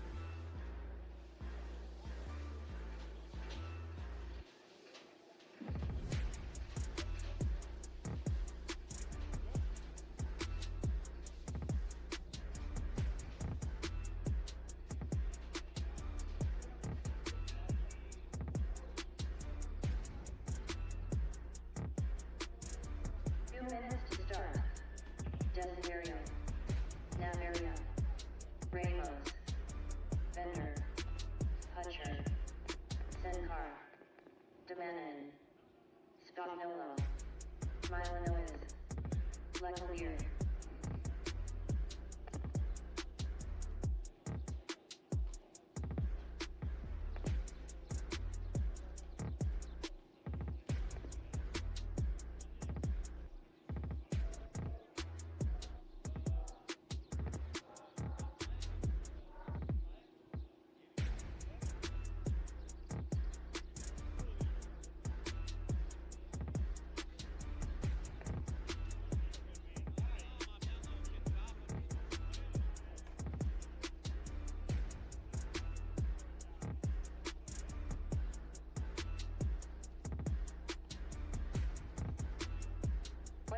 Start.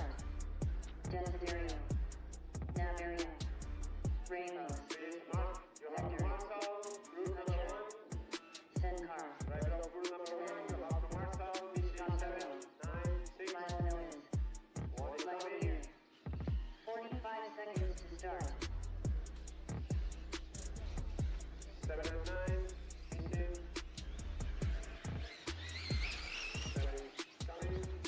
30 seconds to start.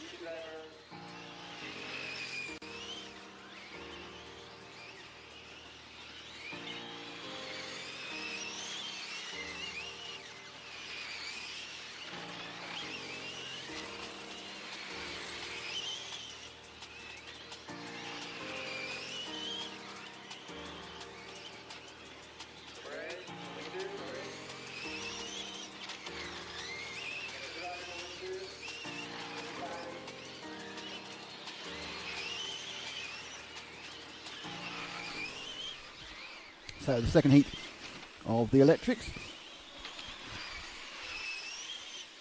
underway. Hereford Pusher is currently leading this one away.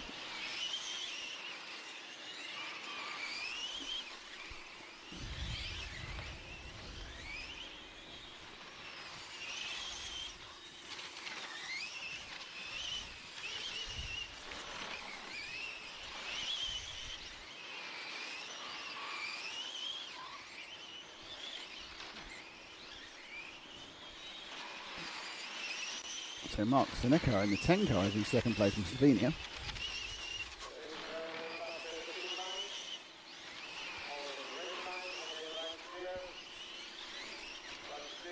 Been quite busy marshalling recently on this side by the timing hut.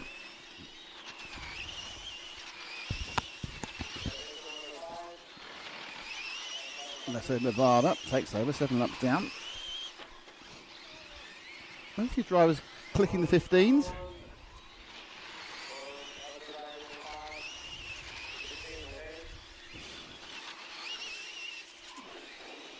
Francisco Dominic not making the start of this one. Didn't see if that was a just not here or as a situation where he had a problem early on.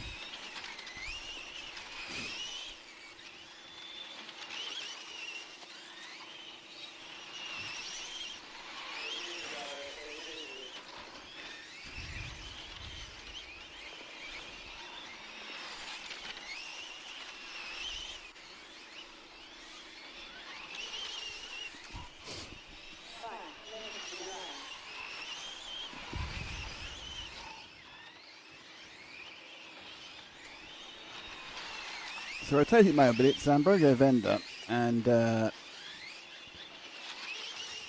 Alessio Nevada who seem to be rotating in the lead. Michael Milanovic in Poland also there or thereabouts. I think Hybrid Pushers had some problems with the pull into the pits.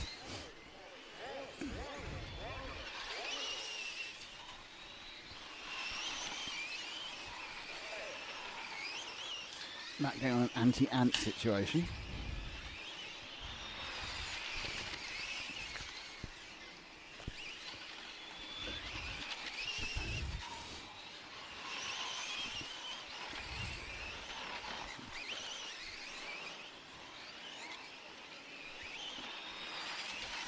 Sprinting down the main back straight. Get a kind of a view.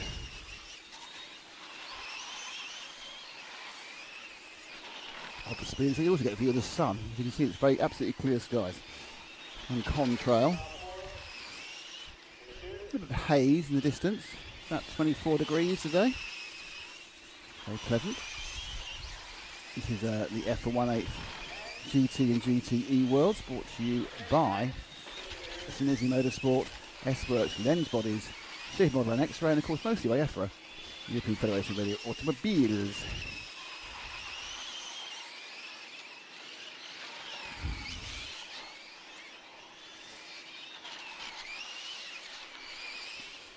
So this is the final bit of qualifying for these electric drivers. They won't race again today. They aren't on again until tomorrow. They get it's a 3 heats, 3 leg finals for everybody. So A, B and C for all the 3 finals.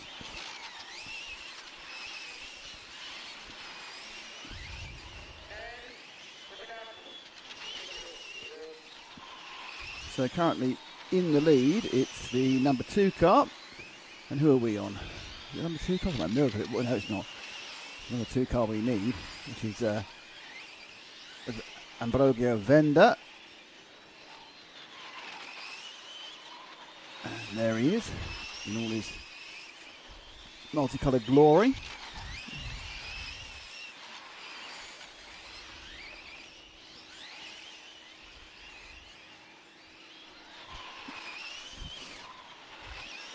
And 20, a second ahead of Milanovic. We tried to find car 7. I don't think we showed Mikhail Milanovic much so far today.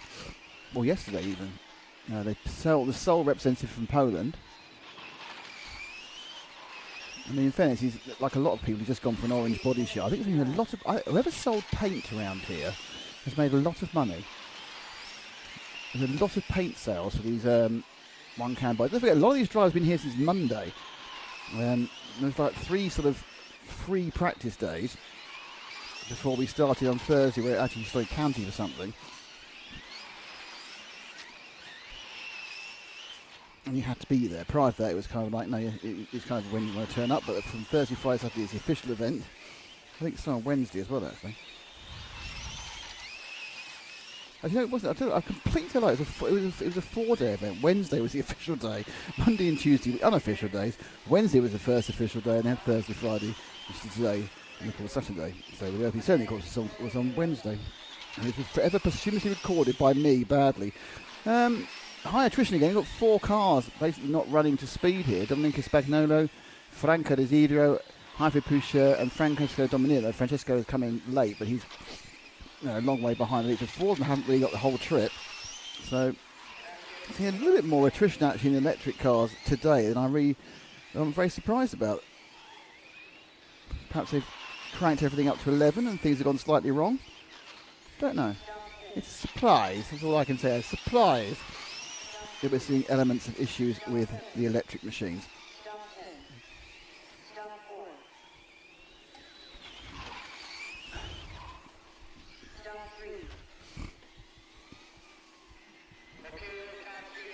That race finishes with Ambrogio Venda, the winner, from Amico Malamic, Eddie Ramos, Alessio Nevada, Adrian Licolio, and Mark Sinenkar.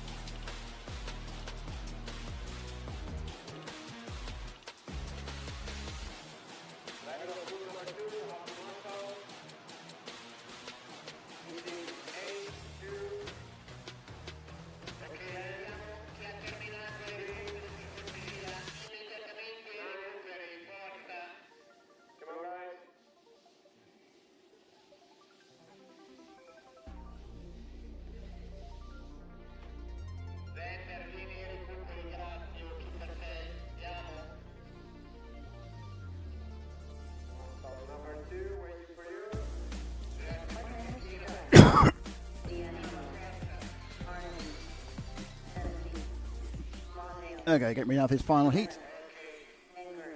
Filippo Beretta in 1, Alessio Mazzeo in 2, Nahali Sensei in 3, Alan Bernardi in 4, Alexandro in 5, Rosario Jamo in 6, who has already claimed TQ as far as I can see. I might be wrong though.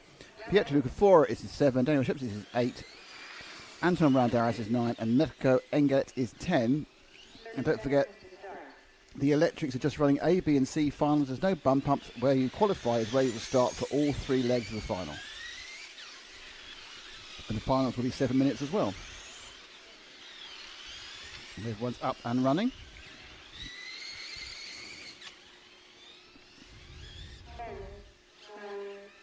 Just waiting slowly as they decide when they think they want to cross the finish line. And there's no danger of running out of fuel on this one because the electric battery can probably last 15 minutes.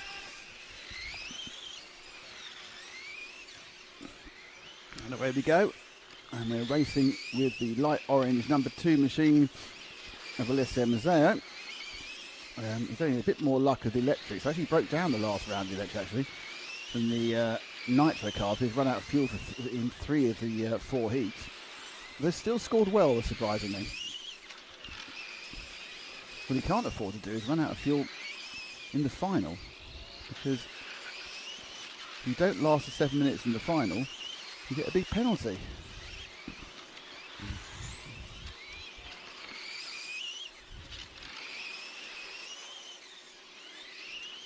Half minute gone. It takes a while to settle this down, especially with the kind of the split situation on the lap.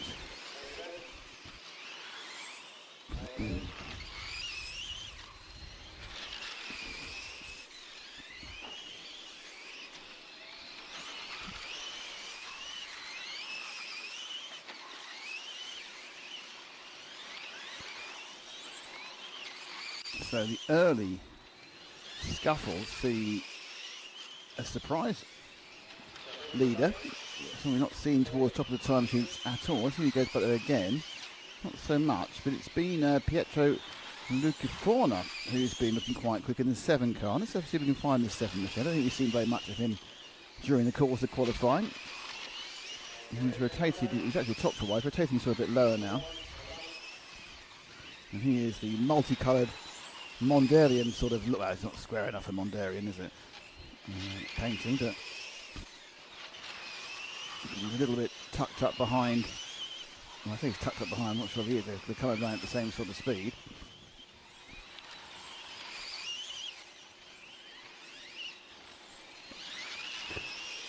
And that car just ahead of him is the 9 of Anton Dallas. They're kind of running 7th and 8th at the moment. Well, Mazzeo's got the front. He's got the front by a reasonable distance. Not quite sure what's happening with... Rosario's had a problem, so our pole man's had a problem. And he's a long way behind after a problem on a previous lap. He's not going to be troubling the top of the time sheets this time round. I don't think that's going to open it up for another winner. I think there's possibly a Senesi when it might be, but it kind of depends what the countback is.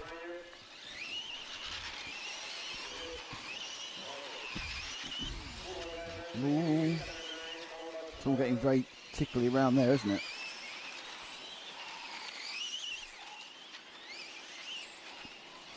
See if we can find the 5 car, which is Alex Jones. We've also not seen a lot of Alex during the course of this meeting.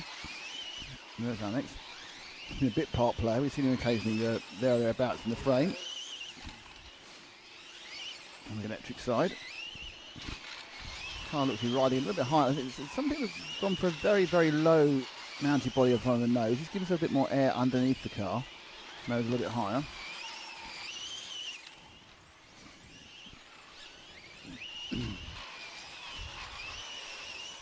Certainly the power it rides. And you can't see the optical illusions because you can see the rise of a flory yellow paint job easier than perhaps some of the others. But it does seem running a little bit more off the ground. As you can hear, a lot of the cars are scraping Lexington as they turn. There's quite a lot of body roll in these cars. They've got a lot of weight, a lot of momentum. They've got a lateral grip with the rubber tyres. So you do hear that kind of scraping of Lexington quite regularly.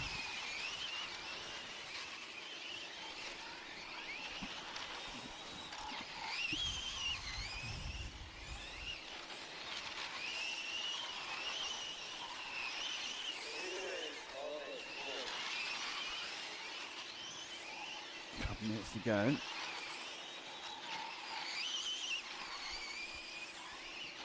So number 3 is currently in second place, Matt.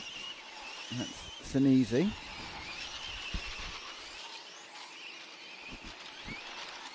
There he is.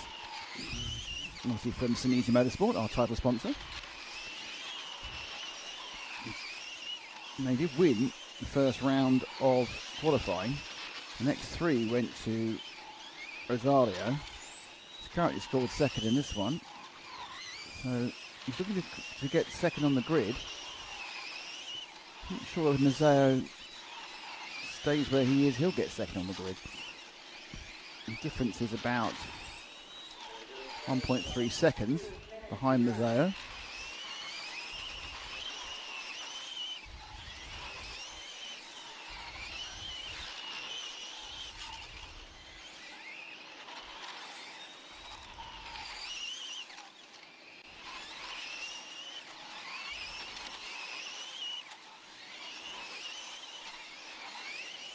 Bit of back markerage for Senesi to get past.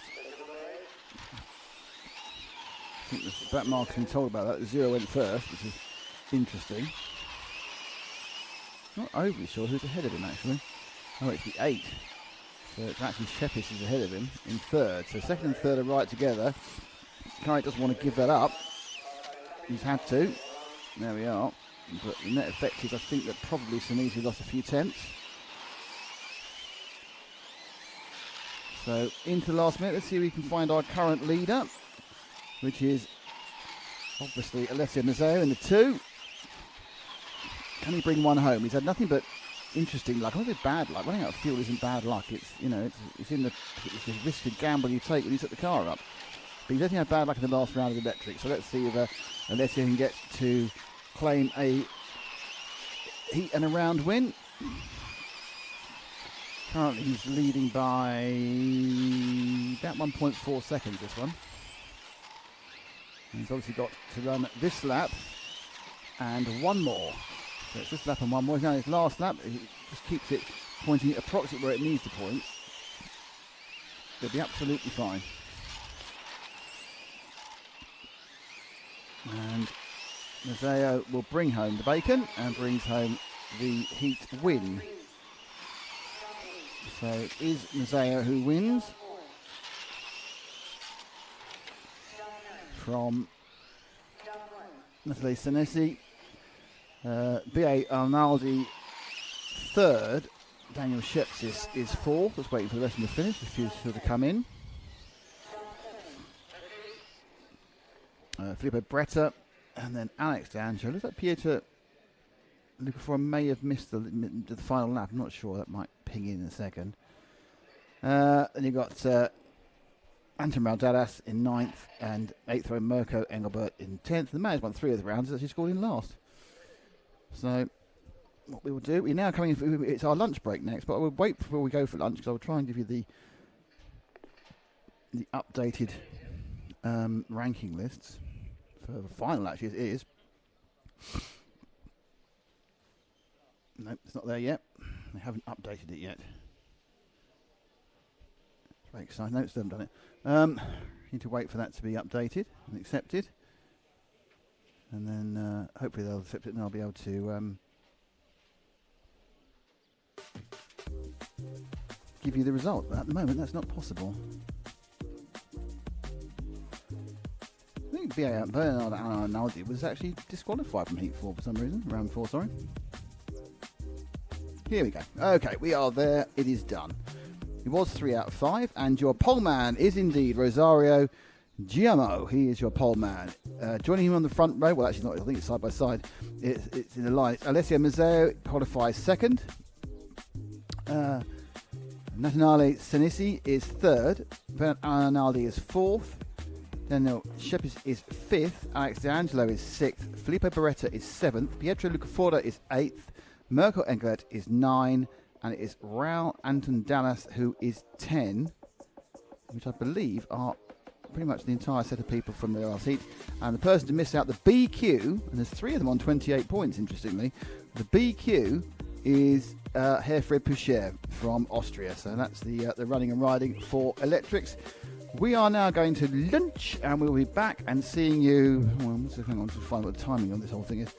We're back and seeing you timing-wise. Hold on. Bear with, caller.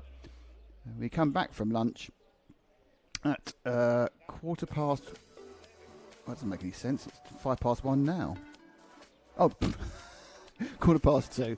2:15. We're back. 2:15. We are back with you from lunch. So we'll see you all at 2:15. Ciao, ciao, ciao.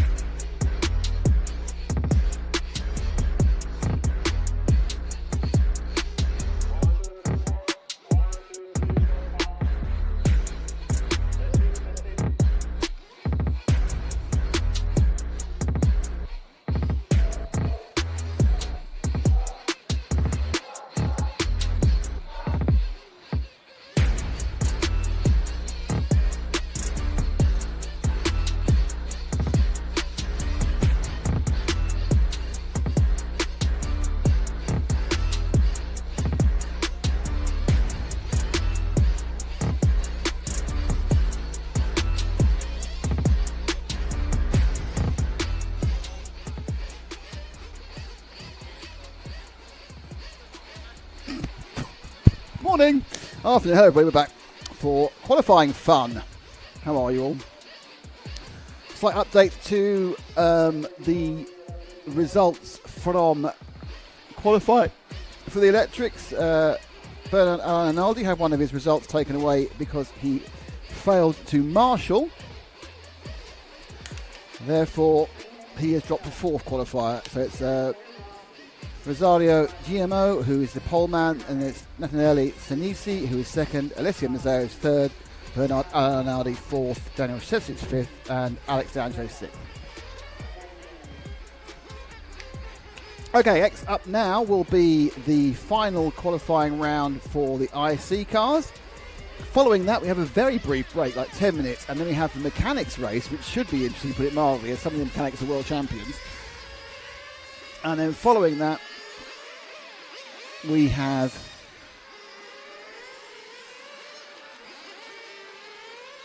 four of the finals. So there's four IC finals. I think they might be quite thin. The first two might be quite thin entries, and the second ones will be absolutely full, obviously, as often happens in Christmas tree finals.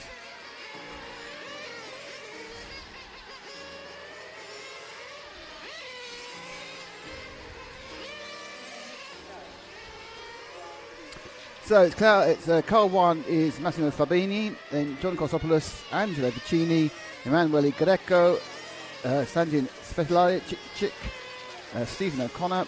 Sorry, no. Oh, this is ridiculous numbers here. Russell Gerardo, Stephen O'Connor, Bruno Barbosa, and Claudio Rossi are the other drivers taking part in this situation.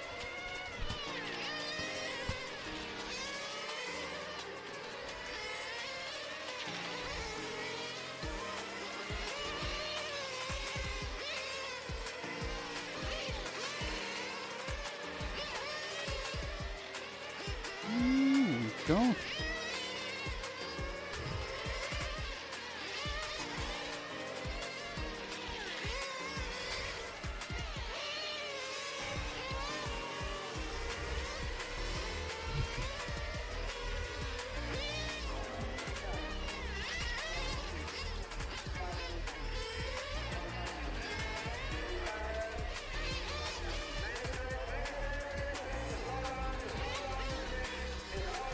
No, there's a problem. Something's gone wrong. They've stopped. This is in the warm-up that's been a problem, by the way.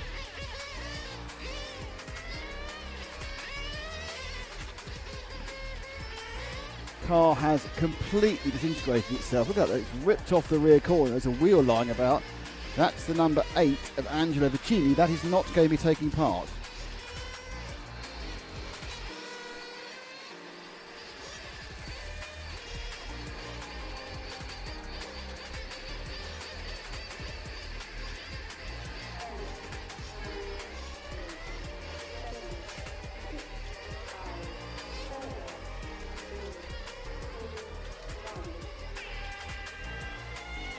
Okay, let's get rolling.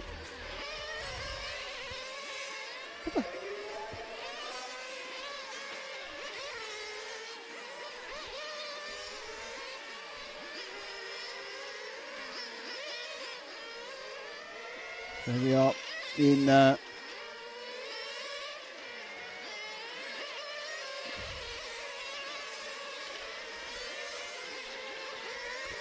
so up and rolling. First car we are with. We have lost Vicini in the car in several hundred pieces.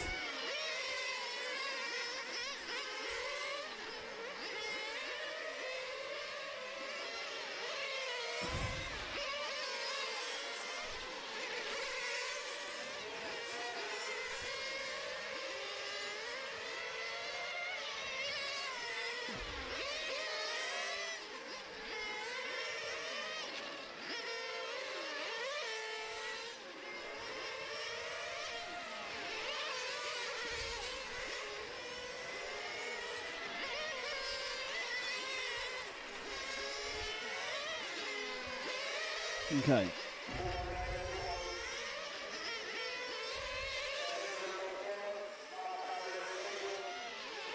Five car.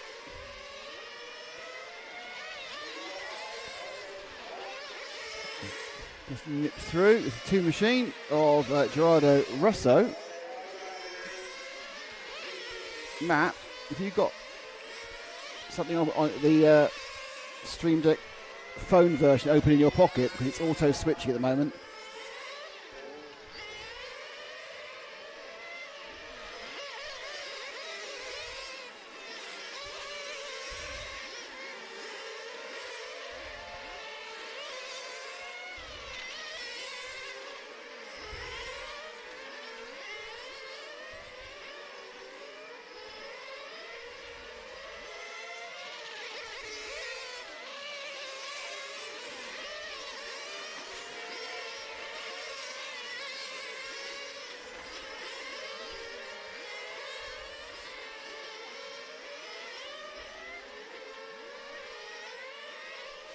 So Stephen O'Connor in second, Emmanuel Greco in third, Claudio Rossi in fourth, John Kostadopoulos in fifth.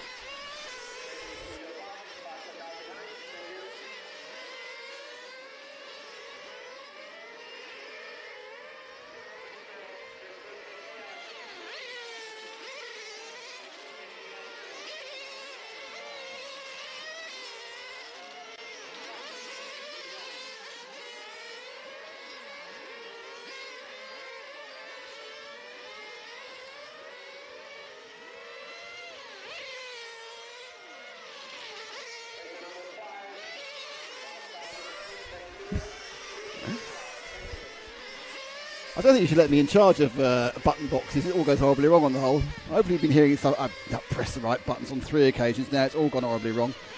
Cars are going round. Anyway, so we're back up and running again. Kept doing that.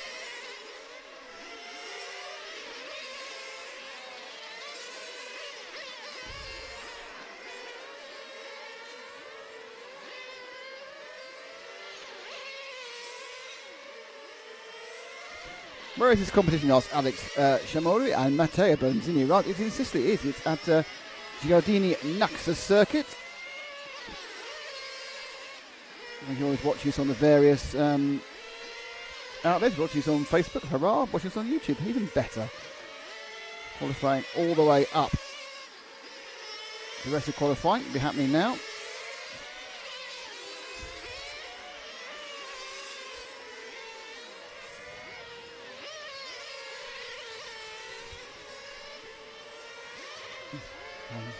Okay.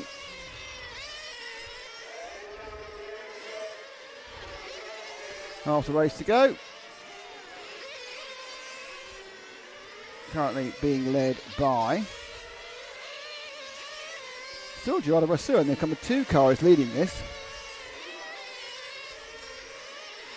It's Stephen O'Connor in the 3, Emmanuel Greco in the 7, Claudio Rossi in the 5, John Kostadopoulos in the 9. They're your top few runners and riders at the moment.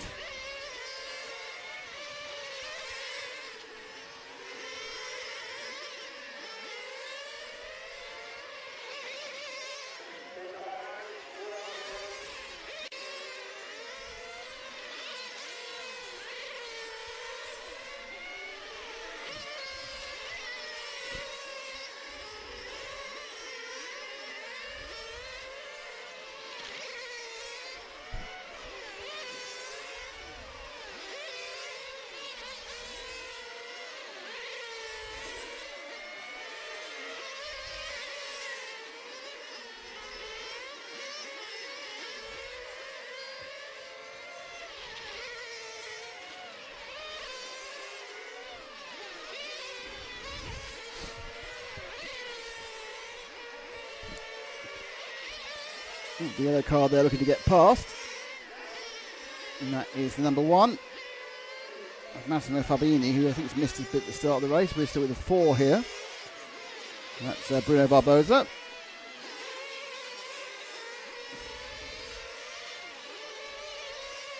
Going down the main straight, Barbosa. Cool. That is run out of fuel with a minute and 50 to go. Just a hesitation there. Just trying to get the car turned.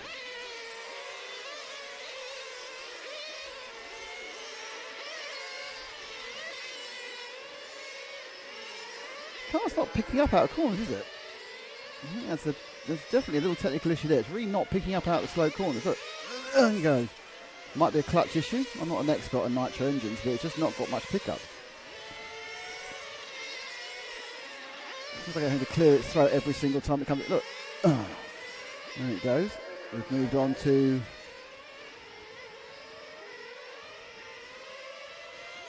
down the straight with the one machine. Drop back one. And that is 6, I think. I might be completely wrong on that one as well, but yeah, it identified. Oh dear, there's a massive accident there just off camera, unfortunately. That is the 6. That's Sanjin Spet. He's not really been able to get particularly good runs in, so he's quite near the bottom of qualifying, just basically due to the fact he's never finished any races. And he's running now. 20 seconds to go. Croatian. Just needs to get this thing to the end. And I think he has actually, because I think it's not. I think that time was slightly out. He actually has managed to cross the line in 5th. So we have the result. Wait for one more car to finish actually.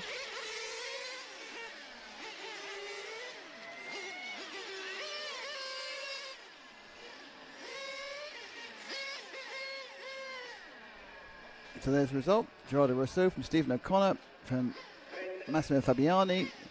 Claudio Rossi are your runners and riders in the first of our 7 Nitro heats. 5 minutes to start. Start order Newman. Quagliarella. Hyperion. DeWilder. Thanks for all you with us after lunch. It's going to be good. We've got some good racing coming up today, so hang on. This qualifying, then we get to top qualifying. We get there's no real break after qualifying. 10 minutes, and then we're straight off and into the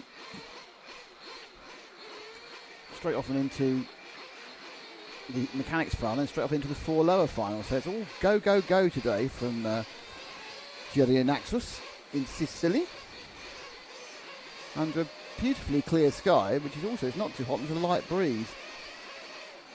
Once the sun stops being in your eyes, which is, for me personally, it becomes very pleasant weather-wise.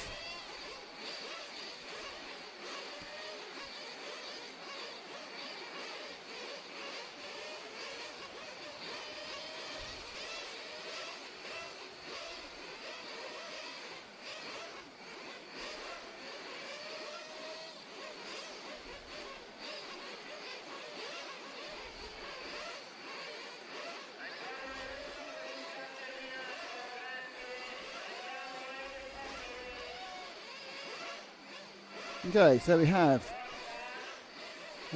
Christian Delgado in car 1, Gilles de Wilder in car 2, Alexandros Oglu in 3, Fabio Quadrero in 4, Jason in 5, Marcelo Atovilla in 6, Leonardo Lacesco in 7, Giuseppe Lizio in 8, and Fabio Calagardi in 9. For this, the final run of Heat 5.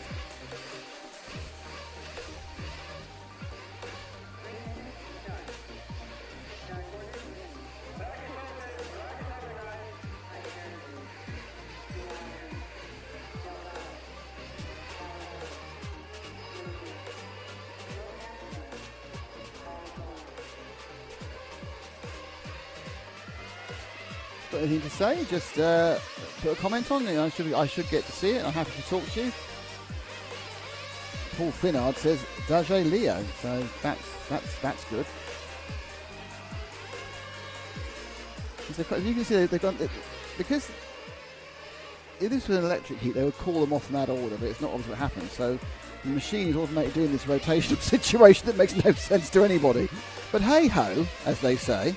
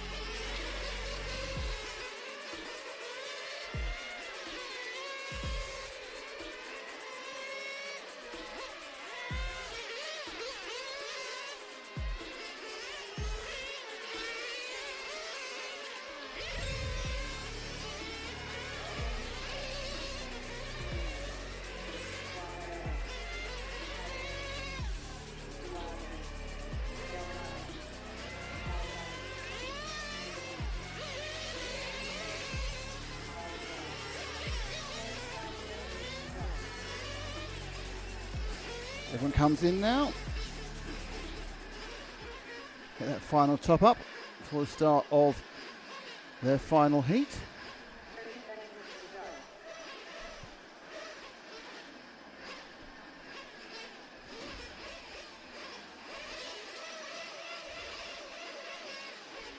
Just worry when I look up. And they drop down, the way they go. Last car to go. Trundles down the pit lane.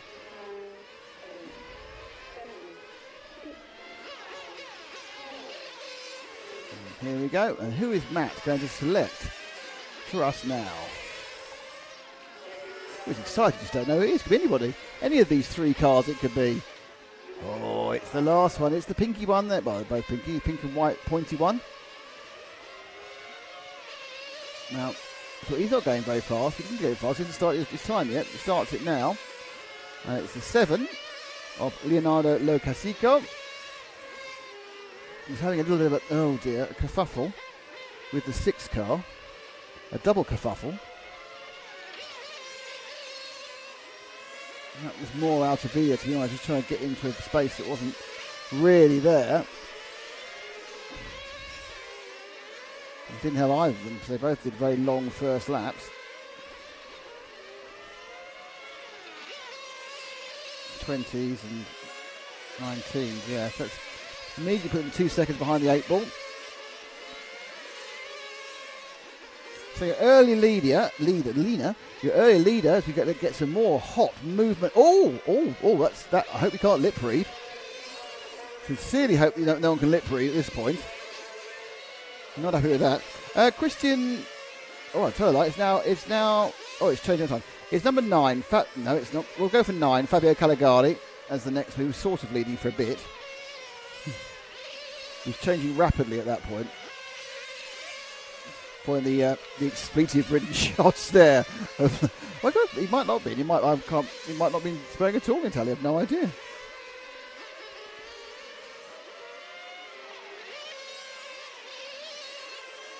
That isn't the 9. Who is that? The gold car is car number 6, which is out of Via, currently scored 2nd.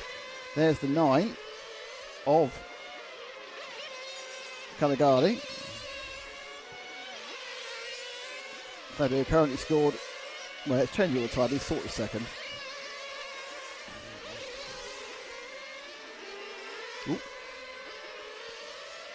Oversteer there. Track still won't be caught. Track will not be cooling down yet. We're at 2:30 here, so the heat of the day really is sort of in 2 to 3 o'clock.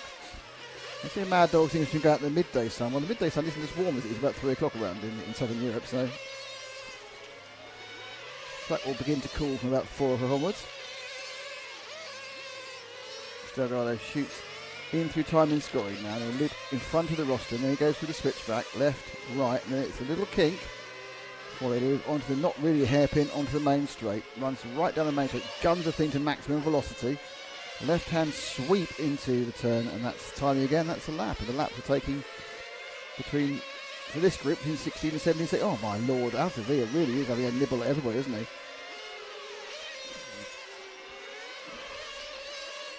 So leading now, it's Alexandros Piper-Oglou, one of our 2 Greek entries in the number 4.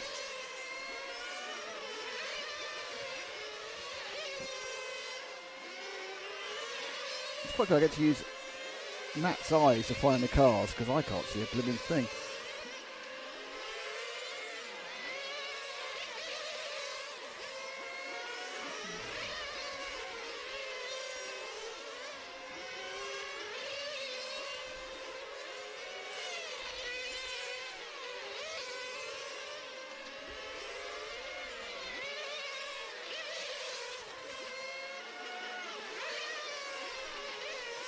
Scored first.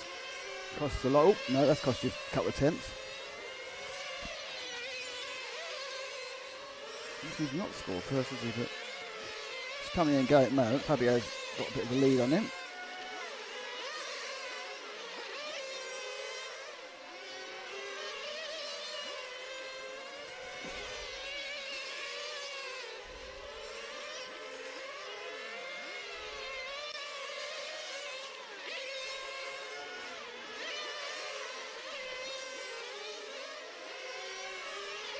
Yeah, as you can see, the timing is updated very slowly.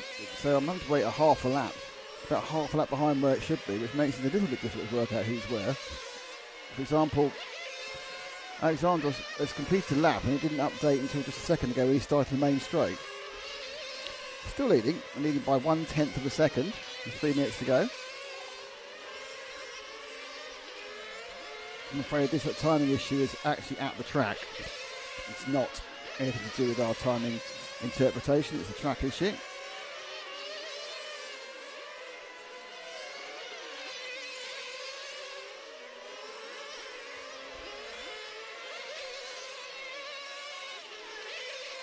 It's kind of every 7 or 8 seconds.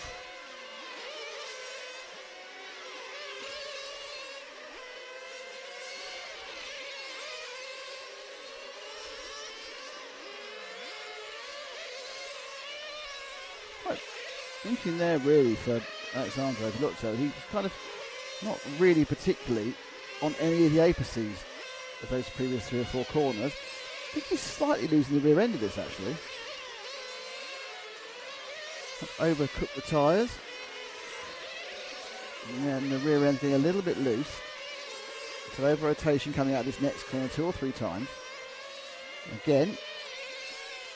Just puts the power down and again. So yeah, whether that was like it at the start, we weren't watching. It's certainly now looking a little bit edgy. And a little bit edgy is not particularly quick. And you can tell that he's dropped it like a second a lap. And it's edged out that time. So the car has got edged out entirely on that last corner. And another second is gone. Okay, so interesting, Marcello Altavia in this, the gold car, the 6th, despite being responsible for several comings together, has actually now been scored between 2nd and 3rd. So he's kind of got an all or nothing, that's again also got edgy. Some of these earlier heat cars not set as well as others, in fact some of them not driven as well as others. A bit gentle as possible sometimes. And of course with ISE cars, clutch engagement is king. Let's have a look at a couple of cars earlier. One thing I didn't realise, and I haven't been able to hear it, but there are 2-speed boxes on these cars. So they do have little gearboxes on the IC cars. Obviously, don't need an electric car. So they have quite a narrow upshift. They're not the massive differences you get in 1.8, so it's perhaps why you can't hear it as well. You can hear it very much. You can hear them changing gear. But there is a gear change here as the car 5 is retired. And we come to the end of the heat. So 2-speed boxes on the IC cars.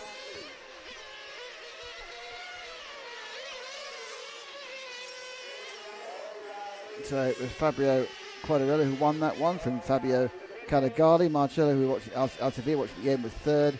Alexandros Papaoglu had a good start but then faded. I think the car fade on was 4th. Christian Delgado was 5th. Gilles Duwalde was 6th. Leonardo Locascaio was 7th. 8th was Jason Noonan, who ran out of fuel. And 9th was Giuseppe Lizio, who didn't start.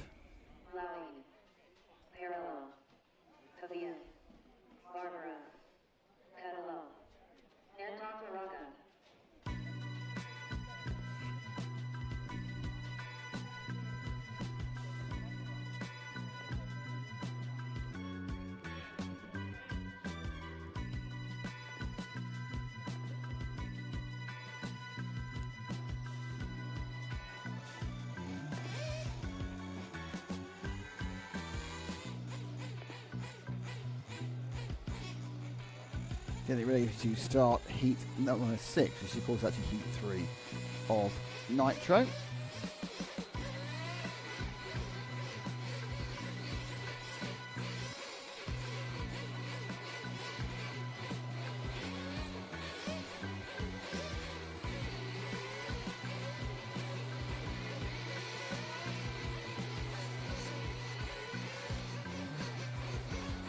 Dun, dun, dun.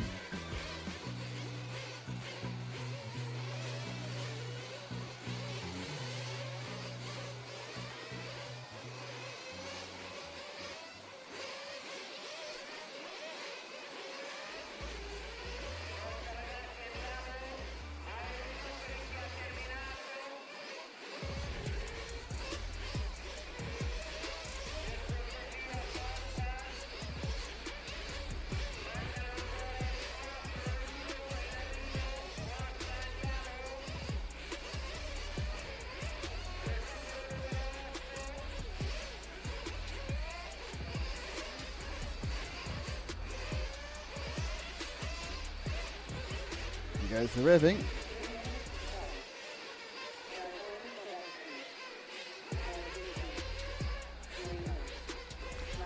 Lawrence, was it Gruber or Balesti who retired from Nitro? It was Gruber.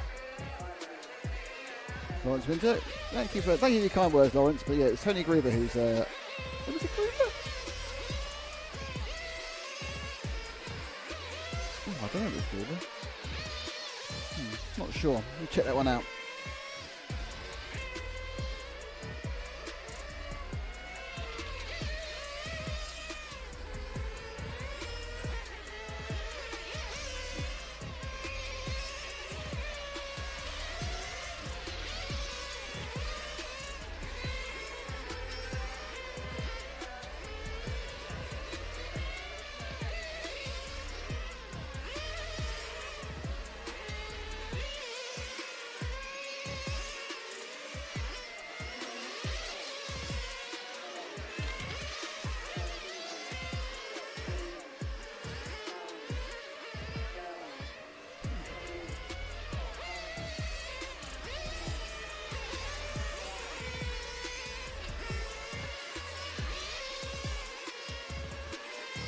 Yeah, it was Tony Gruber who won the 1/10 meeting here. He's the one who's retired from IC.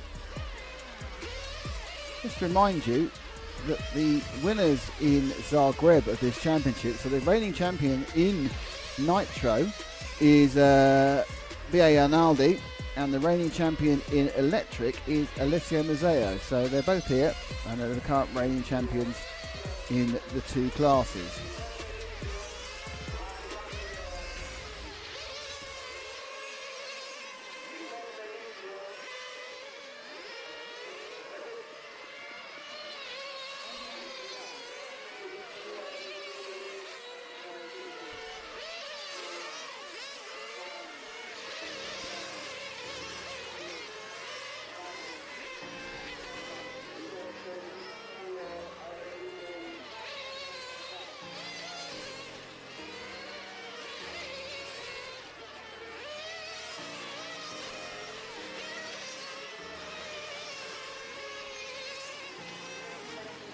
No, it wasn't. I'm talking complete rubbish. It wasn't Tony Gruber. It's talking absolute, complete gibberish. Ignore me and everything I say.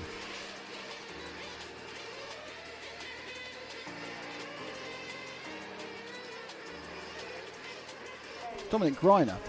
It's Dominic Greiner who's given up Nitro. Tony Gruber just isn't here this weekend. So Dom Greiner gave up Nitro. But anyway, let's get back to this heat now, because it's obviously what's happening at this moment.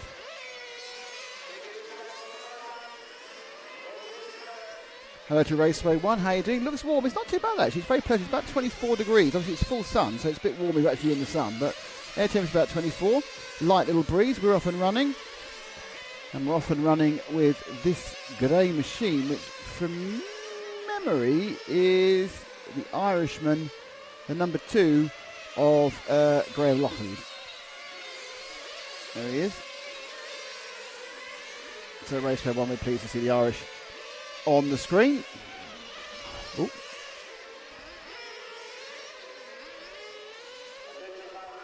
Actually, as I've been asked about the weather, and I'm British and I can't be just giving you more weather information, because it's basically what we're told we have to in our DNA. So it's hit 25 now, and it's going to stay that way till about 6 o'clock before it starts to drop off. Very low humidity, about 20%, 26%. Not much of a breeze today, so it feels a little bit warmer than it did yesterday.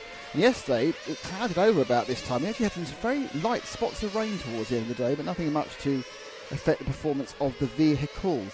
With the blue machine now, and that is the 5 of Emmanuel Silvestri Danieli. And those wondering about these IC cars, the difference between, there's quite a big difference between the basic rolling chassis. Obviously is very, very similar between the IC and the electric. Where it changes is once you get down the centre line. For example, these cars have centre diffs. There's no centre diff in the electric cars. Now, they're all 3 diff models. There's no, from ones I saw, there's no spools and there's no one ways. But some of the diffs obviously, so the front diffs are very tight. So there's not a lot of give on the front diff, so you sort of semi-locking front axles. The car there stuck in the barrier, being rescued as we go. 2-speed gearboxes on these with very close ratios.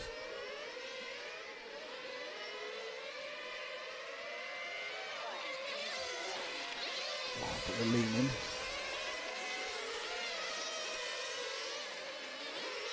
And in design, they look a lot more like a large 10th touring car than a large. So they're a hybrid of a large 10th touring car and a large 10th IC car. Chassis-wise, the chassis plate is very much 10th IC, and the rest of it is more 10th touring car with the arms and how they work and everything else. So you can see why this has been a class that's catching on. It kind of attracts people from both ends of the spectrum. Unfortunately, Jose Anton Moraga is out of this one. This is the 9 of Rosario Pavia, running third at the moment.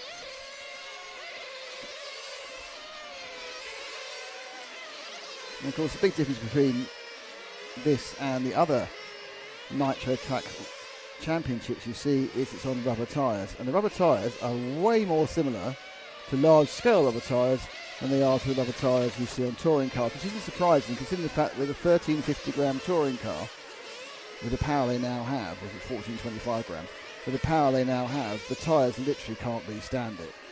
So that sort of light rubber with a foam insert is pretty much has reached the limit of what it can achieve. And therefore, with these heavier, bigger, much more powerful cars, running 4S for example, the electrics and obviously the horsepower as well from the Nitro engines, you have to go that much more solid rubber construction that you see in the large scale world. Interesting, tyres haven't, it's a control tyre here. It's the Sheppy model tyre, it's the control tyre. Thanks to Sheppy Models, X-Ray, Lens Bodies and Esperex are supporters, and of course thank you to our title sponsor, Senesi Motorsport. But it's an interesting situation. No one's really moaned about the tyres, which is always rare. Alessio during lunchtime, Alessio Mazzari has some problems. I'll talk about more when he's in the final heat. But he was saying the interesting thing is they're running a different compound front and rear. So it's, I think it's softer at the rear than at the front. Same design but different compound. But it is standard, everyone's running the same.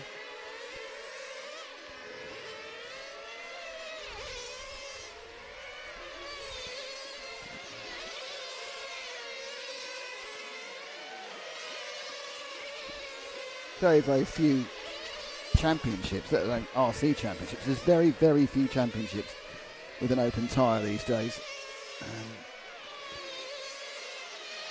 The two I can think of, if I can think of three open tyres. I think large scale doesn't have a control tyre. I don't think it does. And of course 1/8 IC doesn't have has an open tyre choice as well. Everything else is nailed down as far as the tyre is concerned, and it's good because it keeps costs down. In the real world, I think Japanese Super Formula and the big event that's going on in Germany this weekend, which is the Nürburgring 24 Hours, doesn't have a prescribed tyre. In fact, apparently in the Nürburgring 24 Hours this weekend, there are 130 or 140 cars. There's 9 different tyre suppliers. I can't even name 9 different tyre suppliers, but there you go. And there's many different classes, of course. So different tyres, different classes.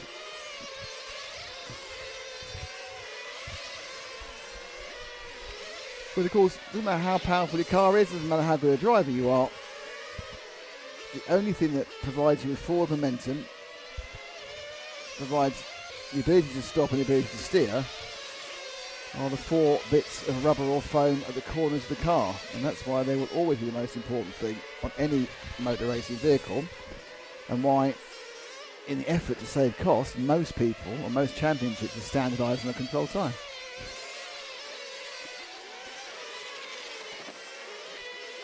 And I'm sure it will come to the other RC classes at the point.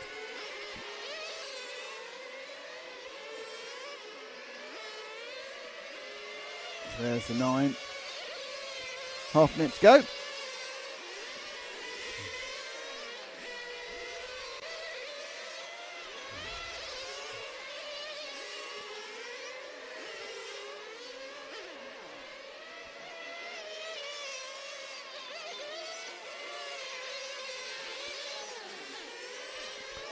I think actually almost only a point to lead. Number 8 car of Matteo Barbero. That's stopped.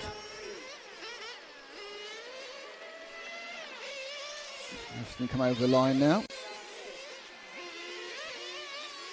And it looks like a win for Graham Locklead of Ireland, and he's actually got an extra lap on everyone else, so he's on a 26er. Marco Quattricchio is second, Rosario Pervier is third, Nicos Ferrito is fourth, Manuel Silvestri is fifth, Salvatore Parello is in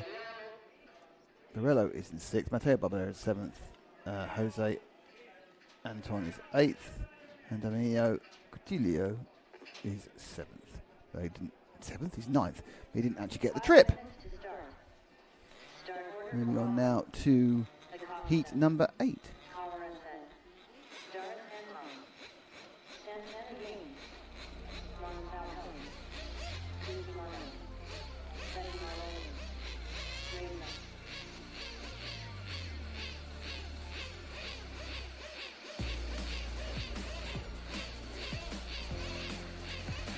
Lawrence Winter, I guess they're running 16% nitro fuel as European law, and the buggy's got exemption. Absolutely, yep. 16% is the maximum amount of nitro allowed to run in the EU these days.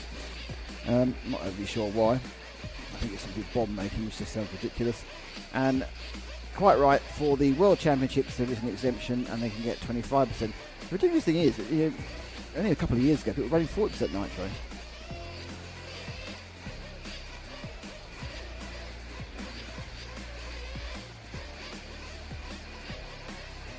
Nitro methane, which is the same thing as explosive alcohol, which is probably one of the issues. Turn to graph, remind me it was Griner, yeah.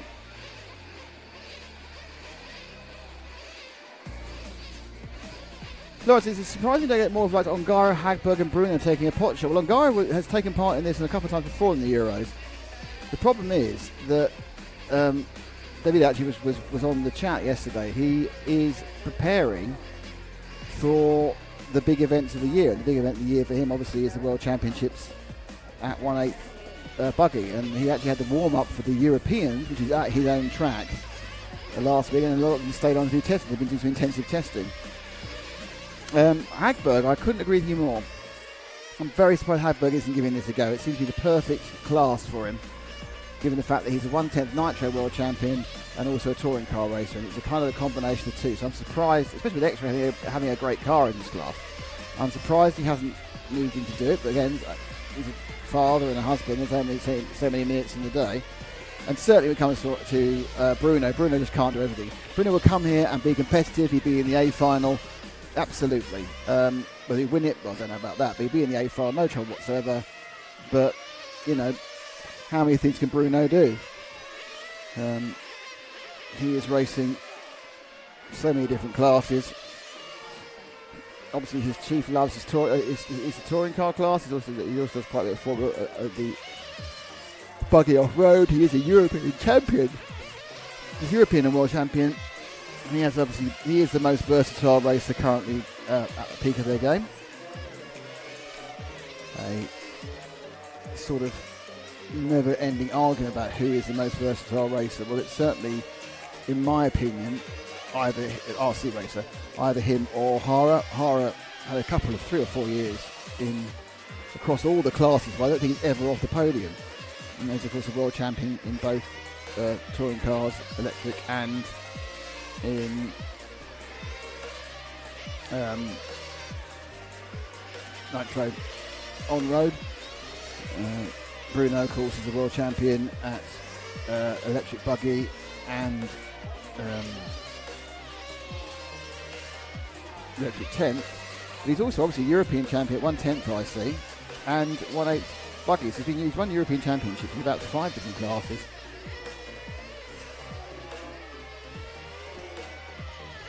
He won the 1/10 IC European Championship about 2016 in Turkey. If you actually watch it back, it's not controversial because no one was trying to cheat, but they actually did make a mistake on the lap calling.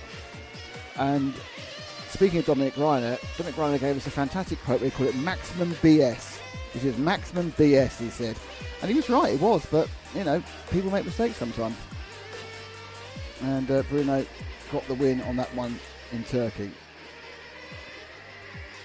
Lawrence mentions the other driver, of course, is also very flexible at the moment, which is Michael Olowski. Olowski won 10th,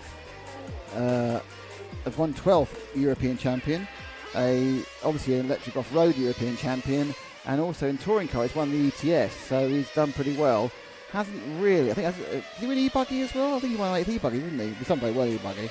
Hasn't yet really moved into the Nitro side of things, and I always think you need to win in Nitro and electric, or it's petrol and electric, to be one of the true masters of the event.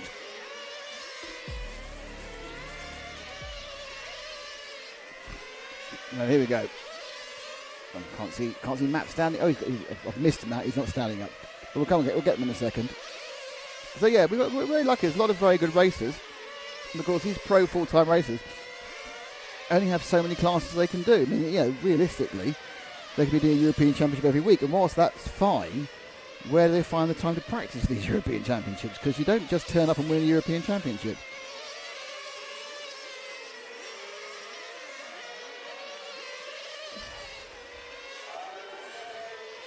That's the 9 car of Pasquale Malfalcone. Not really sure what there was an announcement about someone being in trouble. I don't know what it is.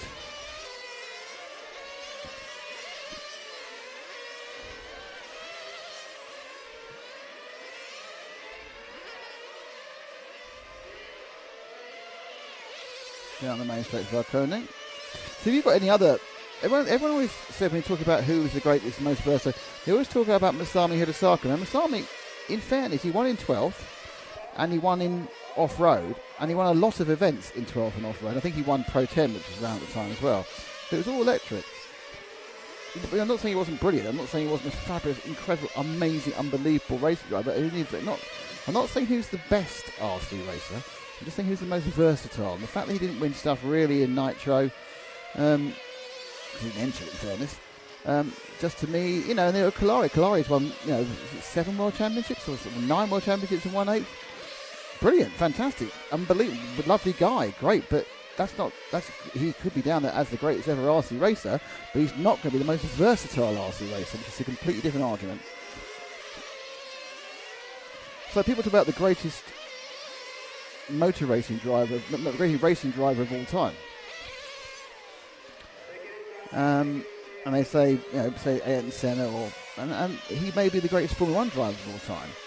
But then you look at Jim Clark, and Jim Clark also ran sports cars, touring cars. And you look at Graham Hill. Graham Hill is the only one who's done the Triple Crown. He's won Indianapolis, he won Le Mans, and he won both Monaco and the F1 World Championship. So, yeah, doesn't make him the best driver at racing driver. It makes him perhaps the most versatile. You look at Mario Andretti, who did almost all that and added NASCAR to it.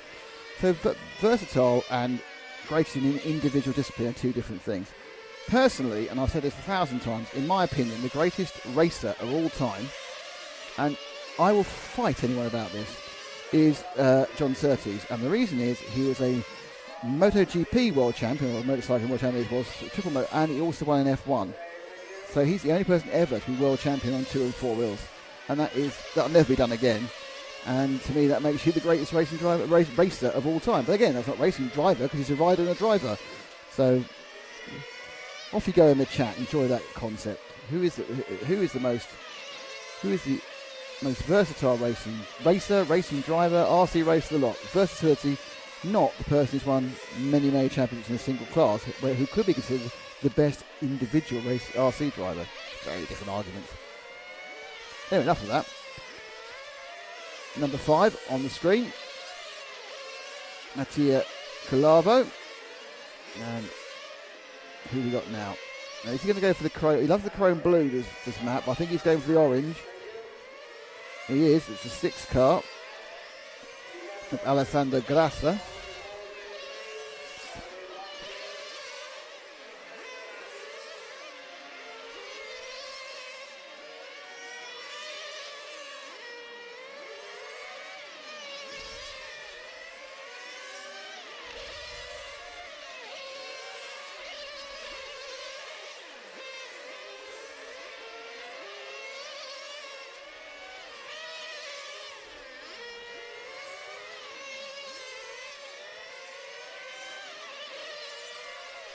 Grasser down the straight. Into the timing hairpin.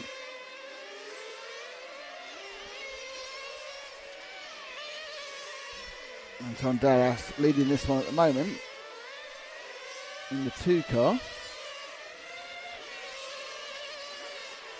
Something's bitten me. There's kind of random things biting both me and Matt. My arm was up in massive blotches yesterday. It's gone down quite quickly, but there are a few things that are persistently nibbling.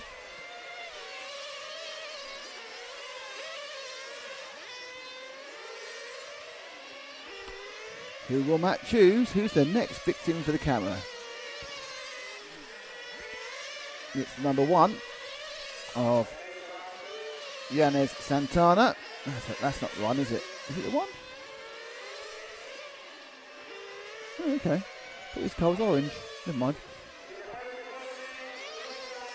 Couple of minutes to go. This man is currently down in 8th. I think he's missing. No, he's in 5th. Oh, well, you know, that's the horrendously delayed timing is the issue. But there we go.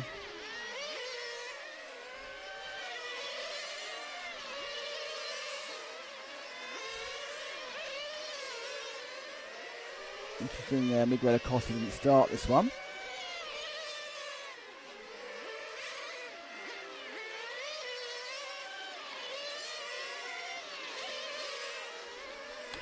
Three car on the screen. That is Alessandro Calaresi.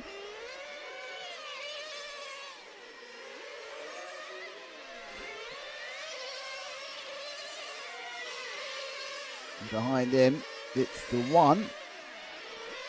Santana again. Hang on, this is weird. So who's that yellow car? That is Santana the 1. It must be 7 the other car. It must be Sicily. Couldn't really see it that one, but I thought that it is an orange car, Santana. What do I know? Everything completely wrong on 3 different occasions there.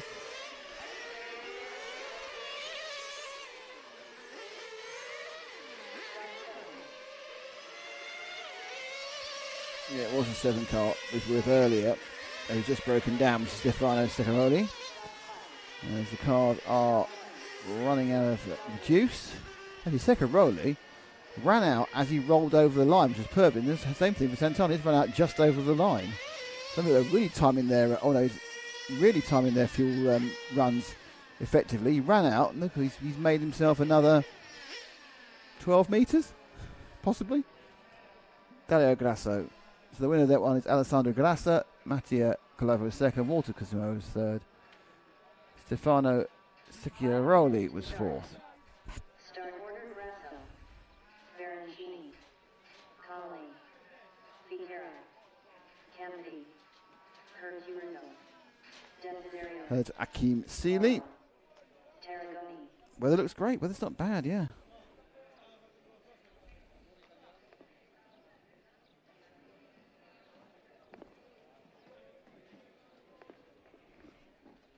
So for those of you watching, just to explain, we're on heat 8. We've got 3 more heats of Nitro. And we have a very brief break before we have a fun final, believe it or not, a mechanics final for 15 minutes. Who's going to lend their car to a mechanic? Who'll probably wreck it, I have no idea. After that, we have 4 of the lower finals. The first 2 are probably going to be a bit sparse for 20 minutes, so might have to talk among yourselves. And the second 2 should be pretty competitive.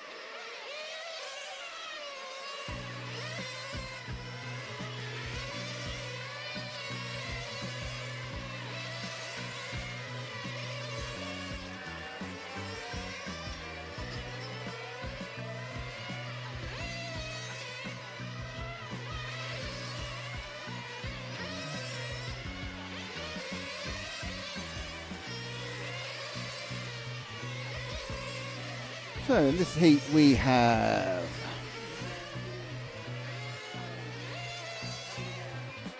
Dario Grasso, Gianluigi Baroncini, Clive Connolly, Crispino Ficera, Fernando Cambiti, Leonardo Cacuccio, Franco Desiderio, Pietro Mauro, and Adriano Tarragoni.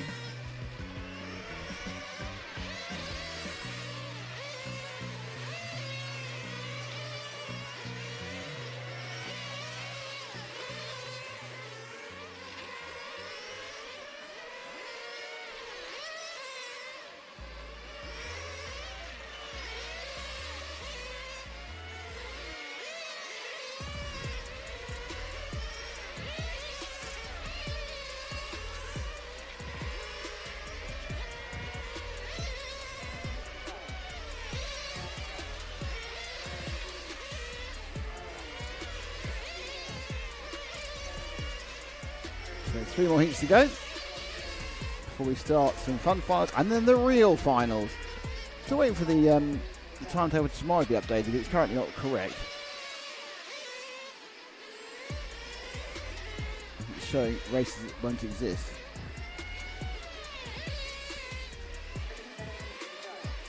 The reason that matters is it might mean they might start a bit later, which would be nice.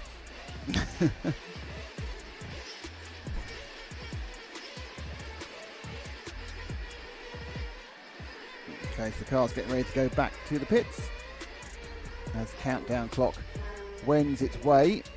In fact, it's suddenly coming out of the pits again, actually. Well, they're waiting not to pass it. And now they've clumped awfully. Well, that's just not clever.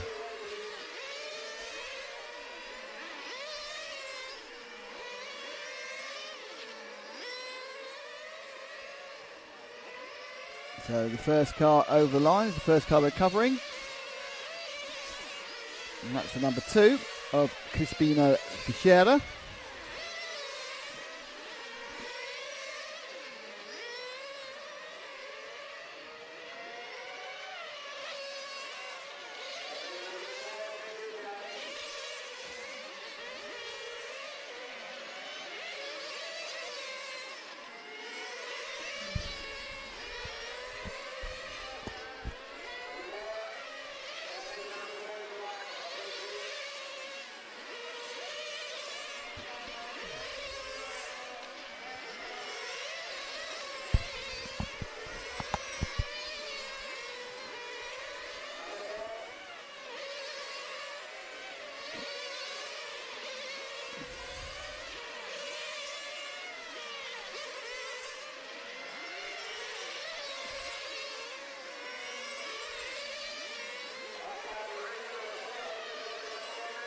So looking quite good. Ficera currently scored top.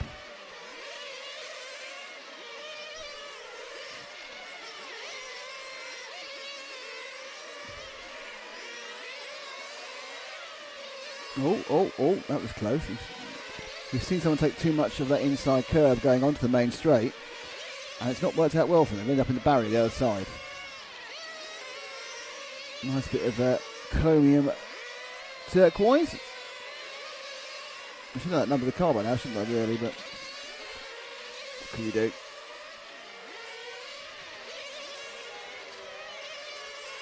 It's the 1, isn't it, I think? Is it the 1? Oh, I don't know. It's missing the number I can see, which is on that side.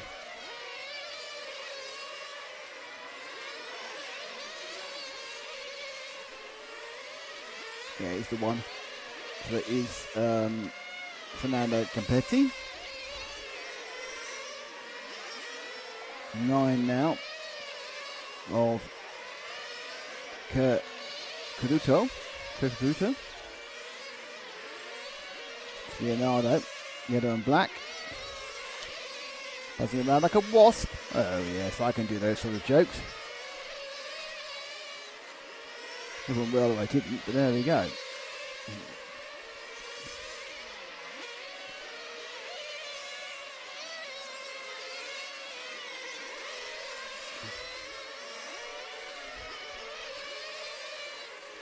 Those who've been with us all day will notice there's been an intensive painting situation on the track. They've painted a vast amount of new numbers.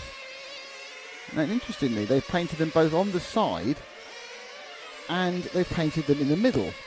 So look at that on the straight. Now, we're thinking, why are they painted them on the side and they painted them on the middle? Well, the reason being,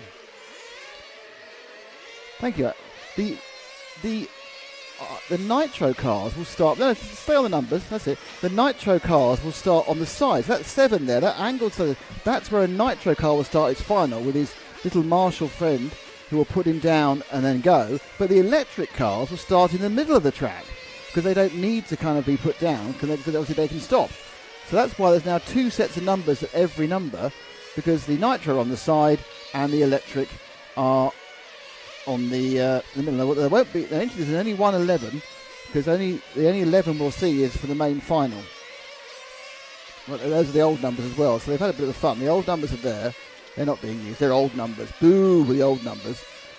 And the new numbers have been painted in there's 2 sets in the middle of the race for the electric, middle of the track for the electric, and the side of the track for the Nitro. Also, a bit of information. I had a chat with Javier, and it's the top 4 qualifiers go straight into the main final. Big change of the rules for this year. The top 4, well, actually it's reversed to how it used about 7 or 8 years ago. The top 4 qualifiers go straight into the main final.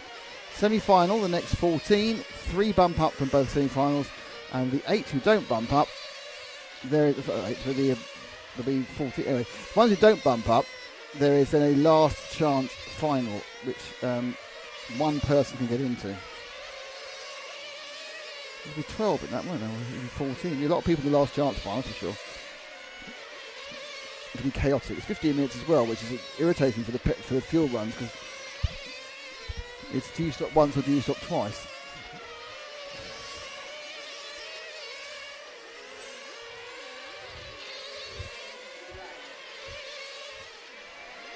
So that's what's changed over lunchtime. They've painted the track. Back with the 1 car. Minute 14 to go. Leader actually is Crispin Verheer we saw earlier. Andre Arno Telegoni is second in car 6. So he's the only one of the leaders. We haven't had a quick shifty yet. But we have had a shifty at the numbers on the track, which is always important. There he is. No, oh, look at that. He's gone for a plain white body shell. Exciting. Novel. The effort that must have gone into that. But I was saying earlier that I think that there's been quite a lot of attrition of body shell. I know a lot of people, it's very expensive to get your body shell painted properly, and sometimes they only have one. And there's the thing about them being a bit heavier, they've got multiple layers of paint, but so many cars are not running any sort of livery for a European Championship, and my feeling is that they've got through quite a lot of body shells, and they have several. I mean, if you're in the pits, there's like people got the body shells hanging up from the roof, and they've all got 4 or 5 each. Big heavy things, very aero dependent. You can't really have a body that's not pulling its weight or weighing too much and then pulling its weight of not getting enough aero on the car. There's lots of pace in these machines.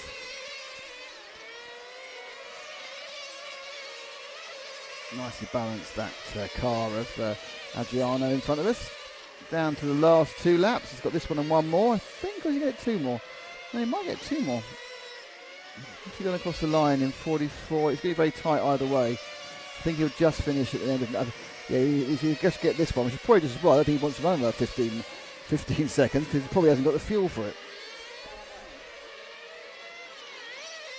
And over the line he goes, and he's got way too much fuel if he's still running now. Oh no, he's not. That's it. That's what we want. That's the. You got round the corner, and that was it on the fuel. So they are running these things unbelievably tight to the fuel. That was Turgan second there. Crispino Fichera won it. Adriano Togo was second. Fernando was third. And then it was Clive Connolly, Dario Grasso, Pietro Mauro, and Leonardo Cahuccio. Franco Desidio and the Gianluigi Parancini didn't actually make the trip. There's a video I think just ran out of fuel, but obviously as you can see, Parancini was a long time not in the race. 5 minutes to start. Start order Coco. Chavez. Louise. Pulaski. Medina. Maryland. D'Angelo. Hunter. Senesi. Hello to Massimo Mochi. Hello to Alberto Ibanez. Hello to Johan Sempinje. It's good to see you all with us.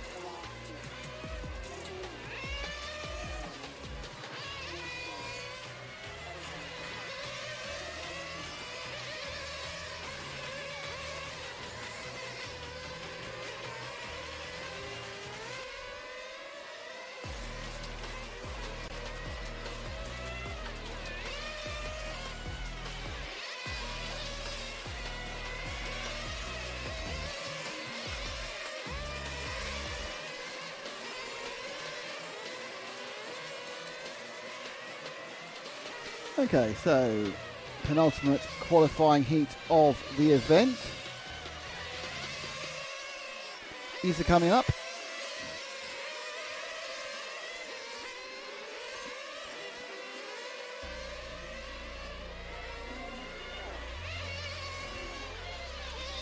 They're running out for 2 minutes still to go of this warm-up.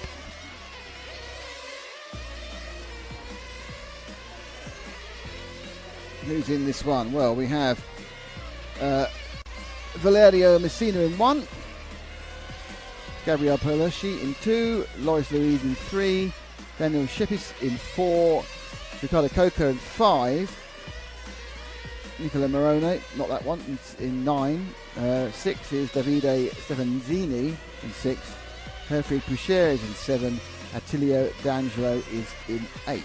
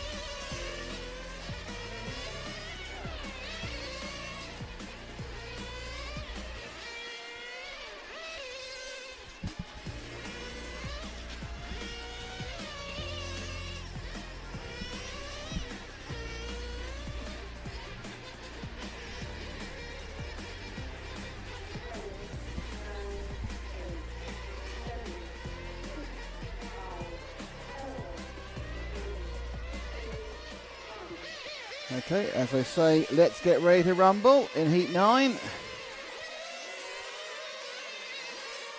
First few seconds ticking off. And we are up and running.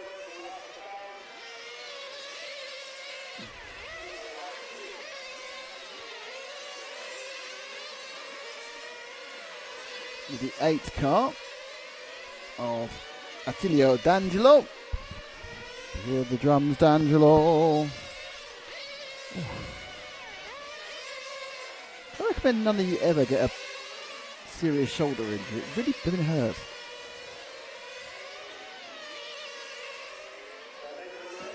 A couple of cars go past. The all grey machine, I think, is the 6th. I'm prepared to be wrong on that, but we'll find out in a second. He's going to come past my eyesight. It is the 6th. I should probably and that's Davide Stefanzini. Stefanese, actually. Stefanese. Enjoying a bit of grey racing.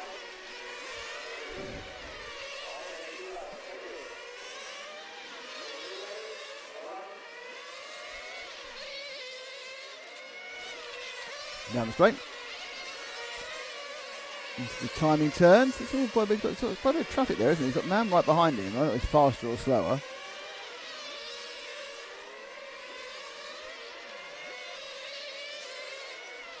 I'm not sure whether the rear wheels are actually locking under braking, or that is one of those optical illusions caused by the frame rate of the camera and the rotation of the wheels being in line together, so it makes them look like they're not moving because they're photographed at the same position each time.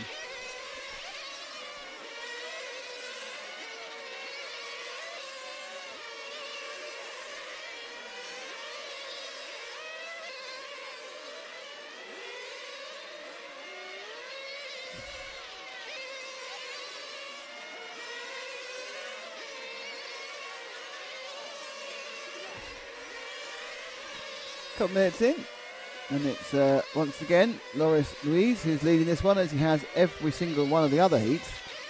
Probably should be in the top heat, but he will qualify through the semi-finals, so that's what matters. I don't think he'll get in the top 4 automatic A final, main final qualifiers.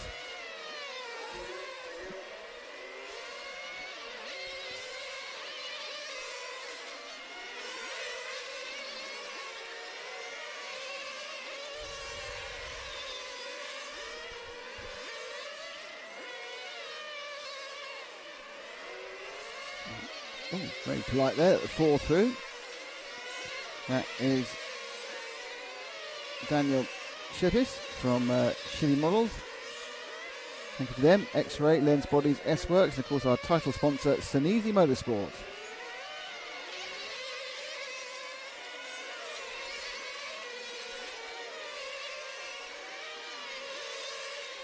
Past 3-ish in Sicily. We'll be racing till about 6:15. So plenty more action for you all to enjoy on YouTube or Facebook or anywhere else you get your fix of RC Racing TV and the EFRA European Championships. Don't forget, tomorrow is finals all day. The electric cars have a straight 3-legged final, A, B and C. And they have no bumps. Christmas tree all the way for these Nitro guys. Top 4 qualifiers go straight into the A final. The next 14 go into the semis, and there's 3 bump ups from all the other races. And of course, there is a last chance qualifier.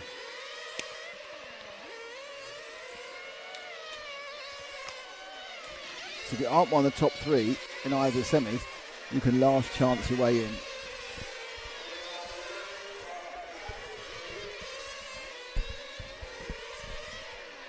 This is some pretty interesting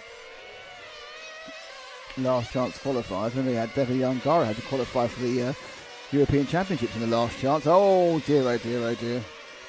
After a problem in the semi-final, oh no, it's gone. 7 car. Oh dear, it's bad news for the Austrian. Humphrey Pouchet rolled over and stalled. Just took too much curb. We've seen a couple go with 2 wheels there. It's too much. It's gone over, and it must have flamed out at that point.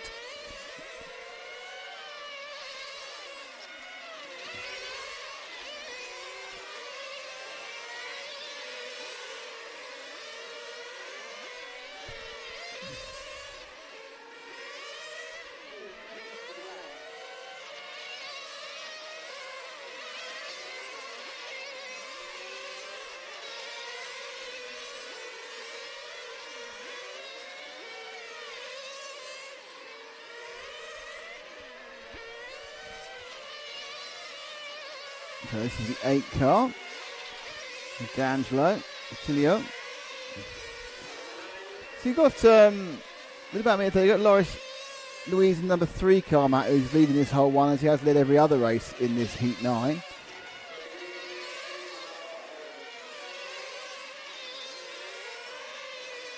Down to the last minute or so now.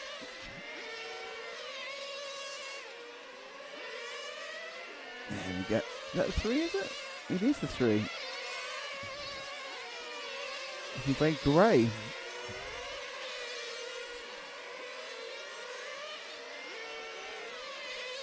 On for another reasonable time. He's got a lead of 5 seconds over the second person in this particular heat.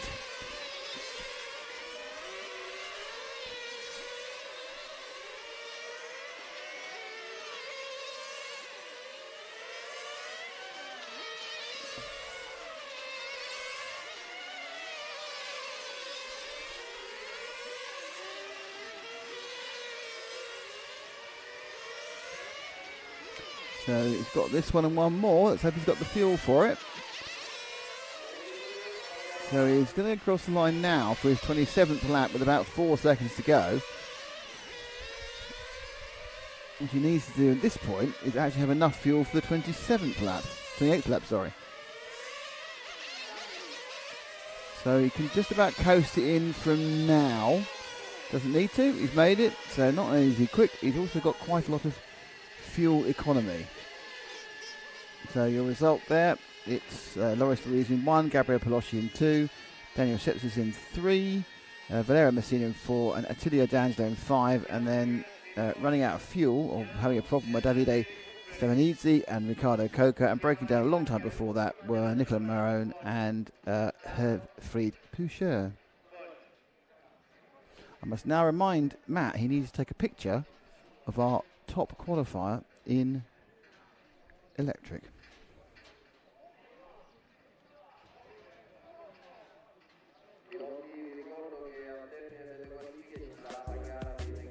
So, top heat. Car 1 is Alessio Mazzeo, who hasn't had a lot of luck getting the thing to the end. Car 2 is Rosario Giamio, who is the man who has TQ'd electric. Car 3 is Filippo Barretta.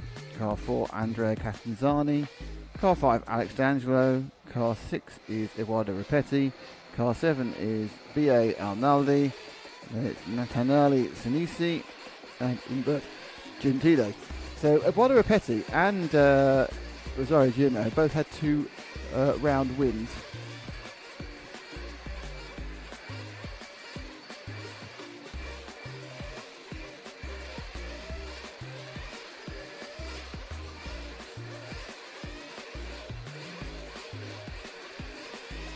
So the third one that's the tie-back. So whoever sort of finishes highest out of those 2 could take TQ. Don't get the top 4 who bump into the main A final. That's what they're all going for, the top 4. So in 45-minute fire, where you start in position 1 and position 4 isn't a major difference.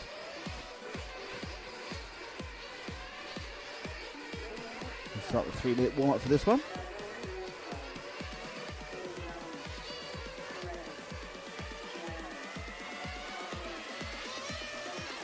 Yes, we go. RC Borena says Punto Racing RC. Let's show one of some riders again. In this very weird angle they've done this time. Don't forget, you've got Bernard Arnaldi, who is your reigning champion, which he won in the Glory. That was Croatia.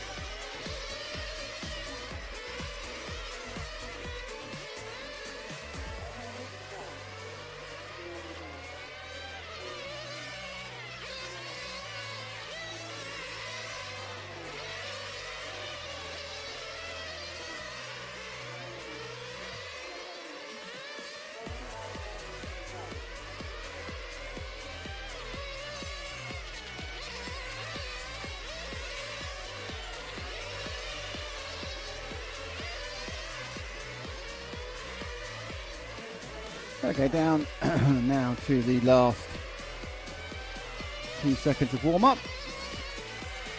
They'll be coming into the pits very soon. In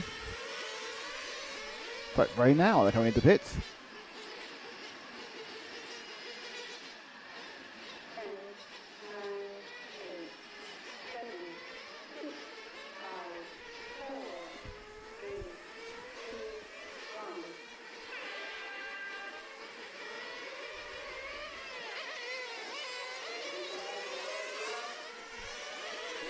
And off they go.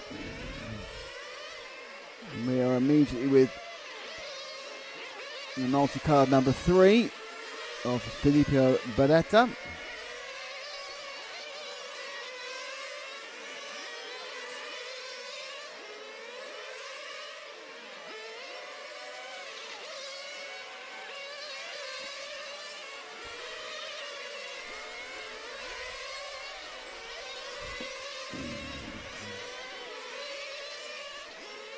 So early, I think Britain is setting some of the early pace, though not everyone's completed 2 laps yet.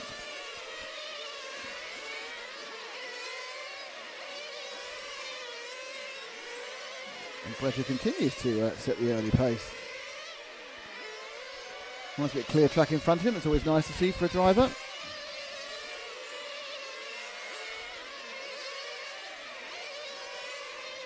Other drivers who have a particularly good result might ping them into the direct qualifying into the A final.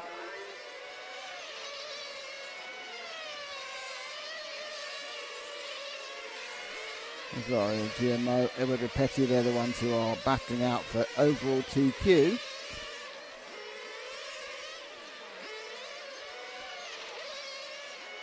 Beretta continues to hold the fastest times.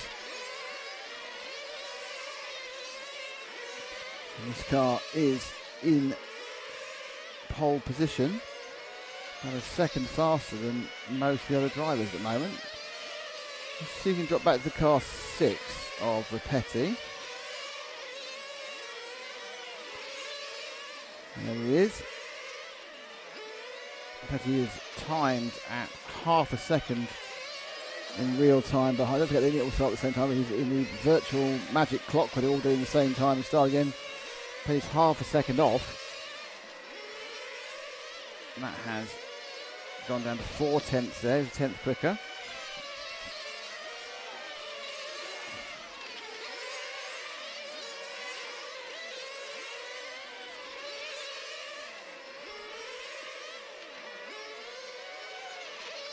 Paddy has TQ'd the last 2 rounds. Some of that because he actually finished the last 2 rounds, which is quite important. I mean, he's very, very quick, but also he's got the car able to do the 7 minutes and half a lap or 3/4 lap you need to get over the line, which is quite important. It's never been quick for 6 minutes, 45 seconds, and they're not finishing.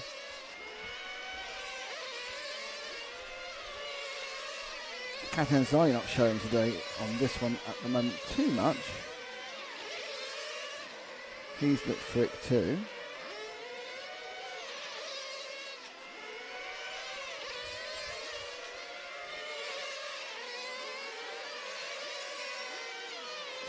Petty is in second. From Beretta, that might be because we're waiting for updates. James there. There's 5 or 6 cars really up and about. That includes Mazzeo, who's right at the back of the field as far as when they cross the line. Bernaldi's in third. Let's see if we can drop the second car, car 2.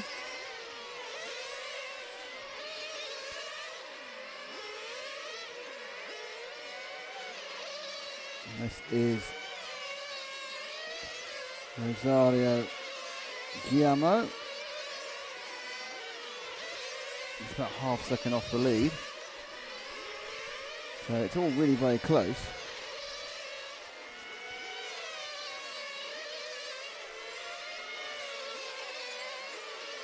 As you expect at the top level of RC racing, all these top races are really, really close. A couple of them having bad runs, so letting people through.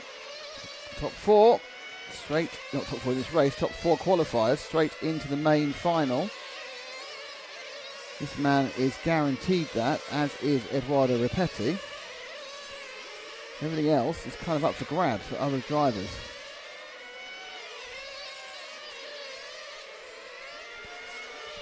And to the top has gone the car 2, which makes him currently your TQ man. Oh, who stopped there? Who's that? That's bad news for Beretta. That's him out of it. He'll drop back several positions there. I think with a win, he had a chance also being an automatic qualifier. Here we are now with the 2 car. That's back with Giuliano. He's got a little bit of a lead. Zaya's only a second back.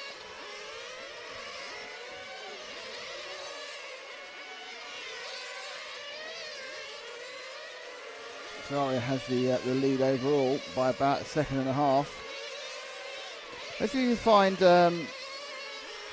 Alesso, because it's coming to the bit of the race where he has a major problem with car 1. So Matteo, who has failed to finish the last 3 rounds because he's run out of fuel. I had a chat with him at lunch about why that was. The first was that they were here a couple of weeks ago for a national, and no problem at all. Exactly the same. He was finishing the race with a huge amount of number of millilitres left. But it's in the combination of it's hotter and the tyres are different. I think it's the tyres, which are maybe a little bit stickier, and also different compounds front and rear, just mean you're putting a little bit more effort through the engine. You're also pushing a bit harder at the European Championship. And he kind of fixed an engine tune. So the way he was trying to make it last in the last race by lifting and coasting, come off the throttle a bit early and coasting the corners and then rather than brakes a bit of fuel that way. It didn't quite work. This time he's actually running in 3rd. But he needs to finish. And he could still make, he could make the main A. It was very close behind some of the others. He definitely needs to finish this one. Looking absolutely great for Rosario to get a double TQ. TQ both classes. The Ripetti is only a second behind, so there's only a little error by Rosario takeaway. But will Alesso, the top pre-qualifier, actually manage to complete the race? He's got he's got this lap and 1 more. He's going to clip another lap. So he's nightmarishly for him. He's got to run about 7:15 to get to the end. And is it me or is that car slowing down? Think of these cars, there's not much you can really do about it. Oh, we've got a flame for Rosario. He's flamed out, so he's not going to win this race. That's the 4, it's the 2 as the other one's flamed. Has Mazzeo got over the line? He has, but it's Ripetti, so we lost 3 again in the last lap, and I think that means that Ripetti has picked up TQ, much to the delight of Daniel Lazy, especially the engine manufacturer, who chuffed about this, because actually it was Giuliano Rosario also flamed on the last lap or so. So all over at the end there, Edoardo Ripetti wins his 3rd in a row by finishing. Alesso finished finally and got a 2nd. Umberto Gentili from nowhere got a 3rd. B.A. Arnaldi was 4th. And I think, not finishing was Andrea Catanzini. He didn't make the trip. He missed it by a couple of seconds. Filippo Beretta did finish, but he loused it up with an accident earlier on. And then Rosario Giamillo, Alex D'Angelo, and Anello did not finish and say. So that is the end of the qualifying. Quite remarkable bit of drama at the end there. Let's see how that affects the overall qualifying. I think you're going to see Edoardo Ripetti as your TQ from this kind of concept of actually finishing. It is. Okay, here are your... I'm going to put a bit of a drink before I do this. This is the runners and riders.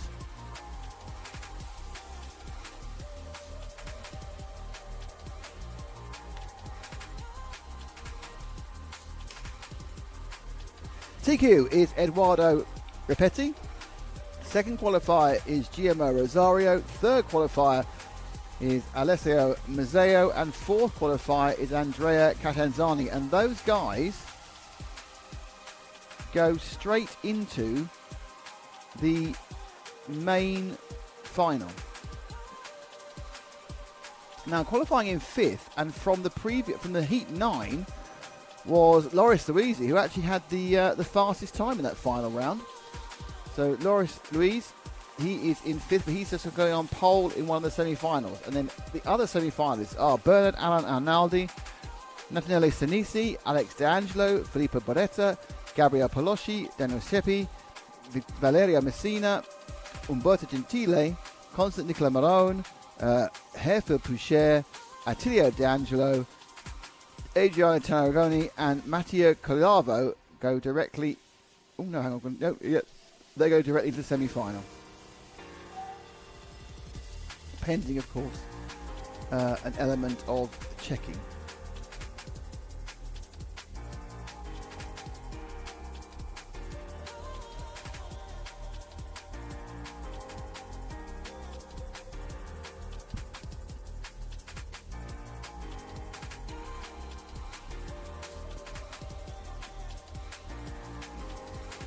So, looking now at the time schedule.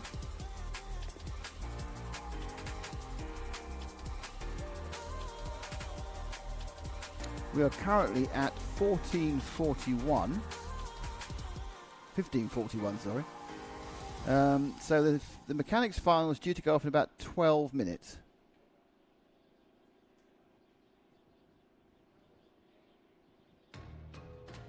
Now I'm still doing some adjustments on the other heats.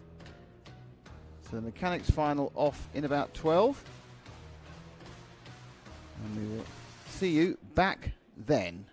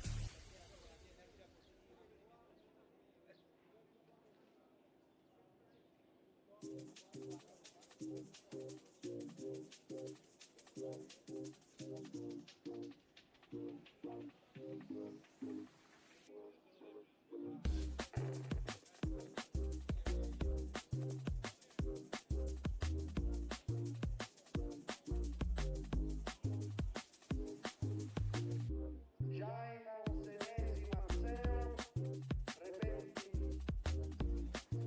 preparati per le interviste.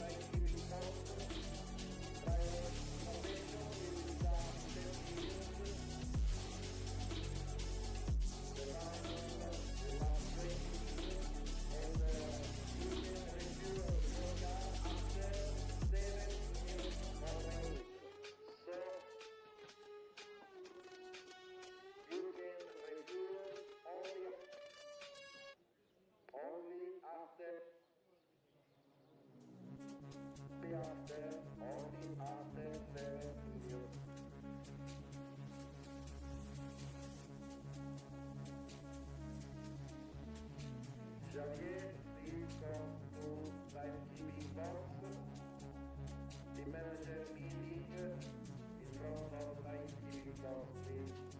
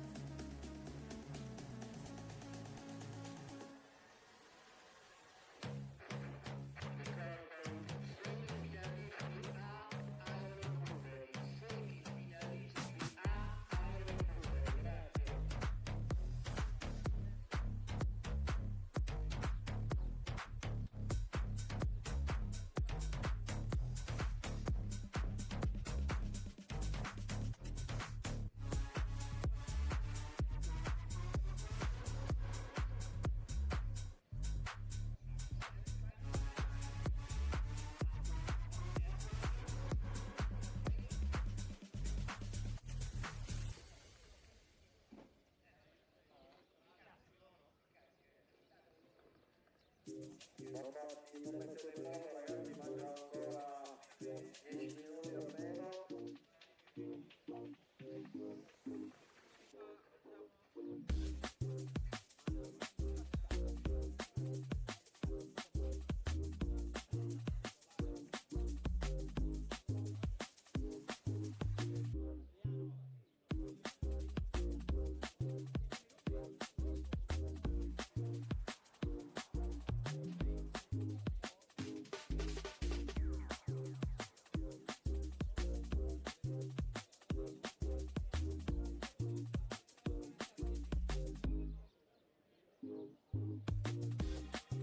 Meccanici, comunicazione di servizio, si parte dai numeri gialli sulla pista, quindi quando vi schierate mettetevi sui numeri gialli.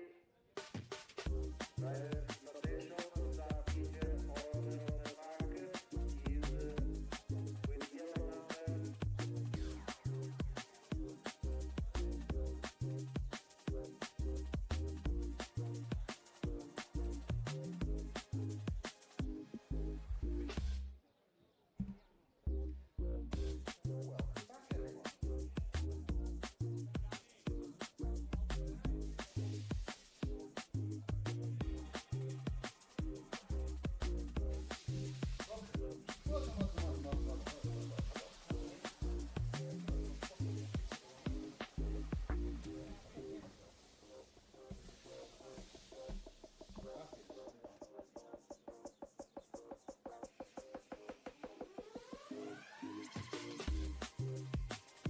Hello, everybody. We are back. It's not the mechanics race. They've scrapped them. I don't actually know what's happened to the mechanics race. Who knows is the answer to that question. And it's also not the 132nd finals because they've been scrapped as well. We're going straight to the 16th finals. 20 minutes. It's very exciting. A lot of hanging about today. People on cam is a good sign, Jacob Fry. Let's go, says Joan Russell. They're racing today. Yep, there's more to come. It's just a very long delay. The weird thing is they cancel the 16th 32nd finals and just run the 16th finals. The kind of thing where they're just sticking to the timetable. It's a little bit frustrating when you've got people who are watching. But we are getting ready to go racing. And this is the first race you will have seen because it's actually a race, not qualifying. And once we start racing, that's when things really start to improve. Obviously, it's marvellous I'm involved. So we have 8 cars in this one. It's Jason Noonan from Ireland in 1. Alessandro Caradesi from Italy in 2. Damino Coutillo from Italy in 3. Massimo Fabiani in 4. Jose Anton from Spain in 5. Claudio Rossi in 6. Giuseppe Luiso in 7. And Bruno Barbosa in 8.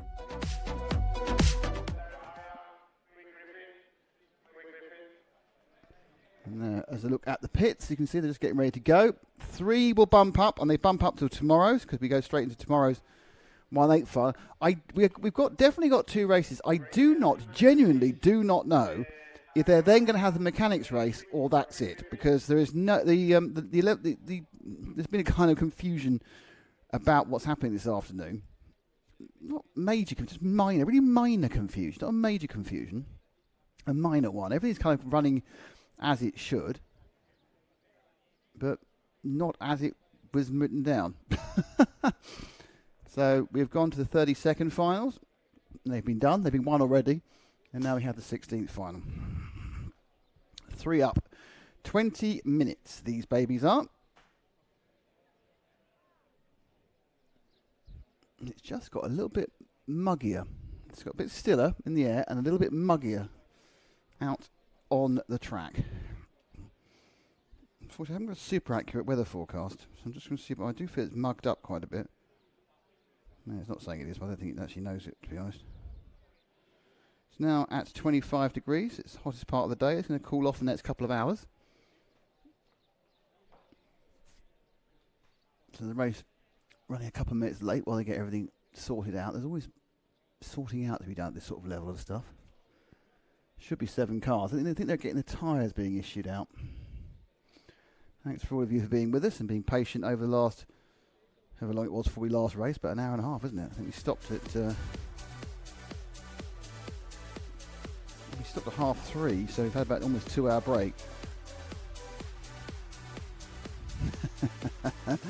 Kenny Santos, it was organised by the guy. In fact, it's not been bad organisation, it's just been kind of by the book organisation. So I don't think I wouldn't criticise the organisation as such. It's been quite slick actually in many ways. Timekeeping's been a problem, but that's a technical issue rather than anyone involved.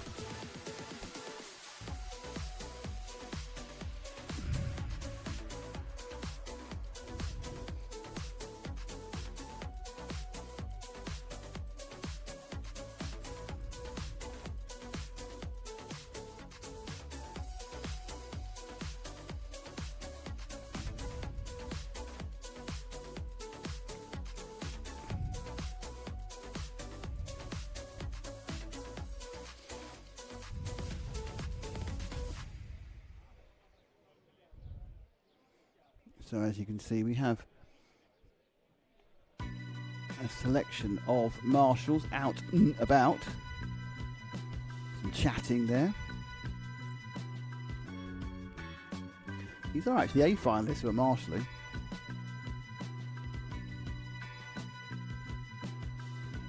But what's another few minutes of delay? How many cars are beneath you? Oh, Matt's not there. I thought he was up in the camera. He could just show me. I'm just wondering if there's 3 bumping up. I was wondering if there's how many of the 8 cars are taking it. Because sometimes people have really bad weekends, decide just not to bother starting. I can see 5 body shells. At least 5 people are running.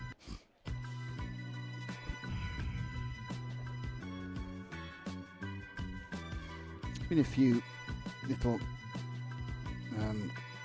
what's the word for it? Complaints. That's probably right. Some protests, that's what I was actually looking for, protests, and some of them upheld and some haven't about various situations. A couple of people lost their best times due to non-marshalling, which is a very silly reason to lose it.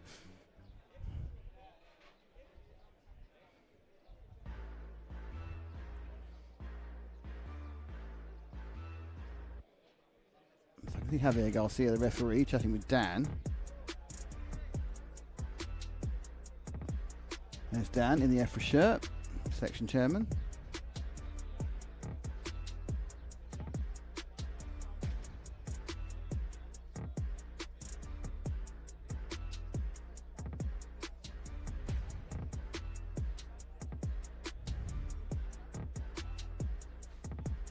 Hello everyone. Any Hong Nor chassis in the race? No, there aren't any Hong Nor, Mario, that I know of. There's a lot of geniuses.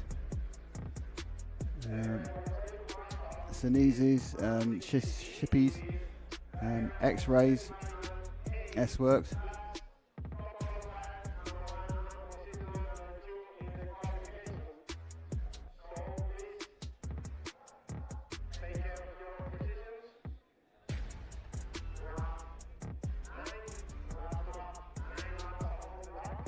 You need to have 9 marshals on the track.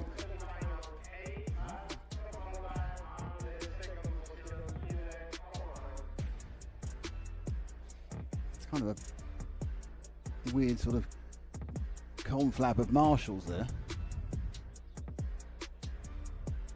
We're getting closer, honestly. We are getting closer to an actual race. Any minute now, any second now, any picosecond now will happen.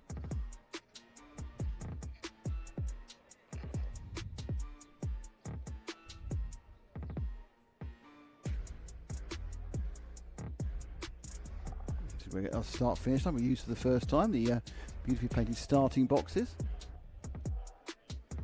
So 1, 2, 3, 4. I think all 8 drivers. I know 7 drivers are up there because one of those people up there is Javier.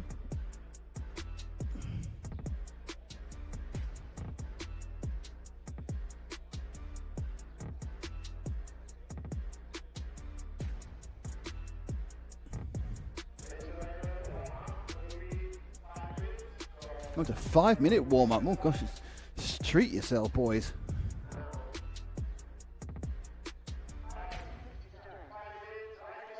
Okay, it's 5 minutes to start. Engines are started. Marshals are meandering out slowly.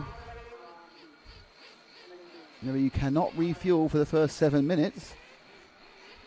It's a 20-minute final, which is relatively easy, split into 3, of course, but you have to last 7 on the first one. I must admit, the guys in these lower files haven't really suffered from flaming too much and running out of fuel.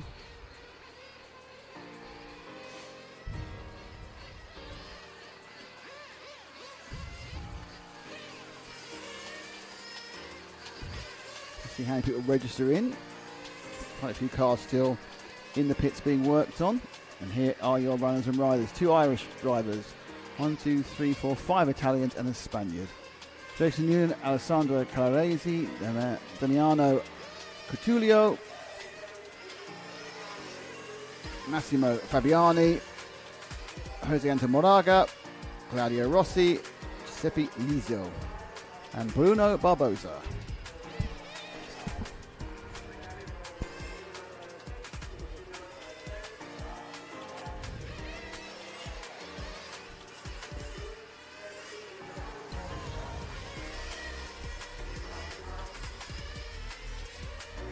Just remind you of the process. This is the 1/16 finals. Tomorrow we have the 1/18.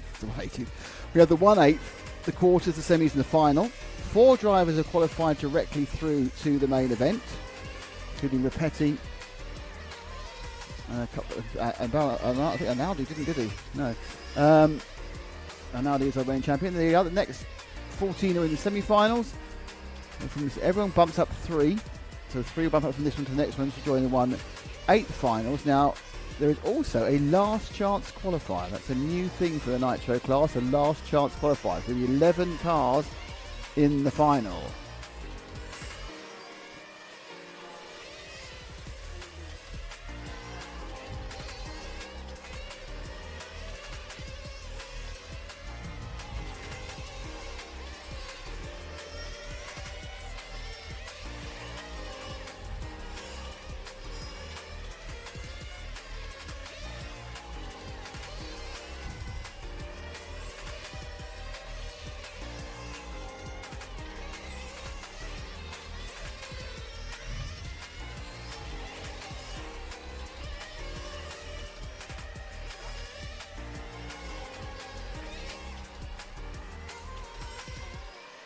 So it's Giuseppe Lizzo who's not checked in. The other 7 are up there and running. I think that means Giuseppe decided against taking part in the rest of the meeting. Obviously had some problems during the course of the last couple of days.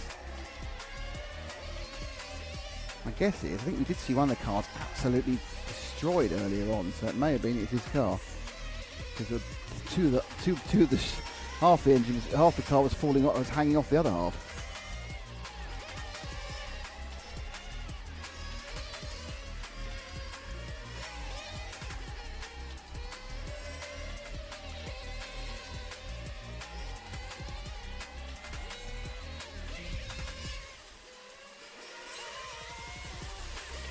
So 1 minute 22 seconds of this to go.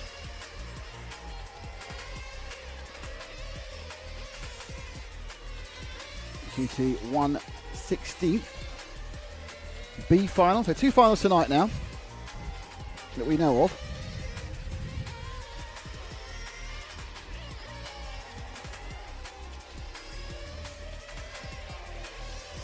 So they're going to pull the cars back into the pit lane in a minute. They will then be walked out to the starting position, to the other side of the track. I'm not overly sure how the mechanics are going to get back, to be honest, because it's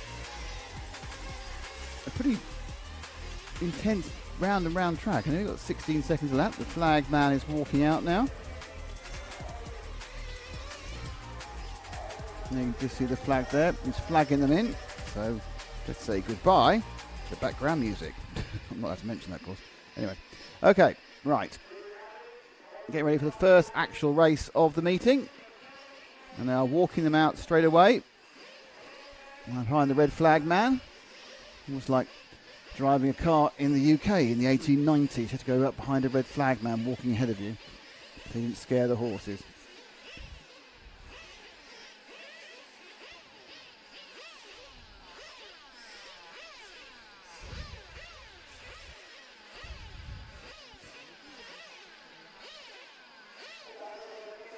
Okay, coming in from the side, that's 1. Is Jason Noonan. 2 is Alessandro Calaresi. Counting down, fueling up. No, position 3 actually, so Coutinho wasn't there. So there's a couple more. I don't think another car, we lost a car in the warm-up. He's joining late, so the car 3's joining late, almost a lap down. The mechanics run round the edge, and off we go. So that's a lap down, that pink car on the outside there, I think. And here they go, and the early leader is Noonan. So Jason Noonan takes the early lead. Don't forget 3 of these cars, only 6 really running, well 7 are sort of running, but 3 of them will bump up. Cannot stop for fuel in the first 7 minutes. So Noonan leads from Alessandro Calaresi. Calaresi in the white car behind this pink car from the Irishman. And while we're talking about Irishmen, just like to wish a very happy birthday to Rory Ottey. He's 7 today. He's the son of one of the Irish mechanics. So Rory, hope you're having a great day. And I have been told one day this will be you. You'll be out and doing international RC races. Happy birthday to Rory, 7 today. So looking now at the battle for 2nd and 3rd. And 4th, of course. Currently both these are bumping up. So it's Calaresi from Fabiani. Fabiani in the yellow.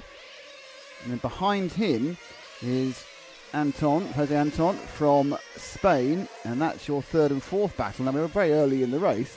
But that is your 3rd and 4th battle. And the pink car in between, I think, is a lap down, or several laps down. It's having some problems. So that car's not involved in the overall race. There's the leader in pink. There's 2nd place in white. 3rd place is coming round now in Tiger Stripes, orange and white, which is the Spaniard. So position lost there by Massimo Fabiani last lap around. So this is your bottom bump up. Oh, not anymore, it's not. That's not what you want to do in a final. Sitting in a bump up position. Turns and just takes a little bit more. Almost gets away with it. I think actually he tried to spring it. When he tried to spring it back on with a steering input, he just took it over. Oh, another one's gone. Woof! That is the 3 car. It's having a nightmare. Coutinho, he's a lap down.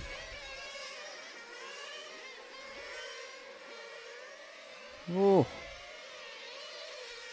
There you go. Blimey. So, Noonan leading by about 7 seconds. So at this point, he needs to start managing. He's just gone past the man who was in 3rd. Anton, who's obviously losing a bit all the time. Fabiani up to 2nd. Anton now 3rd again. Calaresi's got an issue, I think, with the 2 car. He's in 4th. Now, Alessandro Calaresi in the 2's missing. So, that's really, no, just very late. Just, I wonder I might have missed a lap actually with a 36.4. That could be an issue that moving on. Calaresi may be a lap missed here.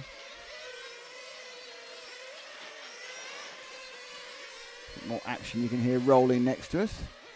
There's the pink Irish machine. Number 5 being brought back in. That was our 3rd place man. So the Spaniards had a lot of issues. He's brought the car back in. They cannot refuel this car. They can restart it, but they cannot refuel it because we're not into 7 minutes yet. I think they realise that. Trying to start it. They're going to get it going. Yep, they didn't refuel it. It's absolutely legal. No problem at all. Well done, men. That was Noonan. So we've got a couple of cars already who are a couple of laps down. I'm slightly concerned that Coutinho has missed a lap, which would put him up into 5th. So I'm not sure if it goes through. So Noonan now appears to have a lap on everybody. So Noonan has lapped the field. So 2nd place Matt is car number 4, which I think might be right behind him, but a lap down. I might be wrong, by the way, so don't quote me on that. Just look like on the timing screen. Timing screen, yeah, it is. That is the 4 of Massimo Fabiani. Lap down to Noonan. Obviously, he must have qualified, had an absolute nightmare qualifying, and is below where he should be. But he's established a lead. Now he needs to drive economically and within himself. Don't flame out. Don't crash. Don't make a mistake. Obviously, easier said than done. 5 minutes 20 gone.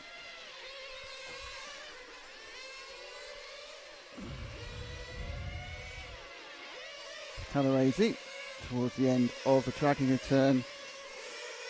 Under timing score, you see the lights a little bit lower, giving that kind of sheen off the track you get at this sort of afternoon light. Just coming up to 5:30 here in Sicily. Quite a lot later. The final is currently due to go off at 4 tomorrow, but I think it's going to go off earlier due to the fact they've got the timings, including races that don't exist anymore. Oh, skippity, got away with it. Bit of a tank slapper. Now he's got the leads are stretching out. Just it's 6 minutes, so about a minute from people being allowed to actually refuel. That didn't help anybody. Slightly tripping over one of the other all-orange cars. Just coming in there. And just, it's just one of those things. Absolutely tiny misunderstanding. In fairness, the orange car was actually trying to let him through. So now he's up behind the Spaniard. He had a brief sojourn in the spotlight, but now not so much. Was that the 8 actually? It could be the 8 of Barbosa actually. I'm just a couple of cars that raced. That was the 8 actually of Barbosa, who's in 4th at the moment, not bumping up as the field spreads ever more. 6 minutes 42. So the pit lane will open. We had another flamer out there. That's the 3 car of the Cotilio, and the that was close. That was actually he's rolled those into the pits on 7 minutes. Absolutely on 7 minutes they rolled into the pits there.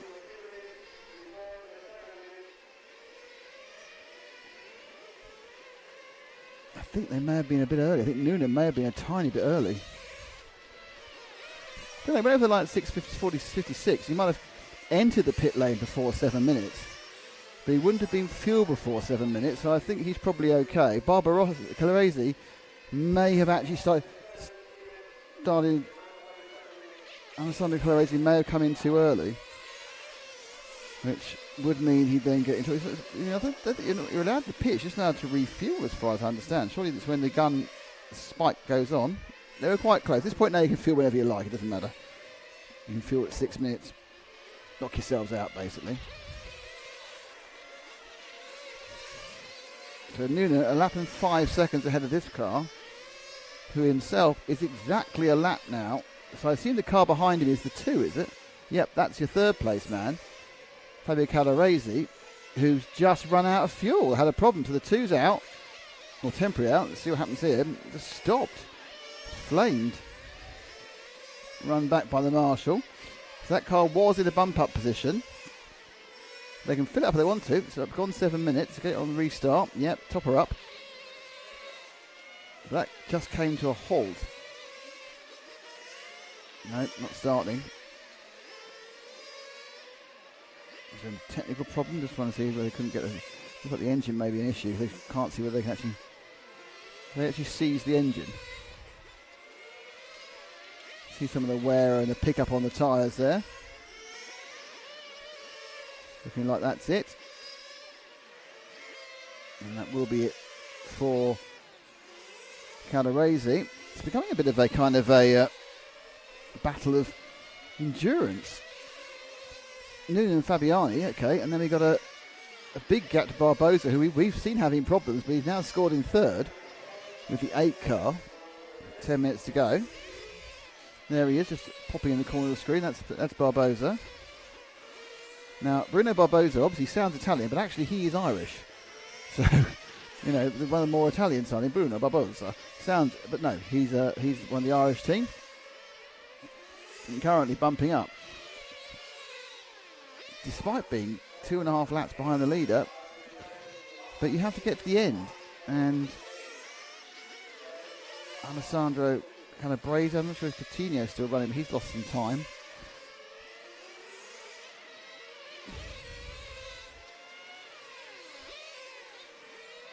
Going through the kink. Oh, he didn't pick up at all, did it? Accelerating hard down the straight.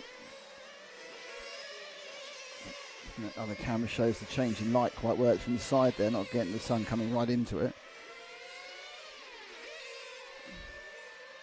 Down the straight now with Barbosa.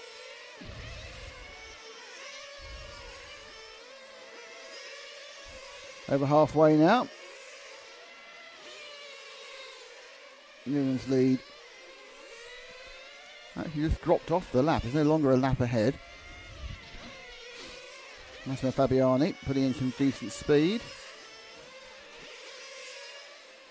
And the 6 now in trouble. And that's the car that was in 4th of Claudio Rossi. He's now got an issue, being run back into the pits. Oh, he knew he was 4th, he knew he had a chance. What's going on there down below, Matt? Firing up, they're allowed to fuel it up again now. Will it restart? Yep, she's running, and off she goes. Now, it really depends whether he ran out of, whether he stopped, which side of the timing beam. Whether he stopped a lap or 2 laps. I think he's actually got away with that one. 43 seconds, yeah, he's lost a lap effectively in that one. But I think he's still got scored over the line, so that was not too bad. He's done 35 laps now. Camille Coutinho 36. Oh dear, oh dear, oh dear. That's not what you want to do when you're trying to come back. Just got it all wrong there, didn't he?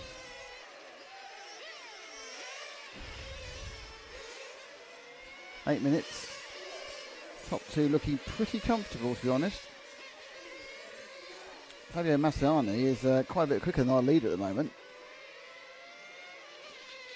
Gaining on him by about a second a lap, but of course Newman doesn't need to win this, just needs to come in the top 3. Barbosa is 3rd by a lap and 2 seconds. And people are going back out again. We've only lost one car has actually stopped. One car didn't start, which is Giuseppe Lizio, and Alessandro Calabrese has broken down.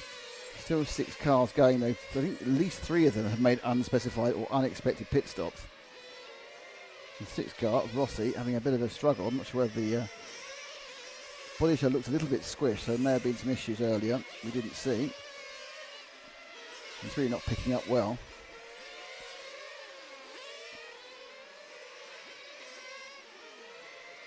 So 3rd and 4th are now split by almost exactly a lap, and the problem is the person in 4th is the person who I think would miss the lap.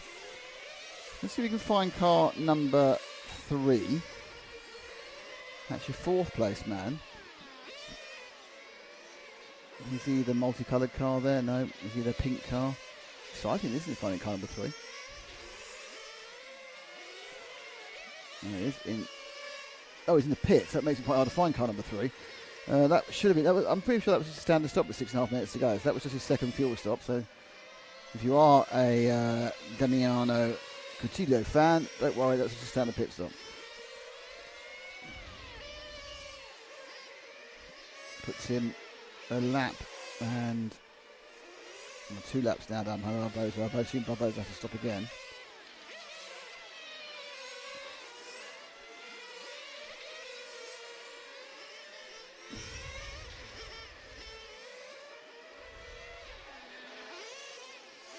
So Massimo Fabiani actually kind of gaining relatively quickly on our leader. I think it might be because he hasn't made his 2nd stop yet. So with 15 minutes gone, I think he probably has. Ooh. And this going round multiple coloured car. That is back the 3 back running again. Chilio.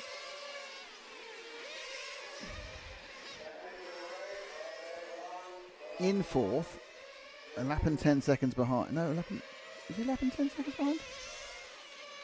No, he's not. He's 2 seconds, not a lap behind.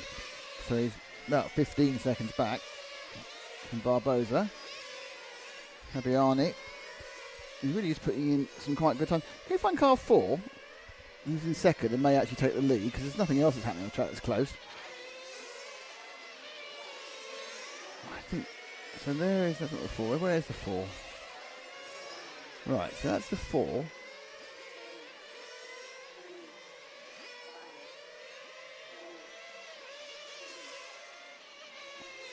I think he's lost a bit of time. 17.676 before he came to him.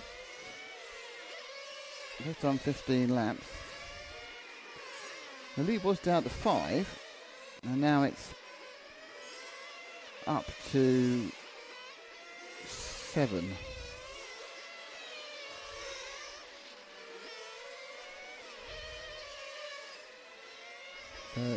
Massimo, I mean, obviously the battle between 3rd and 4th, but they're a lap apart at the moment.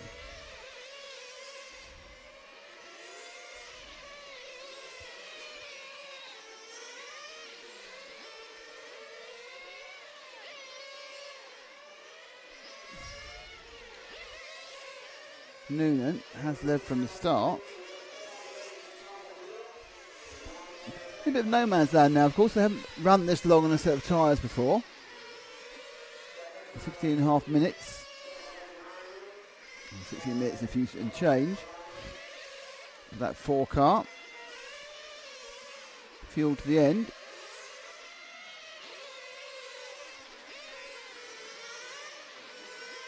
I'm looking to gain on Noonan. Gap now between the two of them. Yeah, it's about 10 seconds actually.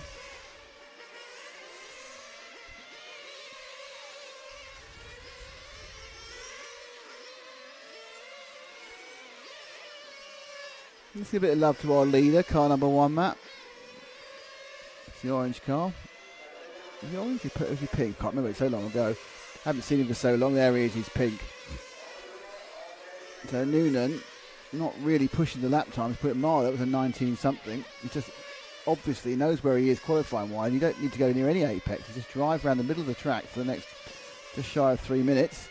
And that'll be at least one Irishman through. There's a good chance that Bruno will get through and have 2 Irishmen come through and qualify to tomorrow, a whole different day. He went off super fast, and he's kind of then got a lap ahead and absolutely moderated it from then. It's the old Alain Prost idiot to win the race in the slowest possible time. And he's letting himself be unlapped by people. I don't think that's an issue with the car. It's just an issue with clever driving. He's just not getting in the way of anyone. Just wondering whether I don't know though. The car's not looking. It's looking quite slow. The lap times aren't telling me it's slow. It just looked a bit slow. And yeah, they actually lost the lead that lap. That yellow car flashing by him took the lead from him, from Noonan. So Noonan's now not leading anymore. Interestingly, I don't know whether the car's gone off massively. That yellow car just out. So that is now he's in second. And Massimo was 3 seconds faster in that lap, but Noonan, the last time around, it was the same. So I think this is what's called conservative driving 101. Absolutely not risking anything, knowing he's got the bump. He's 2 laps ahead of, or best part of 2 laps ahead of Barbosa in third.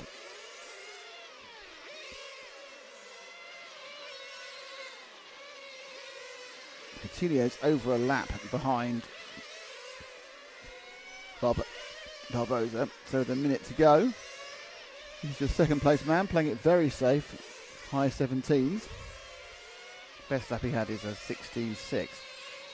He's running a second to 2 seconds off that pace. That was a little mistake, but he got away with it.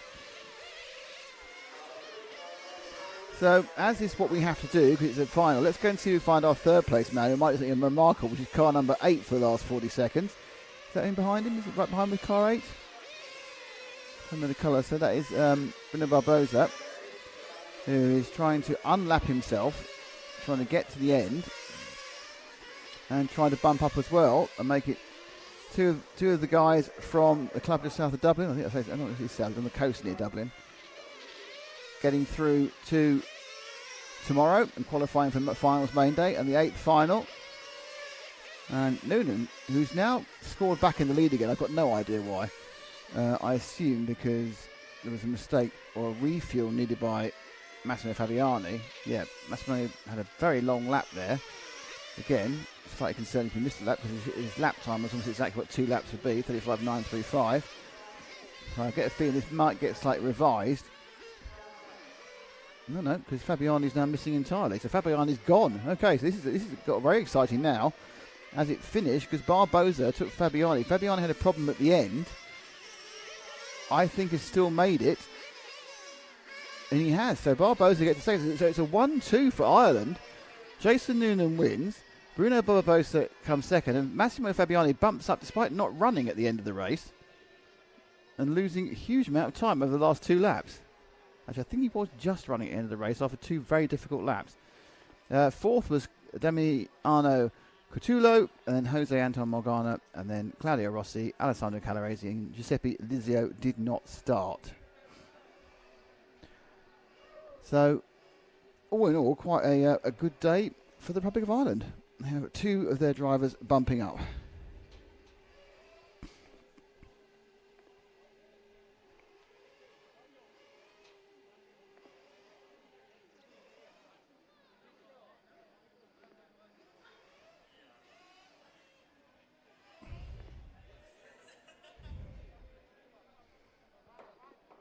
So, changing over for the second of the semi-finals. Semi-finals, if which, second of the 16th finals. They will also get 5 minutes of warm-up first.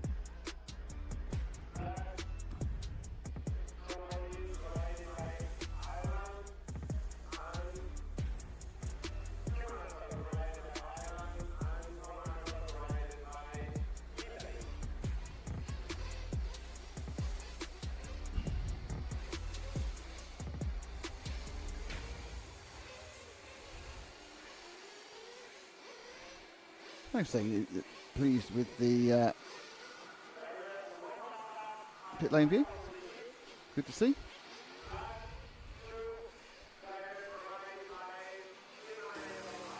Why this terrible noise again? Because it's nice here, but no. Stop it. Okay. There'll be 5 minutes of warm up.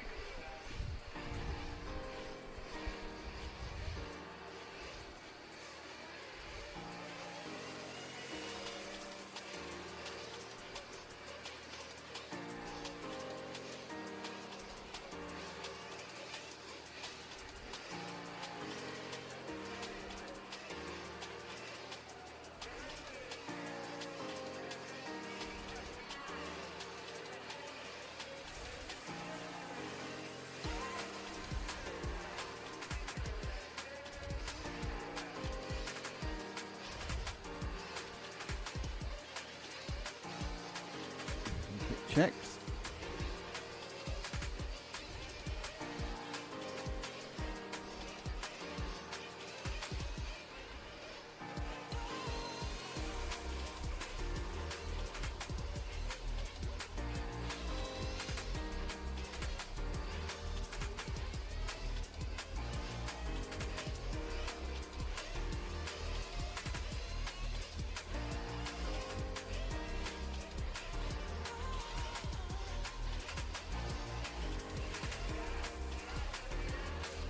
Everyone now. This is Young. 1:15 Saturday morning here in Australia. Oh, yeah, absolutely. Please get some rest. Thanks for being with us the whole time. Okay.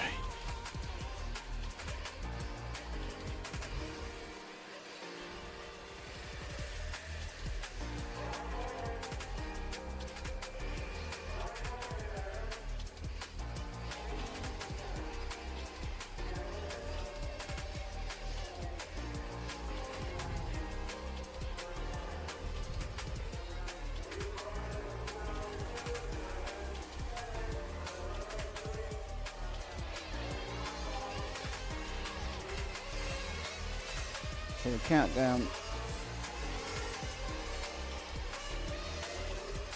down to 2.5 minutes. And here's your runners and riders. It's Miguel Acosta in 1, Emmanuel Silvestri in 2. They're both from Spain. Miguel Acosta, Emmanuel Silvestri from Italy. Gilles Tavada from France. Pasquale Malfalconi from Italy. Stephen O'Connor from Ireland. Angelo Vicini from Italy, who hasn't checked in yet. Svetilic Sanjin from Croatia. Emmanuel Greco from Italy.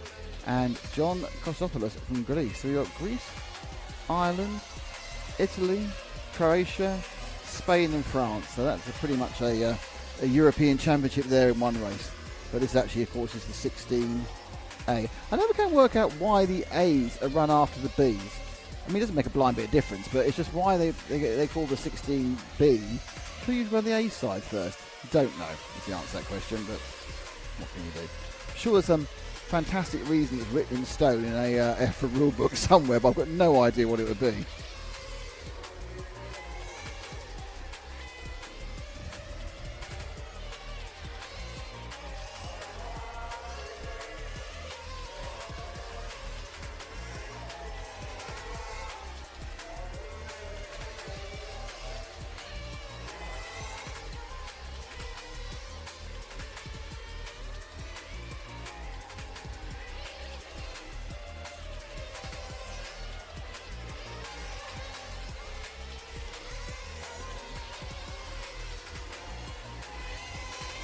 Beautiful blue skies, as you can see here in Sicily. I would say not a cloud in the sky, but there's one there. You can see right in the middle. It's very very white and fluffy, and quite thin, to be honest. Down to the last 40 seconds of warm-up.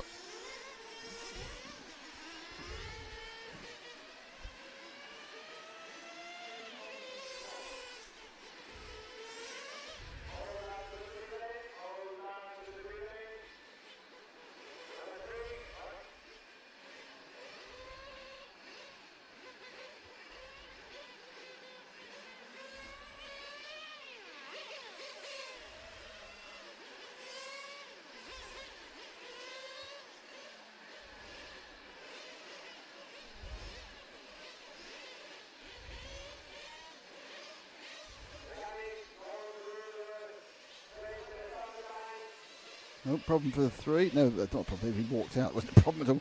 Doing what he ought to do, the 3, walking himself out. Okay, car's now moving out to the grid.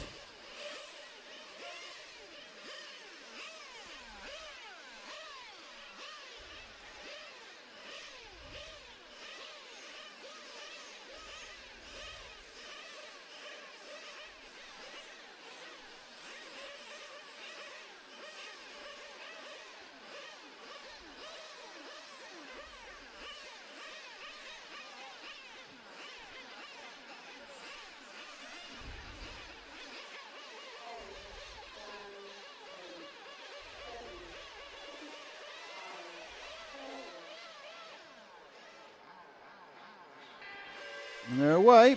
1, 2, 3, 4, 5, 7 cars starting. Now the 8 actually enough in grid order.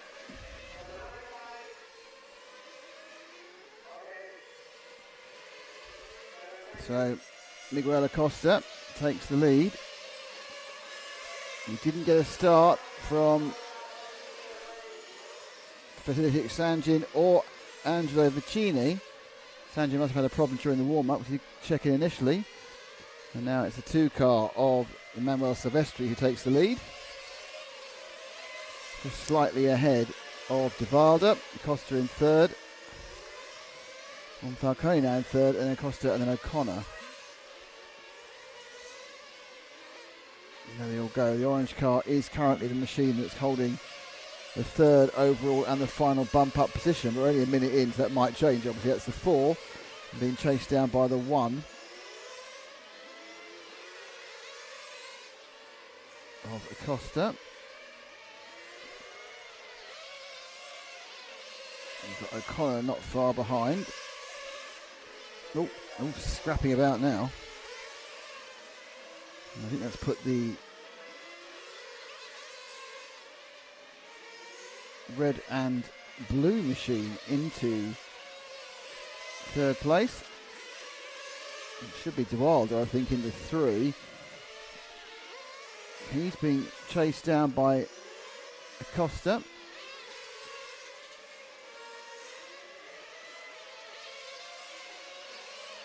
Am I out one? Am I out one? 2-car lead. 2, 3, 4.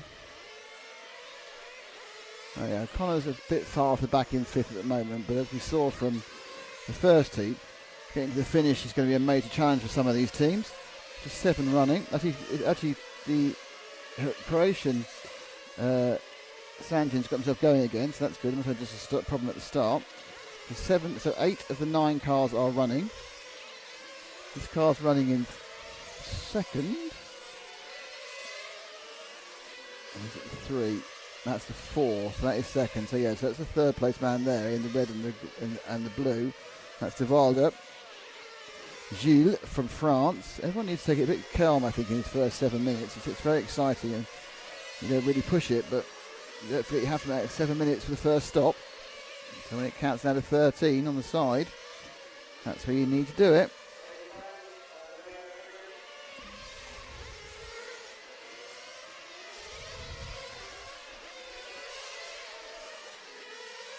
While just sort of stretching the gaps down the straight to Acosta. Interesting, there's no breakaway here. 1, 2, 3 and 4. Well, 2, 3 and 4 are very close together. Just put a lap on one of the other machines, but on the other cars. But interestingly, the leader's only a couple of seconds ahead. So we had a huge break in the last one. Don't forget, these are the same, just evenly sorted. The sort of the qualifying of this semi-final, in the 16th final, in the previous. Oh dear, that's not worked well for De Wilder. Didn't lose as much time as I thought he would actually. He was already up and running again. Skipped it. And then did it twice. So he managed to do 2 hooks round a curb. So the 1 car now of Acosta, I think, has pushed himself into 3rd. That's Miguel from Spain in this yellow machine.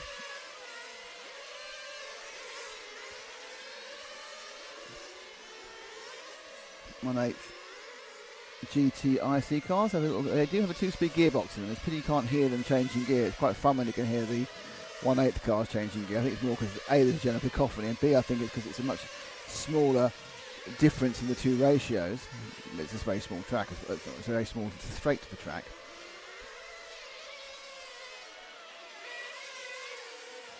So it's still holding 3rd. 4 minutes gone, 4:20 or so gone.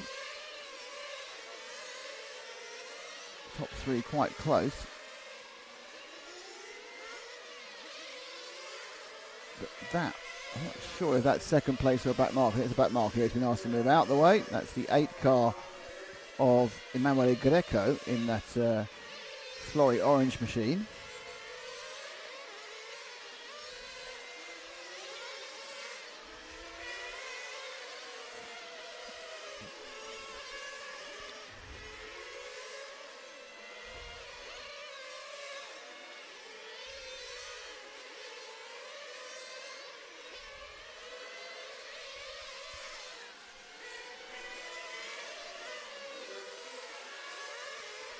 So 1 is still Emmanuel Silvestri. He got a lead of about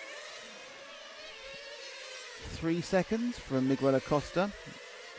Then it's Pasquale Malfacone and then Stephen O'Connor in 4th. Gilles De Wilder has dropped back a little bit, but not out of contention entirely. Okay, we're getting to the important part of the race now, which is the 7-minute mark.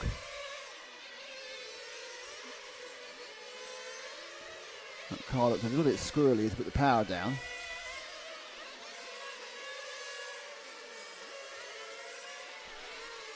The orange number 4, this is Monfalcone in 3rd. We are at 6 minutes, so we're a minute from being able to take on a lovely slurp of nitro fuel. 16% of course. Last bump up is this position of Monfalcone.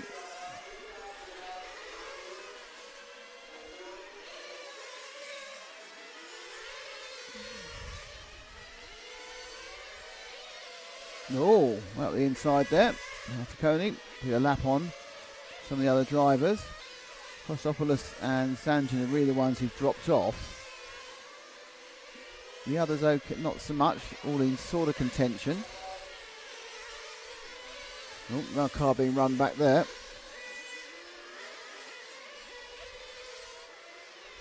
There they go. Okay, so we are now at 6:47. I think we'll do is have a little bit of the pits. So they're early. By my not sure, but I think they did wait. They waited on the clock to fuel them up at 7 minutes. My personal feeling, some problems in the pit lane. The pit lane's blocked. That's not gone well. Looks like there's a problem for De Valder as well. So out on the track, the 5 car of O'Connor is clear and running and scored in third. Because De Valder had an issue in the pit stops. Not sure if he got going again. Still not sure he got going again. No, he didn't. So De Valder's dropped off this one, which means this man now, Stephen O'Connor, has picked up third place. He is a little bit behind, well, by a little bit over a lap behind Pasquale Malfanco. Yeah, De Valder's back on again. He spent a minute and 1 second. He had a flame out in the pit lane. It's been quite messy in the pits, actually. They were all kind of sitting there and waiting for the 7 minutes. Actually, they're prepared to sacrifice 2 or 3 seconds, just waiting for the 7 minutes before they put their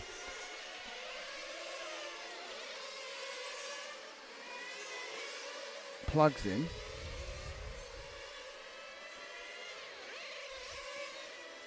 So O'Connor from Ireland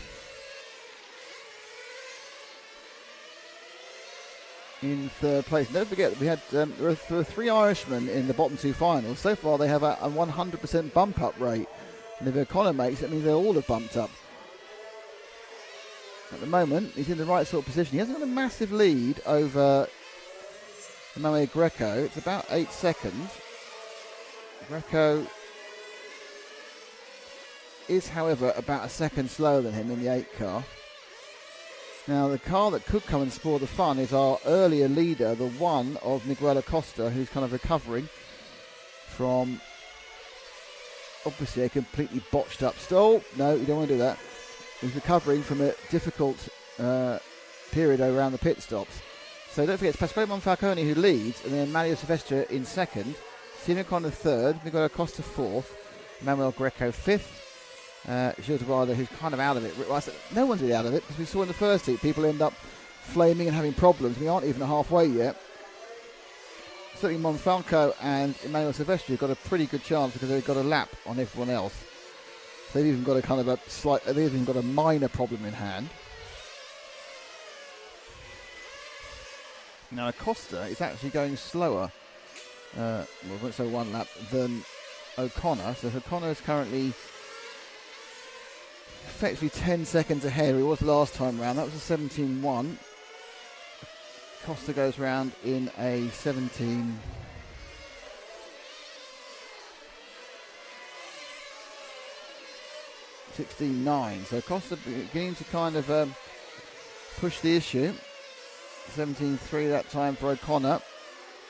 Just gone past De Valder. De Valder's behind him. You want to get past, try and sort of pseudo unlap himself. Costa's running at huge speed, 16.4. So Costa's a lot quicker than O'Connor. And that lead is coming down quite rapidly. It's down to 8 seconds now. He's running a second a lap faster. I'm not sure if O'Connor's aware of the steam train that is Miguel Acosta trying to catch him up. Let's go and see if we can find Acosta. It's car number 1, Matt. He should be 8 seconds behind. It's one of those two, I would think. There he is. So Acosta, he looked good at the start and had a problem. That time round, he gained another second on O'Connor.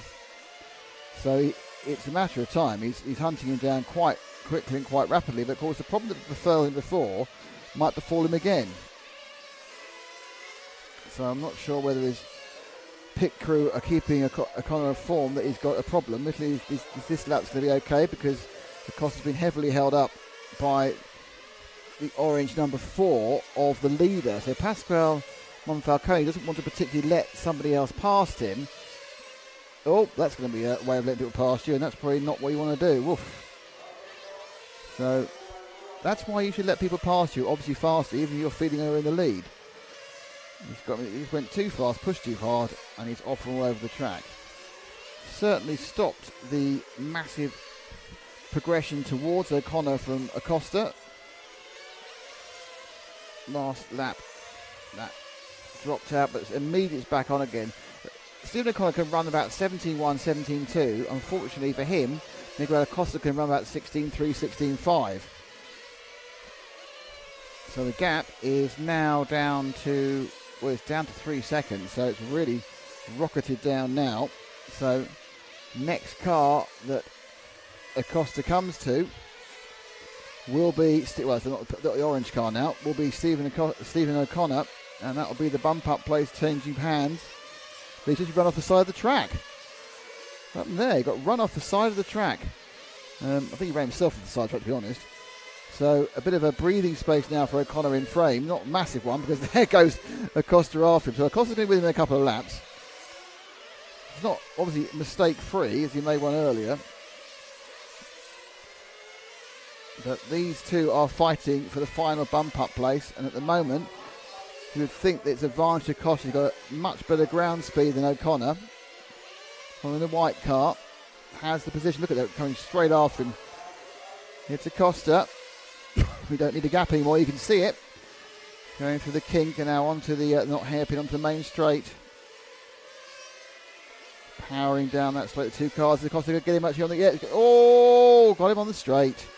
Got him on the straight. Came down the straight, just had enough power up the inside there. No harm, no foul. And O'Connor drops to fourth. Not the end of the world though, because there's still 6 minutes of excitement to happen, and they have made that final fuel stop. Nice and rich splurge there with 6:20 to go. Now, fuel stops are always risky. I'm not sure whether Costa's made his final fuel stop yet. No, he hasn't. So he has to do that. Things can go wrong. O'Connor, I think, may have dropped that. He's dropping down to De Wilder now. He seems to have lost a little bit of momentum following that stop, unfortunately for him.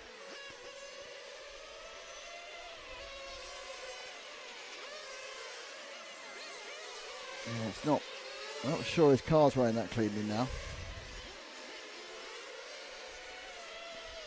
In fact, I'm absolutely sure his car's not running particularly clean. Oh, that's sad for Stephen. No one's quite sure what the issue is. Have a look around, see if they can find out what it is. It's all running really well, but if it wasn't, trying again with something, nope. And that may well be the end of car number 5's challenge for a bump up. I assume he's now dropped down to 6th or 7th, but he will continue. Okay, it's the leader behind him. Car looks terribly rich, actually. It's the leader behind him. So let's go and see where are we at now. So Acosta, it's now to Wilder is in 4th in the car number 3.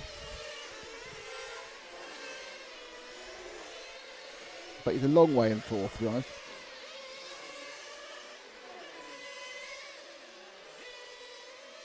Oh.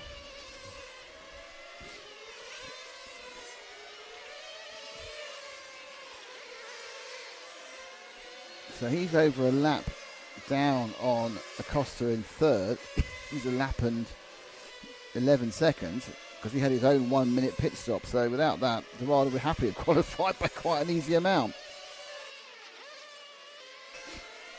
So 4 minutes to go. This one looks quite static at the moment, but you can never tell. Things can go horribly wrong for people almost immediately. Oh, skippity-dippity. Gives me a chance to say you are watching the final race that we know of today from the EFRA 18 GT and GTE Euros 2024 from Giardini Naxos in Sicily in Italy. Brought to you by EFRA, the European Federation of Racing Automobiles, the organising body for all European Championships, and also the support body in IFMAR for the World Championships held in the EFRA region. We have a title sponsor, and it's a fantastic Senesi Motorsport, and we have some other supporters, including S-Works, Lens Bodies, Chevy Model, and X-Ray. So thanks to all of you for making it possible. My name is Nick Damon. I've been chatting inanely all day, whilst doing the real work of moving the camera, working out and doing other interviews and getting B-roll. B-roll is very important, as being Matt McCallum. So thank you all for being with us. I will give you I think we're back about 8:30 tomorrow, but you will need to check your listings or Facebook because I think there's going to be another issue of the timetable tonight because the timetable currently is definitely wrong. It doesn't mean they're going to start any earlier or any later, but the timetable currently is wrong and needs to be adjusted because it's saying there's 4 electric finals. Tomorrow we have the 8 finals, the quarterfinals, the semi-finals, the last chance final and the main final in IC, and all of the electric mains, and there's an A, B and C, get 3-legged finals. So lots and lots and lots of racing for you today. Tomorrow even. Starting quite early, finals day for the GT8 and GT8 E finals. So 2.5 minutes to go. In fairness to De Wilder, he's really caught up Acosta. Not sure what happened to Acosta. Acosta's lead has dropped down to less than about 13 seconds. I think possibly what happened is Acosta's gone very conservative on fuel and taken another stop. He's 13 seconds ahead. Lap times are absolutely fine for Acosta. He's also had another pit stop whilst we were chatting about tomorrow. No, he's not. He's broken down. Acosta's broken down. So that is the end of the third place bump up for Acosta. I'm not sure we can get the thing going again. You do want to bother? Shall we? Could do? No. So that's De Wilder, who we are following, is going to pick up. I get the body clips off for some reason. It looks like De Wilder is in about a few seconds' time. He's going to pick up the final bump up slot. Whilst we weren't watching, O'Connor's retired. So there's your final. He was going round, just completing laps. This is despite him having a 1 and 6 second pit stop, De Wilder. This goes to show these lower finals just keep turning laps. Just keep turning laps. Okay. I've just been informed that this is not the last race of the day. We will have the mechanics race after this. The mechanics race is going to be the last race of the day. So we have one more race today, the mechanics race, coming up hopefully immediately afterwards. Don't tune away. This mechanics race features 2 world champions. And it also features no marshals and 15 minutes of chaos. So that is the mechanics race that's coming up now after this one. So this is not the last race today. Do not go anywhere. The mechanics race has been rescheduled for next. So we have more racing, surprising everyone, including me. As I said, this timetable is quite fluidly flexible, but we are getting the events in. So the mechanics race will be next out.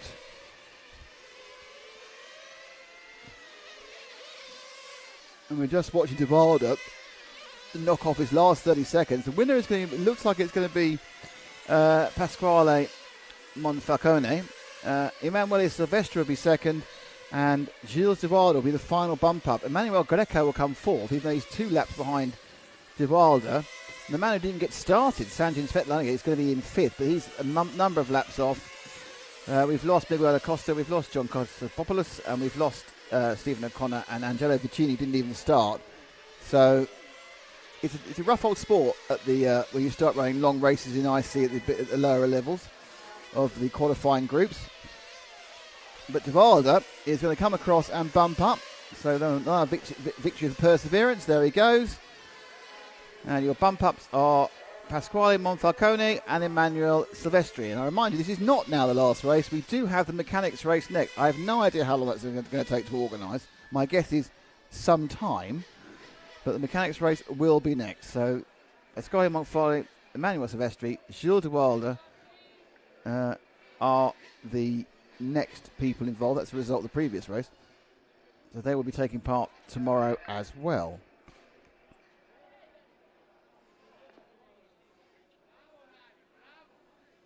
Is Daniel Lazy racing the mechanics? Yes, he is.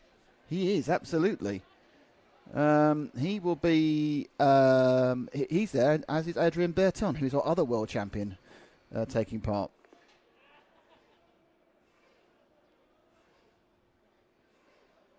So it's 3 who bump up. This is the main thing. I'm just answering questions now. Okay, so we now need to find out how long this is going to take. They are quite good at delays, to be honest. Probably shouldn't say that. There we see the cars. The cars aren't coming out. So the mechanics race is going to run next. Hello from Australia. Hello BMX man. I assume it's very, very late out there. What if Matt's coming to see me? Should wait to see about this next one. We got stuff to do this evening. This extra final was like, pff, great. Man on phone, always good to see. I'm going to upset some people now by putting the background music on again. 12 a.m. Oh, it's midnight over in Australia and that part of it. That's not very far ahead of us. Where about that must be Perth. It's only midnight.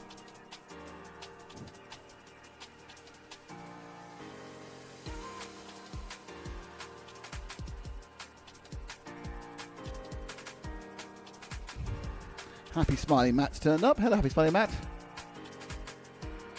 Big thumbs up from Matt.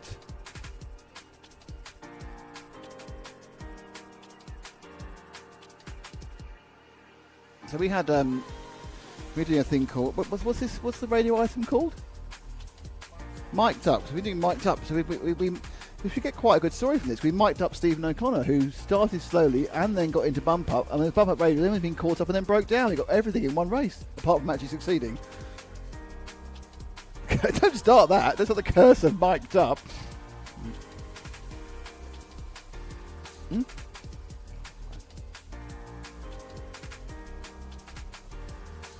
Now, he's got waving. He's on the phone to someone. He's waving at the camera. Look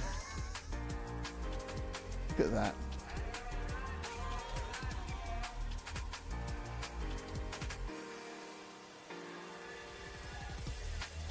Don't know if any of you are leaving. Loads to go.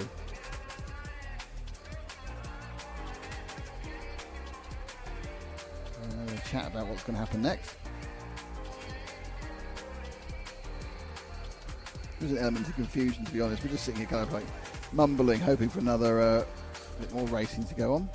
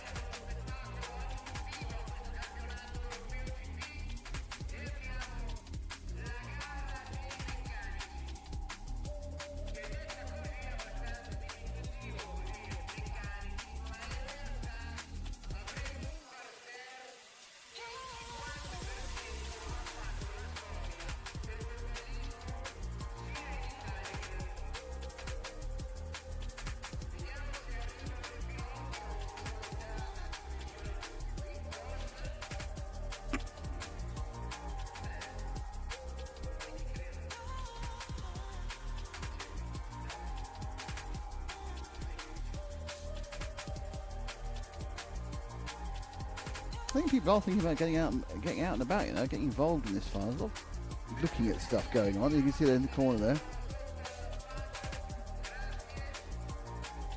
It's all happening in the corner for this mechanics race. 15 minutes of mechanical fun.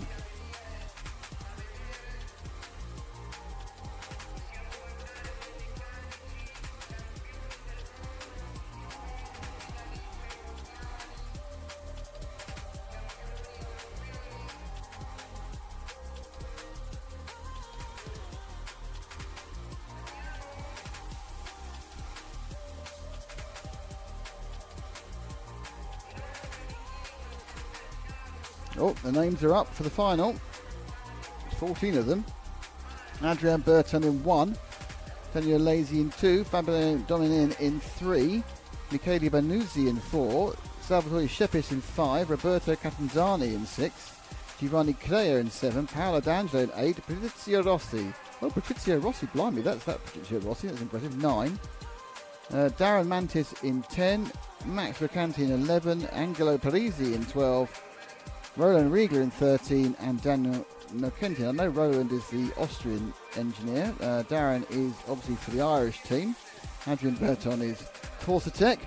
Daniel Lazy is for a Lazy Tuned, and they're, of course, both world champions, which is quite a nice thing to have. 2 of the previous world champions knocking about. I'm not overly sure where the cars are going to hit the pit. They're all driving their sort of cars of their team, so this could go well. Could go well. Might not go well.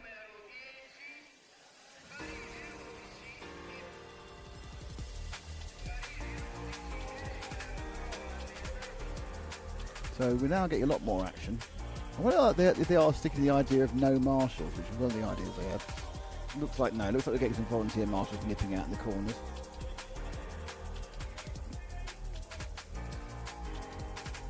A final 1. You're thinking, I've got it's the A final 1. This is the A final 1 for the mechanics race. This is not the A final 1 for any other part of the event whatsoever. Just the A final 1 for the mechanics race. Senesi Motorsport, our title sponsor, thank you. S-Works, Lens Bodies, Shipping Model and X-Ray are our supporters. As are all of you who are watching, whether you be watching on the RC Racing TV YouTube or Facebook or the EFRA YouTube or Facebook. We thank you for spending your time with us today.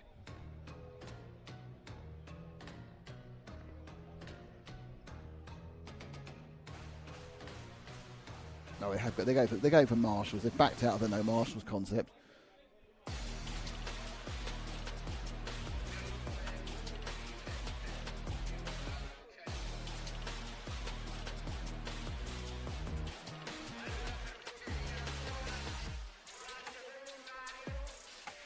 So it's just the attempt to get the marshals that are taking the time.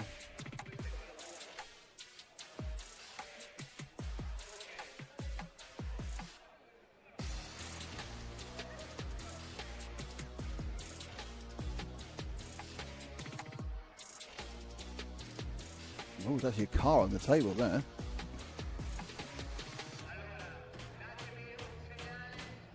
So we are awaiting the start of the mechanics final. 15 minutes of fun.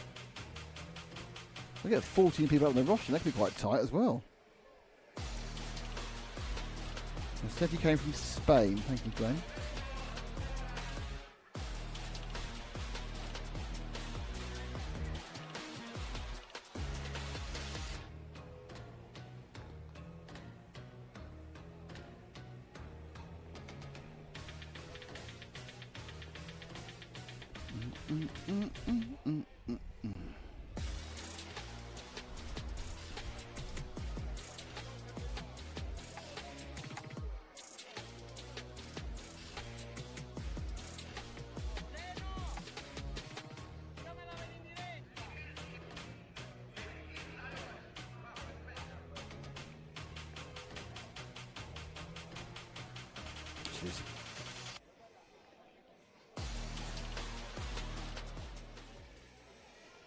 Engine starting somewhere. Still not a lot of people up on the rostrum as such.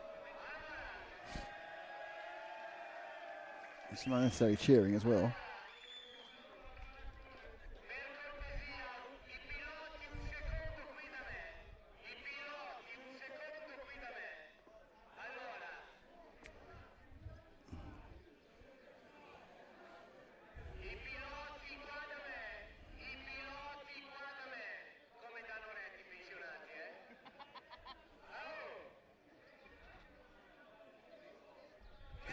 They're not trying to speed this up, are they? They're giving this the full, let's drag it out. There will be a race in a minute.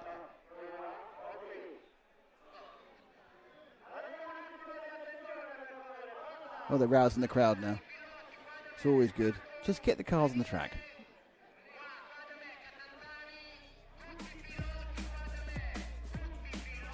Matt.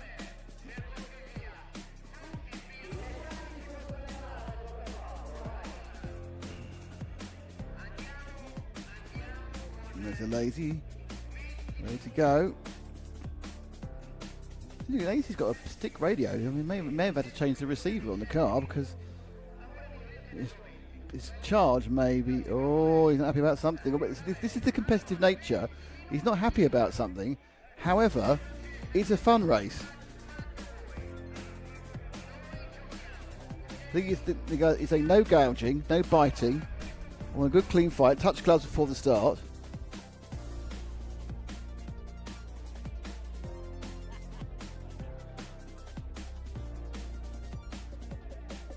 Certainly some way of using up half an hour of your time, isn't it?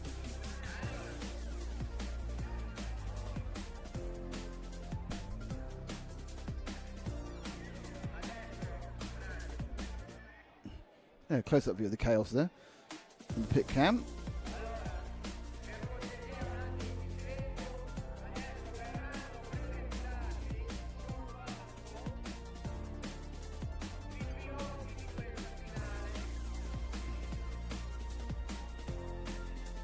Everyone claiming their slot in the pit lane.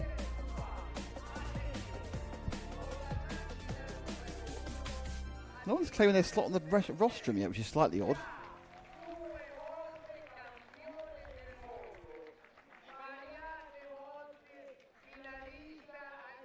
If there's any indication of how long it's going to take to get the main final underway tomorrow, could be here till Monday.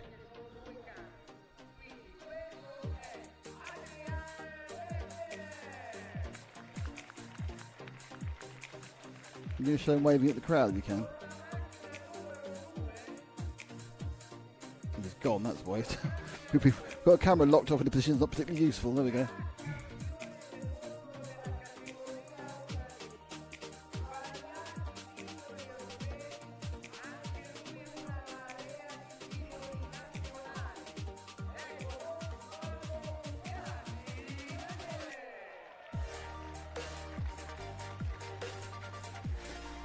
There's a real kind of they really had decided to make this some form of do a full announcement. These people, there's 14 of them. It could take hours. We've got things to film tonight. It gets dark at 8. A referee? You don't want a referee.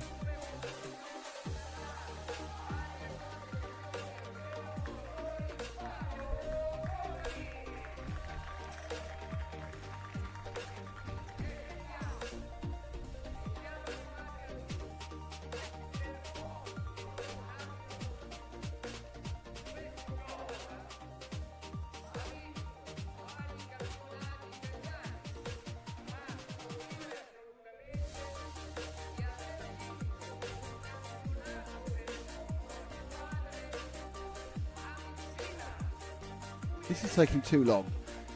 They're giving it the announcements that are longer than Scotty Ernst when he reads out every single minute sponsor for somebody.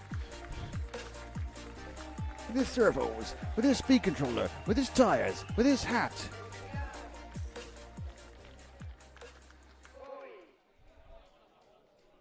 I think he's Mr. Baruzzi.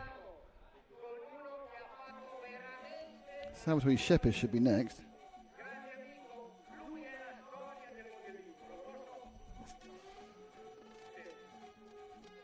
This is Vito doing the announcement because he's absolutely building his part beyond the level it needs to be.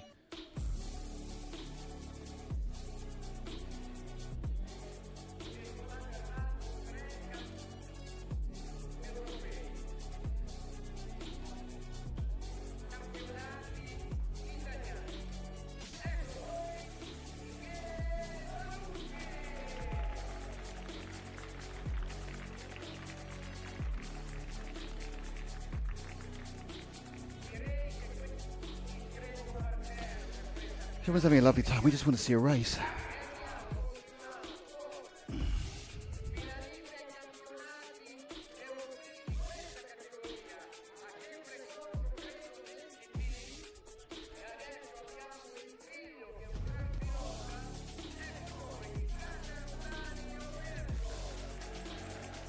Roberto Catanzani. Who smiles now? When they wrap the car around a tree, it won't be.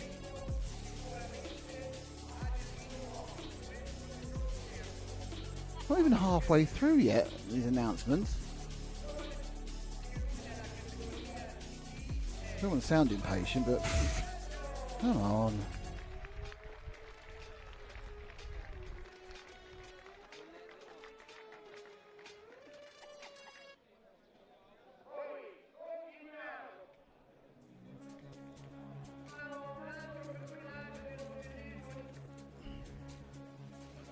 None of these guys have any practice, by the way. They're literally going into this cold. I mean, some of them may have practiced historically, but they haven't actually practiced this week. Adrian gets his headset, so this is quite impressive. They probably haven't actually turned any laps of this track. So it's not like all the mechanics are turning up and going, oh yeah, we did 4 days previously. This is the first time they've been in the circuit. Certainly for a week, if not forever.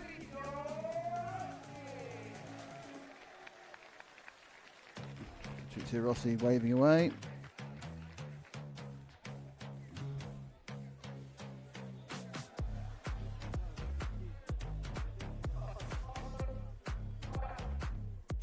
Oh, I think the microphone's failing.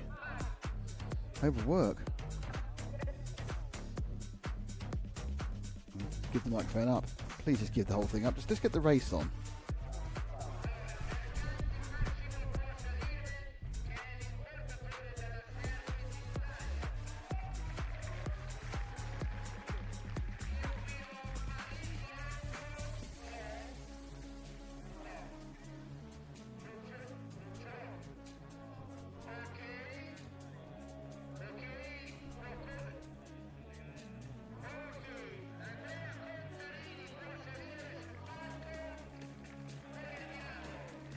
For those of you tuning in just now, this is not the A final of anything.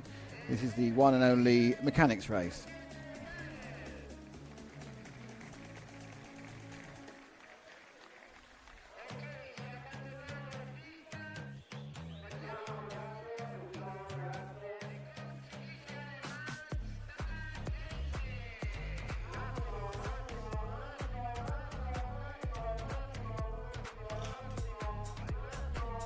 Right, so by saying Massimo holds on.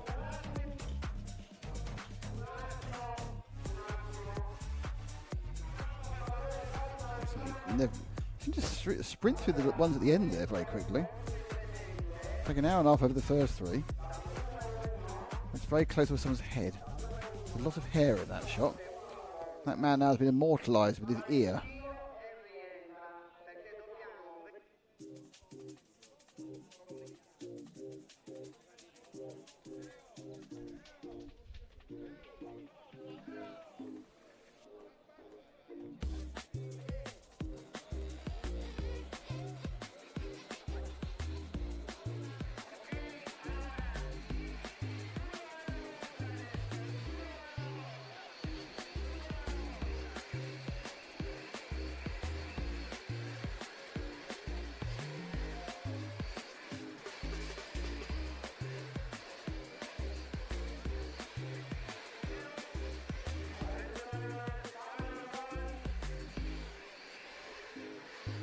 Engines are running. The ear is no longer on the screen. Guys!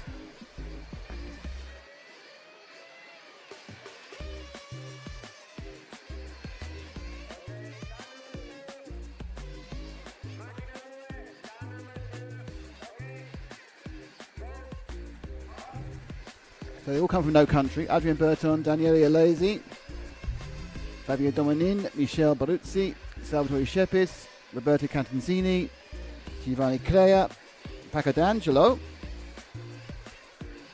Patrizio Rossi, Darren Mattis, Max McEntee. Oh, that's quite good. We've got some unidentified transponders. That's always good fun.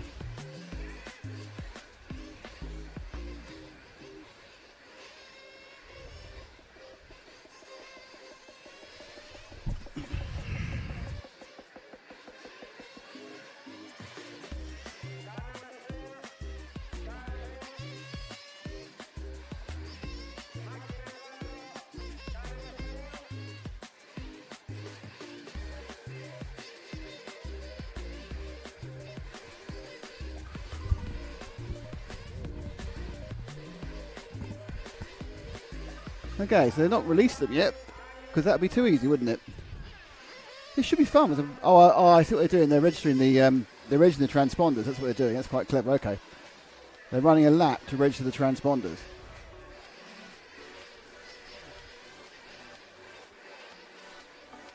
So that'll be extra 15 laps of running. That's why you suddenly hear transponder number pick up. And they add edge to that, that's car number 6, and just add that to it, so 15 becomes 6. There we go. There they go. So they actually do get a lap's practice just to register their transponder.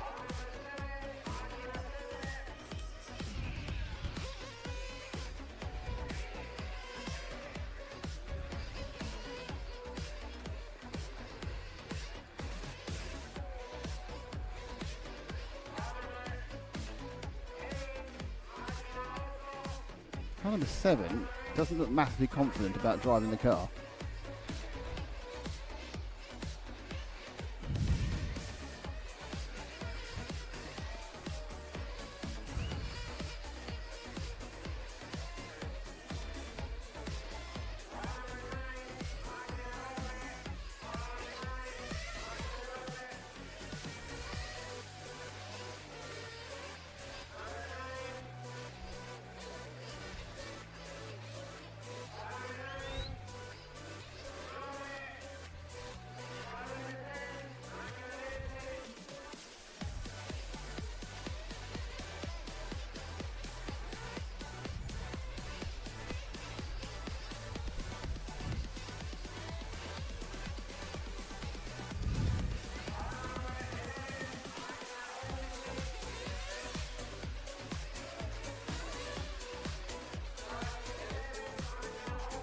Might be a problem with 9. I think Patrizio Rossi might have had an issue with the car.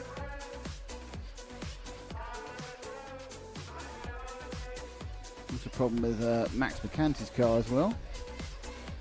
So I'm not sure the cars aren't there or whether they've had some issues with them. Just getting them rolling. Bit of work being done there, you can see on the cars towards the front of the grid. That is the 9. Where's the 6? Who knows?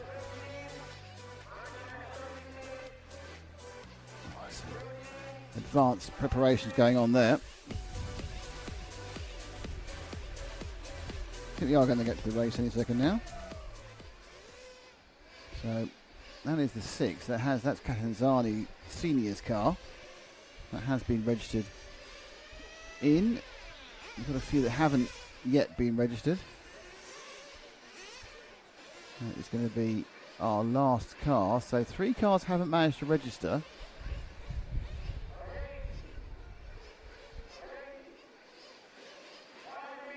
And now they get a practice. And a 5-minute practice.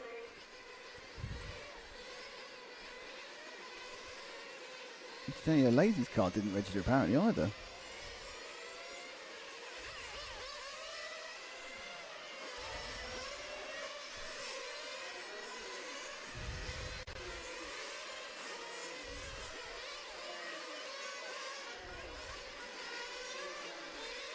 Now we picked up another unknown transponder. That must have been a Lazy. There's a small dog outside the thing.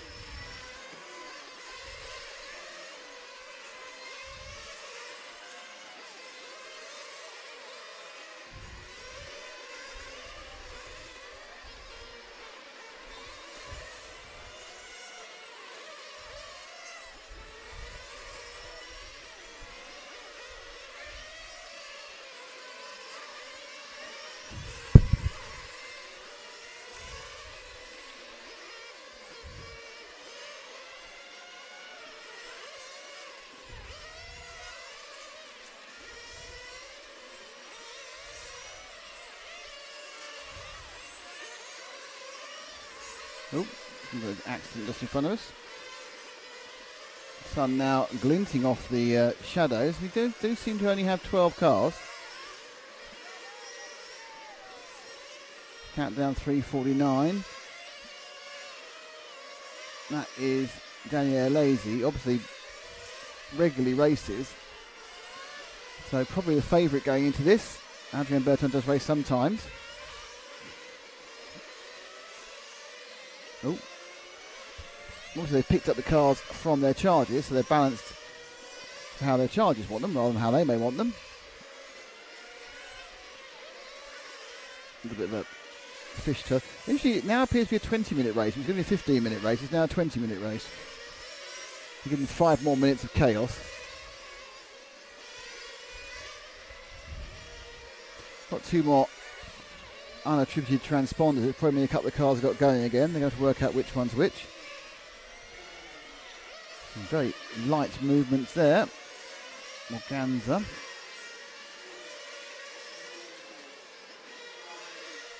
I don't know how you use this. I just don't know how you use a steer wheel. Steer wheels is just not for me at all. I'm a stick boy, as they say.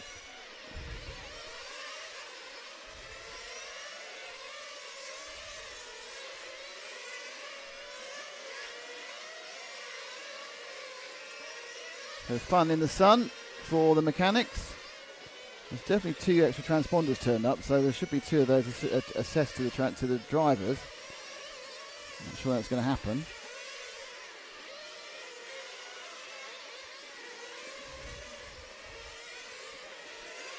Um, 3 cars that didn't check in.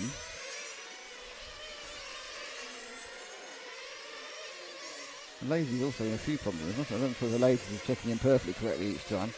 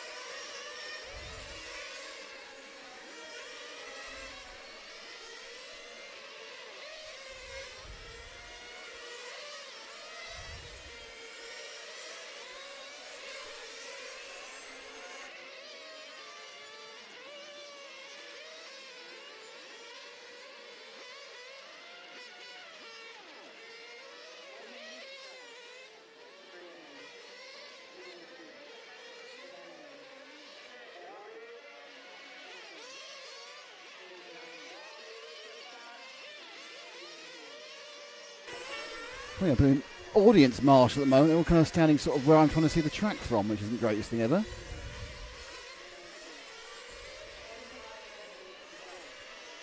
Thankfully, there's only 40 seconds to go of warm-up before you get to the race. Putting the cars back in again.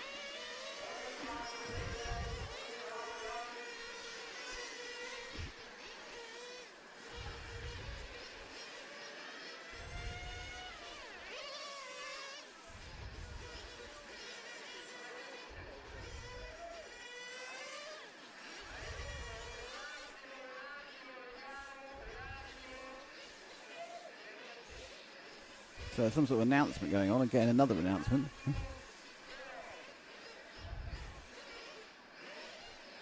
10-7 now. But who knows what's going to happen? This could be crazy. Crazy exciting.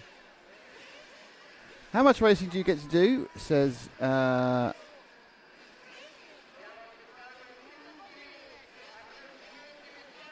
what class do you? Well, I haven't raced for a while actually, but I was...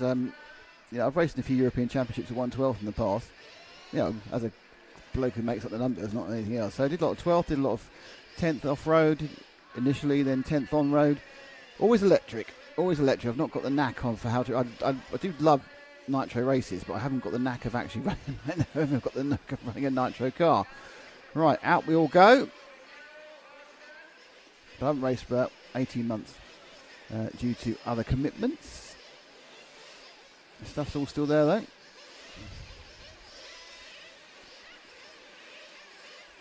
I'm slightly concerned that a unattributed transponder is going to win this race. But I assume that once they get rolling, they'll attribute those to the 2 of the 3 drivers who don't have a transponder.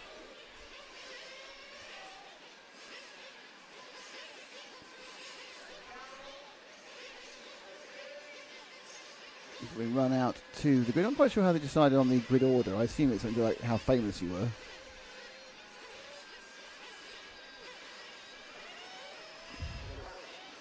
Okay, there's a lazy, and ahead of him will be Adrian. But I've no idea if the rules about lasting 7 minutes will count for this race. I assume not. Right, 20 minutes, what may be chaos. Oh, fuel falling out of that, dripping out. Cars down. And away they go. All of them passing across the line. And in the lead, immediately, is one of the cars. I think it must be number 1. But that's going to almost change very, very wide. So remember, these guys have not had any practice either. And there's a battle already between Berton and Hilesi. Berton in the white machine, or majority white machine. The orange tail is Daniele Hilesi, and catching them up is Fabio Dominin. I also think was a national European champion a long time in the past as well. Of course, his sons now race and do very well indeed in Nitro classes. So, Adrien Berton, the world champion in the past in 1/10th IC. I think also the same thing goes for Hilesi as well, actually. And of course, Hilesi now makes World Championship engines, and Berton makes engines that nearly won the World Championship, so it's all the same sort of thing. And they're racing past lap traffic already on lap number 4, and Berton just didn't got past that blue car, which is number 13, which is, I think, Riegler. Still has one transponder number racing on its own. That's obviously needs to get sorted. So Adrian continues with a small lead over Hilesi.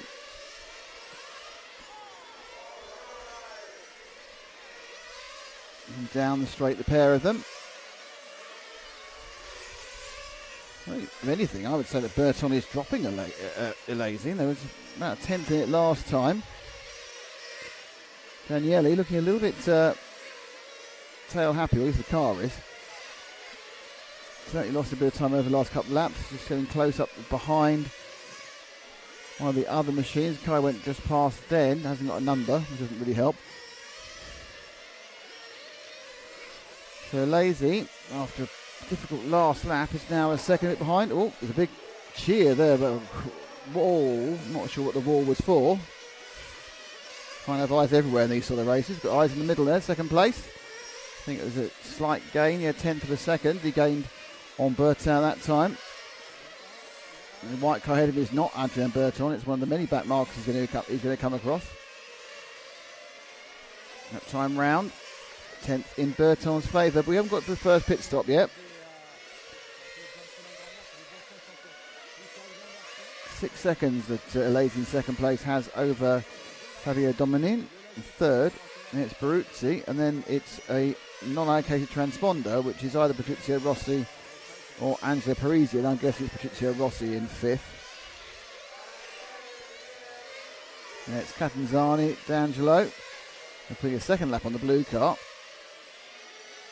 which, to be honest, is probably still going 3 times faster than I would.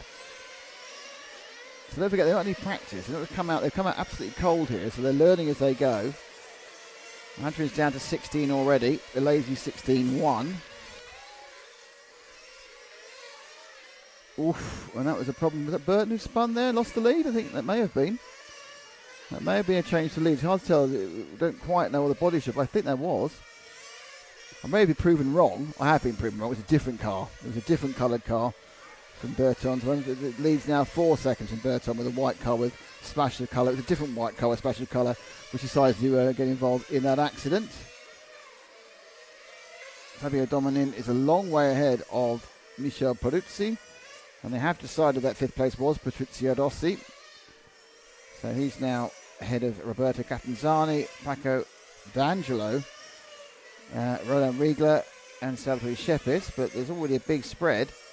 We lost a couple of drivers, but like in 11th it's done 10 laps and the leader's done 16. And Hilesi 4 seconds off the lead now. Won't be liking that. Car looks like it's running quite rich as well. That could just be the evening tide. Means we can see the fuel a bit easier. We can see the smoke. Might not actually be because it is running richer. Coming up to go past the 7 car of Giovanni Cadea. According to this, isn't scoring any laps, so he must be one of the unattended transponders with 11 laps. So he's actually got 12 laps. Rossi now has a gaggle of traffic there. Not Rossi, sorry, that's Elasi has a gaggle of traffic there. We've lost one of the cameras, which is slightly irritating. Not sure why that is. I guess it is because someone's trodden on some cables.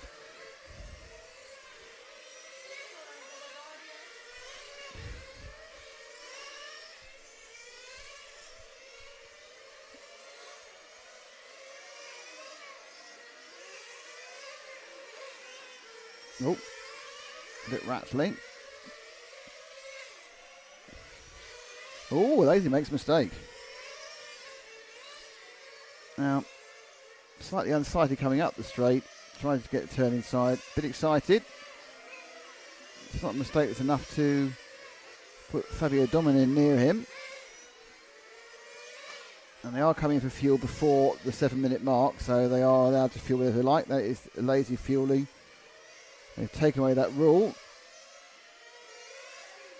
He's looking like he's running super rich, in fairness. Ooh. So running at sort of 6.5. He'll just do it on 2 stops easy.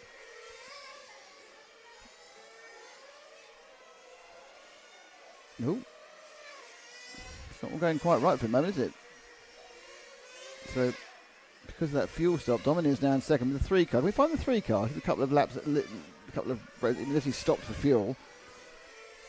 Fabio may well have actually stopped for fuel just now. He does. There we are. So he's out now. And I think these two actually could be pretty close in the battle for second and third. I don't think Elasi's a lap ahead. So Fabio Dominin in the Tiffany blue sort of green colour. Elasi's had a little bit of oversteer moments and the car's not really behaving as he would like it to.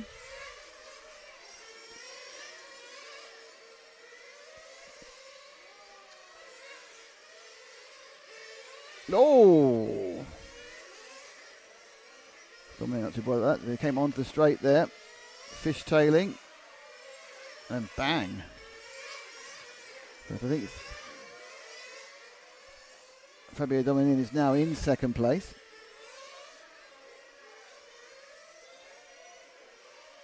He's not scored in second place. Apparently he scored a lap down. I'm not quite sure. Okay, so he must have missed a lap at some point.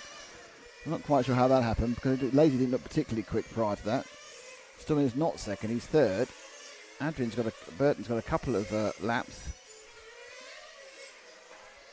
Oh, screeched off. Coming down the inside of the car. That was going to kind of miscommunication more than anything else. So that body shell's taking some battering from Mr. Dominic Senior. Rowan Riegel's done well. He's got himself up to 6th place, the Austrian. From 13th. 8 minutes in, we're beginning to see some of the attrition kick in.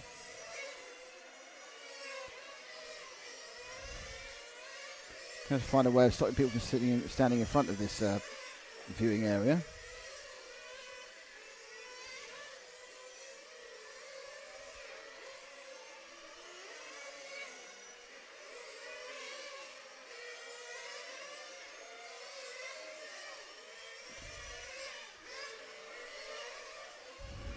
Okay, so Dominic still running in second, best part of a lap behind Elasi. Elasi over a lap behind Bertat. Trying to see where there's a battle. Let's have a look at some of the other cars because there's no real battle at the moment. There's 11 minutes to go. Matt, that's I don't know who that is. That colourful car at the front there. That is car number. Yeah, it's our leader. Let's try somebody else. Adrian's had a bit of time before. That'll do. Don't know who it is. Could be anybody. That is car number. That's Lazy. Find someone we haven't shown. There. That'll do. That is car number 6. That is Roberto Catanzani. Andrea's father, I assume. Showing a rare old turn of speed. The body shell seems mounted very high. Perhaps it's one of Catherine's only spares. It doesn't get too badly damaged. But the whole car seems very high. Perhaps ground clearance is the key to minimise the expensive damage. Running in 5th at the moment, Catanzani.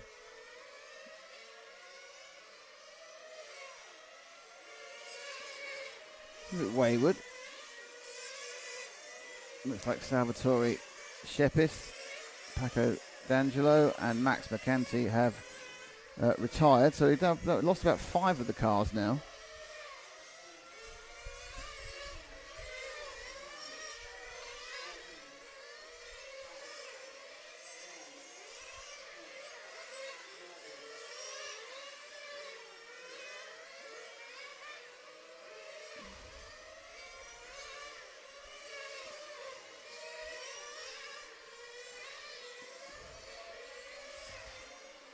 Oof. 2 wheels off the ground there. Some problems. My car's got some issues on the fence there. I think the 10 car's having an issue. That'll be Daramantis.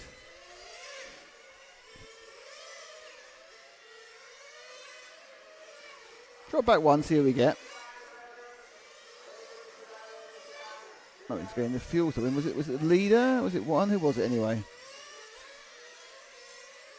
Was it the other shiny car? Oh, God, we can't avoid these women leaders, can we? Second stop. It's quite early stop. He's going to stop again. So, an early stop for Berta. And this is a lazy also stopping, so they're also going to have to stop again.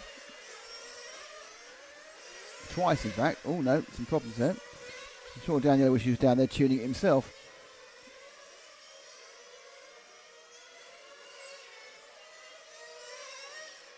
Is the lazy just ahead of Burton on the road? But a lap behind, effectively.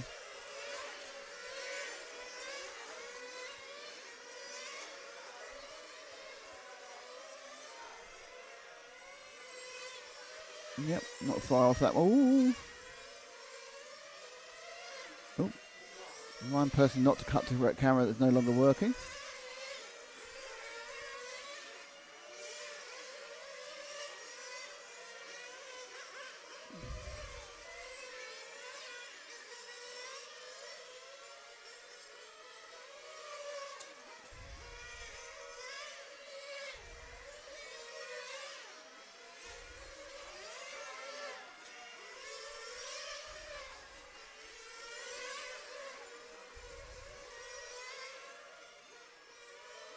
Still with the lazy. Best part of a lap and a half behind. See if we can find car 13 of Roland Riegler. I'm not sure how easy it's going to be to find the numbers, to be honest.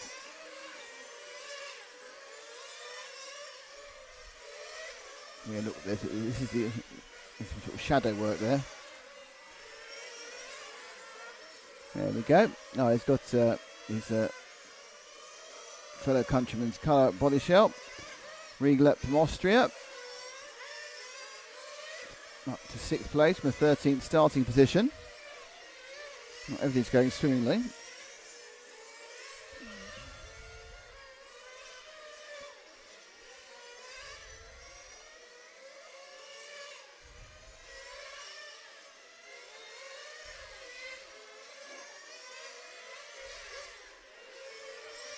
Trying to avoid the fishtailing other car. Comes in for some fuel. He won't have to stop again.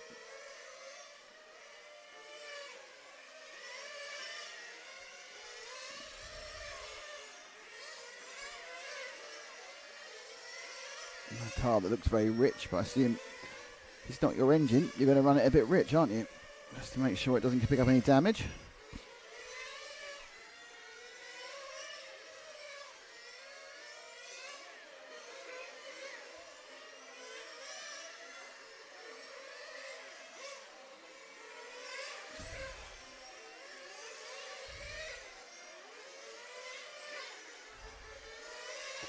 There's a car stuck in the middle of the track there. That's Lazy's flamed. That's a Lazy. We've lost a Lazy. Lazy's flamed out. So a Lazy is off the track, flamed out. Can they fix him is the question. You've broken it. I don't know how you've broken it, Daniele. You've broken it. This should give... it's now Michele Bertuzzi who's in third. Just fuel it up and see what happens next. That's our pole man there. Corsetec. He's obviously backing Adrien Bertin. Actually, Bertin's now scored as not being on the track. That can't be right, surely. No, it isn't. There's a glitch on the timer. Still work going on Lazy's car. He's dropping down. He's third. He's fourth. He's got a couple of laps. Might still get a top six. Let's see how he tries to get him started. Yep, up and away. Ish. No. Yes. There he goes. So, engine trouble striking in the number 2. Happens to the best of them, you see. This is obviously the disadvantage with total lack of preparation that they've all had.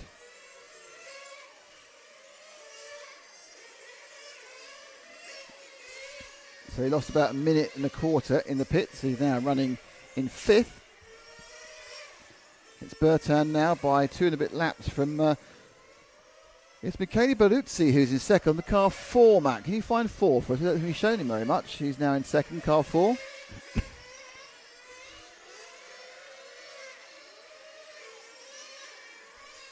There he goes, the white car coming towards you now.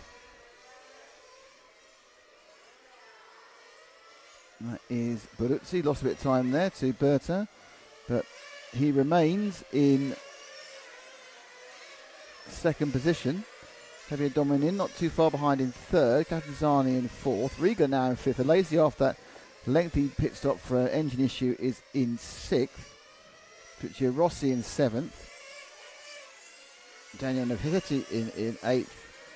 Oh, no. Lazy came back again. Oh, he's got a broke. Well, that's not bad. That's me. He's broken the rear arm. So that is not the work of the moment. Lazy out of the race. So Lazy tuned and a Lazy crashed. I think there's some slight jubilation there. Oh, what's going on there? There's 2 cars stuck in a hole. So 2 minutes 50 seconds to go. Bertin has a 3-lap lead over Bertuzzi's the 5 car. That is Shepis, who's not run the whole trip and looks like he's having problems as well. And it looks like the 5's about to be... No, just thought about weirdly rather than actually retired.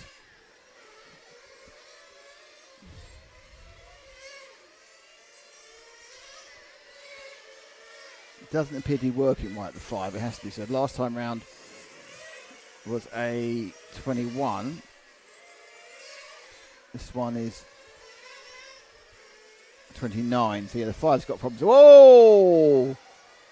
Completely rear-ended there by the leader. So the leader didn't know what was going on, didn't realise he hasn't got any drive. Potentially dangerous moment there for Bertin in the lead with 1 minute and 50 to go. Let's find our leader. Oh, you found him. So Adrien Bertin, who is winning now by 3 laps, as all his various rivals have succumbed to issues. In fairness, he's got the fastest lap by... Well, he hasn't actually. Lazy had the fastest lap of all, by 15.997. His fastest lap was 6.915. So they were, but Bertin was pulling away before Lazy had problems. It's a kind of clinically professional job you kind of expect of Adrien, to be honest.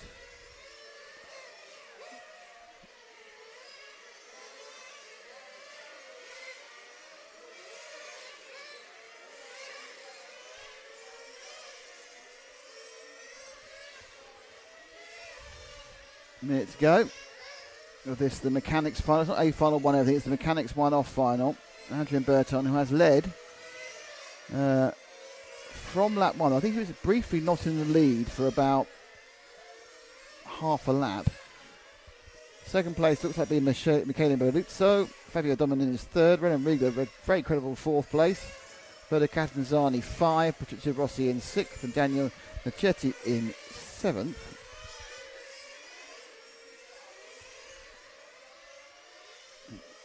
Remarkably, despite not having been in the race for some time, Malaysia still scored a 7th. So, a few seconds to go. Berton just needs to get this one over the line, and he will become the mechanics champion. Well done, Adrian. Second place, Michele Baruzzi. Third place, Fabio Dominin. Fourth place, Roland Riegler. And that is actually, this time, that is it for coverage for today. Thank you for being with us today. We think we're back at 8:30 tomorrow, but please check your local listings on Facebook to find out when we are actually starting. We think it's 8:30 again, CET, 7:30. Straight off with the 1/8 finals in IC. Then we have the first leg of the 3 electric finals, and then we have the quarterfinals and the second leg. So it's that way. So it's a kind of it alternates electric and nitro the whole way through the day. Main final was off at 4, but I think it's going to be off about 3. So do check all the times, because the times currently are definitely not correct. Just the result there of the mechanics final. And I'm going to say thank you to our title sponsor, Senesi Motorsport. Thank you to our supporters, S-Works, Lens Bodies, Sheffield Model and X-Ray. Thank you, of course, to EFRA. Thank you, Matt McCallum. My name is Nick Damon. We are RC Racing TV. This has been the penultimate day, on the qualifying day of the F1/8 GT and GT Euros 24 from Giordani Naxos in Sicily. Thank you very much, and we will see you all back here, hopefully, tomorrow at around 8:30. See you then.